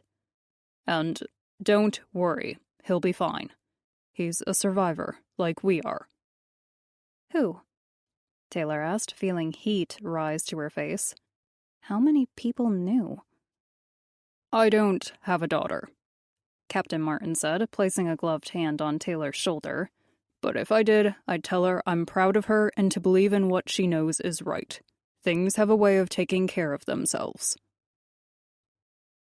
Without another word, the captain left. "Ready to get going?" Sydney asked. "Yeah." Taylor stretched in the morning chill. It had been a night full of tossing and turning, and the last thing she wanted to do was ride all day through bumpy roads in an SUV, but it was what had to be done. "Is everything loaded?" "Loaded and ready." Sydney produced a meticulous list from her pocket. Taylor stole a glance. All the check marks, perfectly drawn lines, and stars made her eyes glaze over. "Did you find highlighters to color coordinate your list?" "Sure did." Sydney checked her list one more time before pocketing the note. "Can't be too careful these days. I didn't want to miss any of the items you wanted packed." "Good job." Out of the corner of her eye, Taylor noticed motion. Frank and Melissa were slipping out of the same house, the early morning sun causing them to blink in its brilliance. "Hey, you two. Good morning," Sydney shouted and waved. "Early morning meeting, huh?" Yeah," Frank said, rubbing the sleep from his eyes. "We were just getting together to talk about the presence of... the better situation we have..." "Between the citizens of New Olympia," Melissa said to a thankful Frank. "Yeah, that's it." Frank struggled to find something else to talk about, his eyes moving rapidly over the two travelers. "I'll have the radio up and running by the time you get back." "Sounds good." Taylor internally chastised herself for not starting on the project sooner. What she wouldn't give to have Lou leave with a way to communicate with them. "Right," Frank said. "It's going to be touch and go for the first few tries. Hopefully we'll be able to talk to New York soon. You can rest assured I'll be working on our signal day and night." "I know you will, Frank." Taylor was about to say her goodbyes when a deep rumbling met her ears. Talon turned the corner driving the solar-powered SUV. In his dark cloak and hood, the Guardian looked out of place behind the wheel of the military-grade vehicle. "Well, I guess that's our ride," Taylor shouted over the screeching brakes as the vehicle came to a stop. "You two keep up the good work here. You're doing an amazing job." "We'll keep the place from burning down," Melissa smiled. "You three be careful out there. There's no knowing what could be loose." The SUV weaved around fallen trees and long-forgotten vehicles congesting the road. The going was steady but slow. Talon was taking the first shift behind the wheel, his skills as a driver impressive. They didn't come in contact with anyone, dread or human. It was as if the roads had been cleared to allow them passage. As the hours passed, short banter was passed back and forth between the three. Nothing noteworthy until Taylor caught wind of Sydney asking Talon what he had done before the arrival of the Dread. Oh, come on. You must have had a career in something, Sydney pressed. What were you before the arrival of the Dread? A teacher? An engineer? Before the Dread arrived, I instructed a corps of guardians. I taught them the ways shown to me by Alan Price, and sent them out to fight against the Dread. Talon said matter-of-factly. I've told you as much before. No. Sydney squirmed in the passenger side seat. I mean, before all of that, while the world was still talking about celebrity hookups and counting calories. Do you even remember that far back? Taylor chimed in from the back seat. You were pretty young yourself. Please, we had satellite TV. Sydney turned once again to Talon, not to be put off. So, come on, spill the beans. What was it? Something embarrassing? Nothing like that. Talon maneuvered around a boulder that had come loose from a hillside slope. I was a police officer. A cop? Sydney asked with a grin. That's cool. Why didn't you just say that?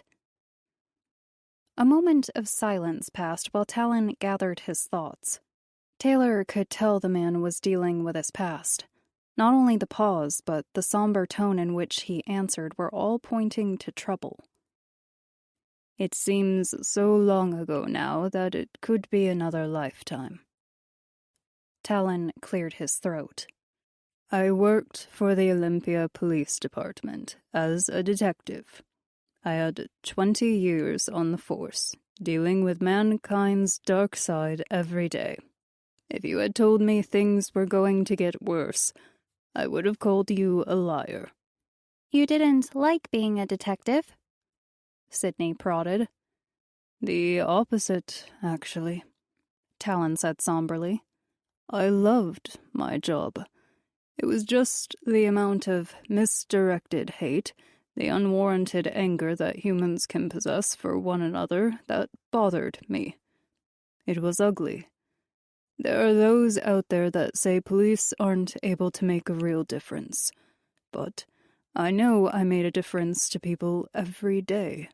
Even on a small scale, touching individual people, it was enough for me. When Alan Price came to me and offered a chance at making a difference to the entire world, I couldn't pass it up. Taylor had heard the name Alan Price mentioned before. It appeared she was the only one not in the loop, since Sydney took Talon's answer with an understanding nod. I'm sorry, who is this Alan Price? Taylor leaned forward to hear over the road noise. Alan Price is one of the last Nephilim, Sydney responded, as if she were reading the answers from a prompter. The girl twisted in her seat to get a better view of Taylor. He's the founder of the Guardians. He knew the Dread was coming. Before he disappeared, he founded academies all over the world and appointed instructors like Talon. Okay. 2 things. Taylor raised the pointer and middle finger on her right hand. 1, what's a Nephilim? And 2, where did this Alan Price disappear to? A Nephilim is a human chosen by angelic forces to champion their work here on Earth. Talon explained, as if he were talking about something as normal as the weather. Alan was one of only a few to survive the most recent demonic engagement on the celestial plane. He realized to combat the Dread, new warriors had to rise from the human ranks. Taylor's mind was spinning. Talon and Sydney were talking about angels and demons as if they were fact. What was more concerning was that Taylor didn't immediately throw out the explanation. She now lived in a world where entertaining the ideas of celestial beings was quite appropriate. And where is this Alan Price now? Taylor asked again. If he is some kind of Nephilim thing, it sounds like we could use his help. Nobody knows, Sydney answered. The world is a big place, and the Dread have spread to every corner. Talon said. Alan is where he is needed the most at this moment. Really? Taylor straightened in her seat. She could feel her eyebrows raise out of habit. I hate to be the cloud that rains on your parade, but how do you know he's not dead or abandoned this whole Academy Guardian thing altogether? Talon looked in the rearview mirror, catching Taylor's skeptical expression with his own solemn eyes. Because we have faith. Because if he is dead or has turned his back, our best chance at survival has gone with him. Talon's words faded into the silence, the only noise now a low rumble as they continued to make their way south. Each member of the party lost to his or her own thoughts of what the future would bring. Day turned to night. Taylor relieved Talon from his duties behind the wheel as the stars came out to take their shift over the heavens. The Guardian was in the back sleeping, while Sydney dozed in the passenger side seat. The SUV's headlights cut through the darkness, giving a wide radius of illumination. It wasn't what Taylor couldn't see in the shadows that worried her. It was what they hadn't seen all day. No sign of human survivors, not even a glimpse of the mindless dread. You should teach me how to drive. Taylor broke from her line of thought, an answer already on the tip of her tongue. Before you say no, you should hear me out. Sydney straightened her back in the seat, ready to present her defense. Taylor took a deep breath, steadying herself for the barrage to come. Sydney was a master negotiator, something Taylor had witnessed numerous times in the past, from explaining why she deserved a later bedtime to why she would accompany Taylor on dangerous missions. When silence reigned and no words of argument came from Taylor, Sydney took the opportunity to begin. Even though I was aged crazy fast by the dread, I'm old enough to drive now. It's not like I'm breaking any laws. Can't argue with you there. If something happened to you and Talon, I would have to drive anyway. Yup.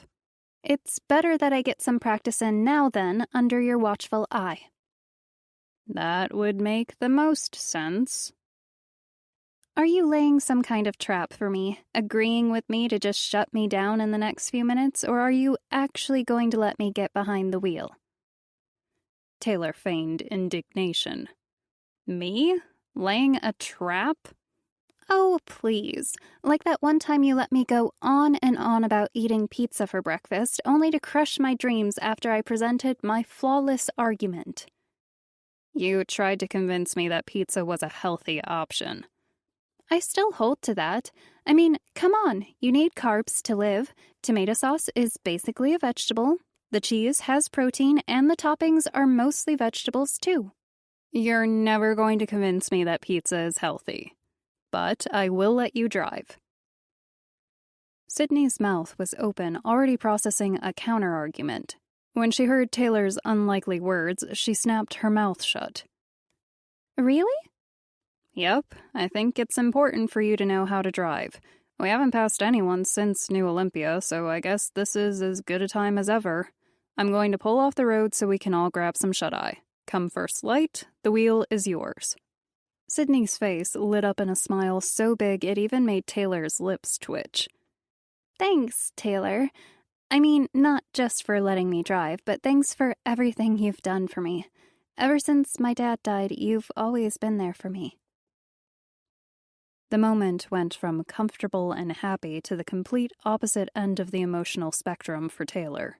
Sydney had brought up her gratefulness to Taylor multiple times in the past, and every time Taylor felt a sense of remorse for the girl.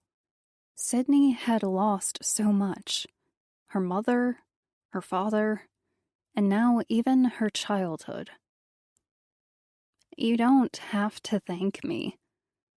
Taylor turned her eyes back to the road, hoping that would be the end of the conversation, yet knowing it wouldn't. You never have to thank me. I do. Why do you always shut down when I talk about how much you've done for me?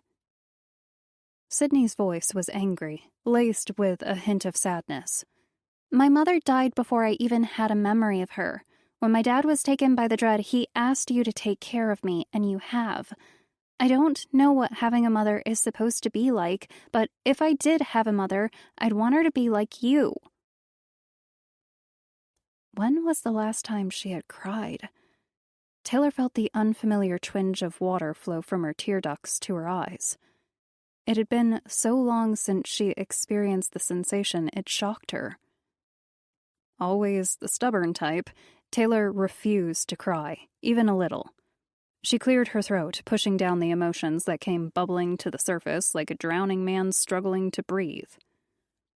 "You're welcome, Sydney. Get us out of this mess like Talon said you are destined to do, and we'll call it even." "Why didn't I get a vote in this?" Talon asked as he checked his seatbelt for the third time. "Are you sure this is a good idea?" After a restless sleep with the SUV pulled over on the side of the road, the trio of travelers were eating a cold breakfast of canned goods. Sydney was already in the driver's seat, slurping down the last of her peaches. Yellow syrup ran down the corners of her mouth like tiny rivers. "Oh, you'll be fine." Sydney smacked her lips. She twisted in her seat so she could have a better view of the Guardian. "Besides, if anything did go wrong, couldn't you just use your powers to steer the vehicle back on course?" "I could." Talon stretched in his seat, pulling on his seatbelt yet again to ensure it was snug. "But that wouldn't be teaching you how to drive, would it?" Despite her metal-like skin, Taylor took a page from the Guardian's book and also fastened her seatbelt. The morning mist was just burning off, and there were still no signs of anything on the road in front or behind them. "You're not having second thoughts, are you?" Sydney's fingers were twitching with anticipation. "You said—" "I know what I said." Taylor motioned to the key in the ignition. "Seatbelt on, check your mirrors, and start the ignition." Sydney obeyed, snapping in her own safety harness and adjusting the mirrors. A click, followed by the roar of the engine, cut through the still Oregonian morning. "Foot on the brake, shift into drive," Taylor coached. "Roger that." Sydney didn't bother to hide the giant smile on her face. "This isn't so bad." "Let your foot off the brake gently. Just coast for now. Don't worry about the gas." Sydney obeyed. The SUV merged back onto the highway at a snail's pace. Great. Taylor let out a sigh of relief. Sydney was already so much better than she had been during her first few sessions behind the wheel.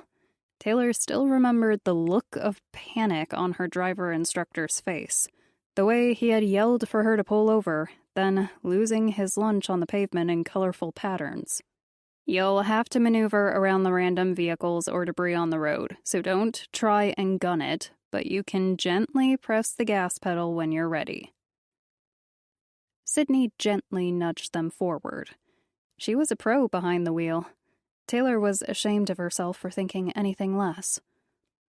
Slowly, at first, then a bit faster, Sydney led them down the highway. "We should reach the area where Captain Martin saw the tracks in a few miles," Talon said from the back. A giant map of Oregon was laid out on his lap.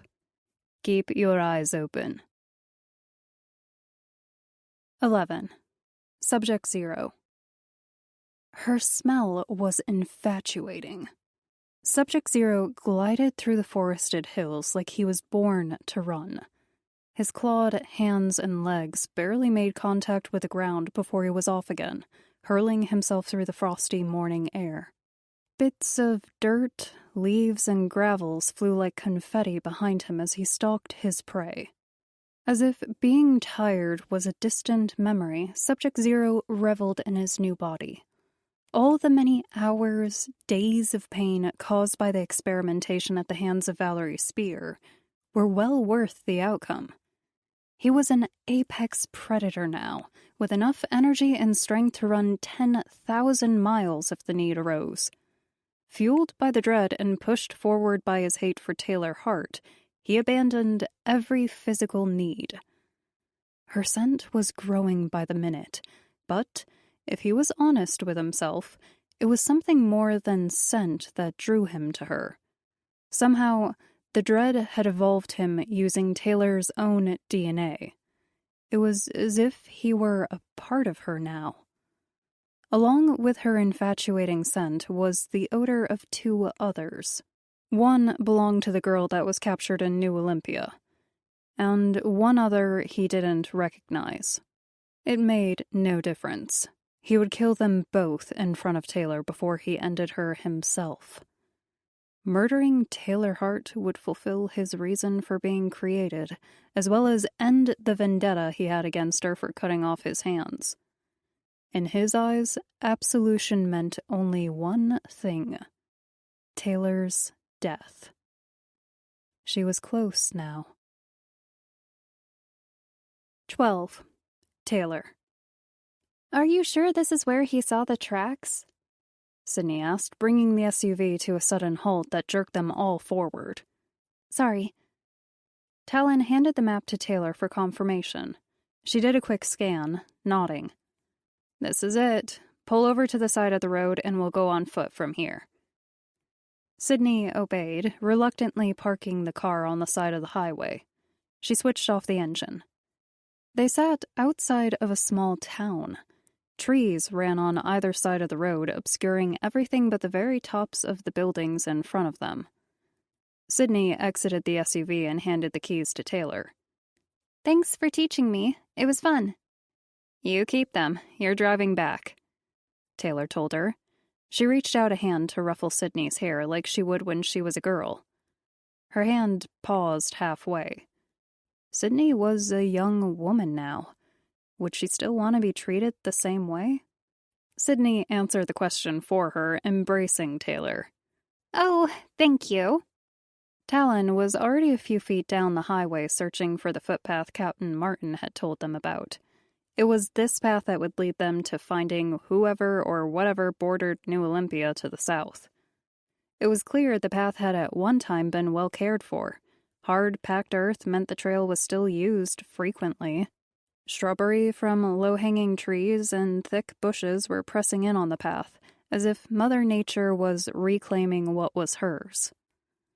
Talon slowed his progress enough for Taylor and Sydney to catch up. You feel it?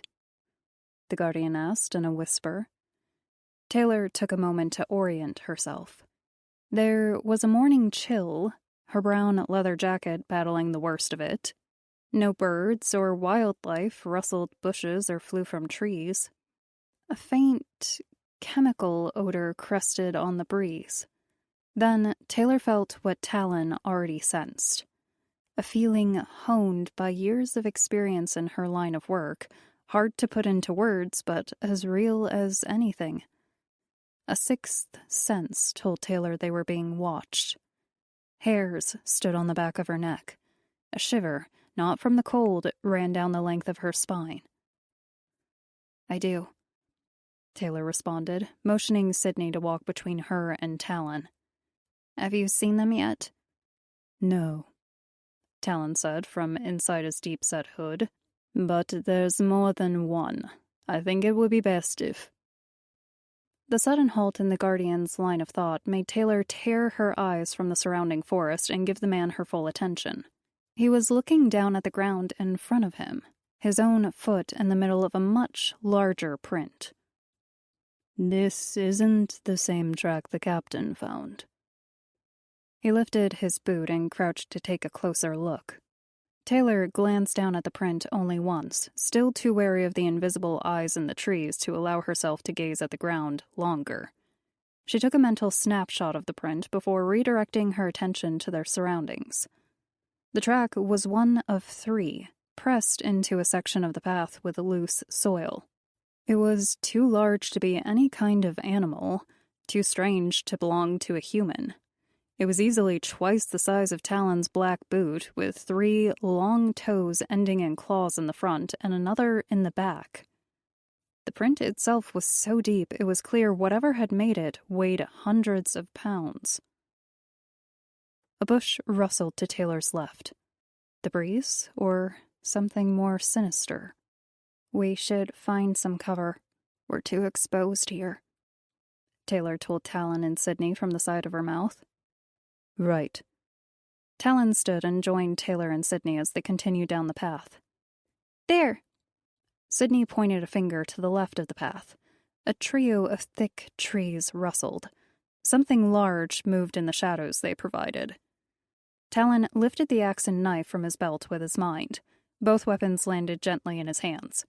Sydney did the same, her tools finding her palms in a less smooth and practiced manner. Light jog, Taylor told the guardian and his apprentice. I'll take the rear. Talon, you're in front. If we have to fight whatever this is, we'll have a better chance in the open. The town can't be much further. Without hesitation, Talon obeyed, increasing the tempo of his strides. Minutes felt like hours as they proceeded down the path, their breaths coming in hot, steaming spurts. I think there's more than one kind. Sydney shook her head as if she were trying to understand the words coming from her mouth. I mean, I think most of them are afraid, but there's one that's so angry. Sydney stumbled on the path, wincing in pain. Taylor caught the girl before she hit the ground. There, the town. Talon pointed his long knife toward a break in the trees. A line of small shops mirrored one another on either side of the road. Sydney, can you make it? Yes, Sydney managed, her eyes shut so tightly her brows were furrowed. I'm sorry, it's just so much hate coming from one of them. The others are scared of him. Taylor had so many questions coming to mind, but all of them would have to wait. The only thing that mattered now was Sydney's safety. The buildings ahead promised shelter from whatever it was the young guardian sensed.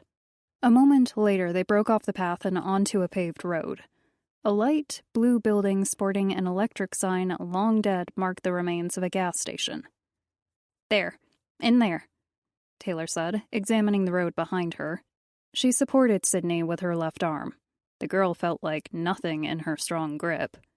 He's here, Sydney shouted. Her eyes snapped open, her head twisting to the right. Her warning came a second too late. The monster emerged from between two buildings and launched itself forward. Taylor brought up the palm of her right hand, a ball of white light already forming. The mutated beast collided with Talon, sending the man hurtling into the air and crashing against the gas station's dirty glass doors. The doors broke into a million deadly pieces, raining down on the guardian. He didn't move. Taylor had to let Sydney go to face the threat. The girl was still wincing, trying to focus past whatever mental strain accompanied the creature. Taylor placed herself between the monster and Sydney, getting her first good look at whatever had been stalking them. The beast was the stuff of nightmares. Purplish-black scales covered its body with spikes protruding from its back and tail. Razor-sharp claws on its front and back feet clicked on the pavement as it circled its prey. The face of the monster was certainly more creature than man, but still, there was something human about it. Past the long, snout-like mouth, there were the eyes of a human. Remember, New Olympia, the monster said, pushing each word into existence as if it were trying to remember how to speak. You took my hands.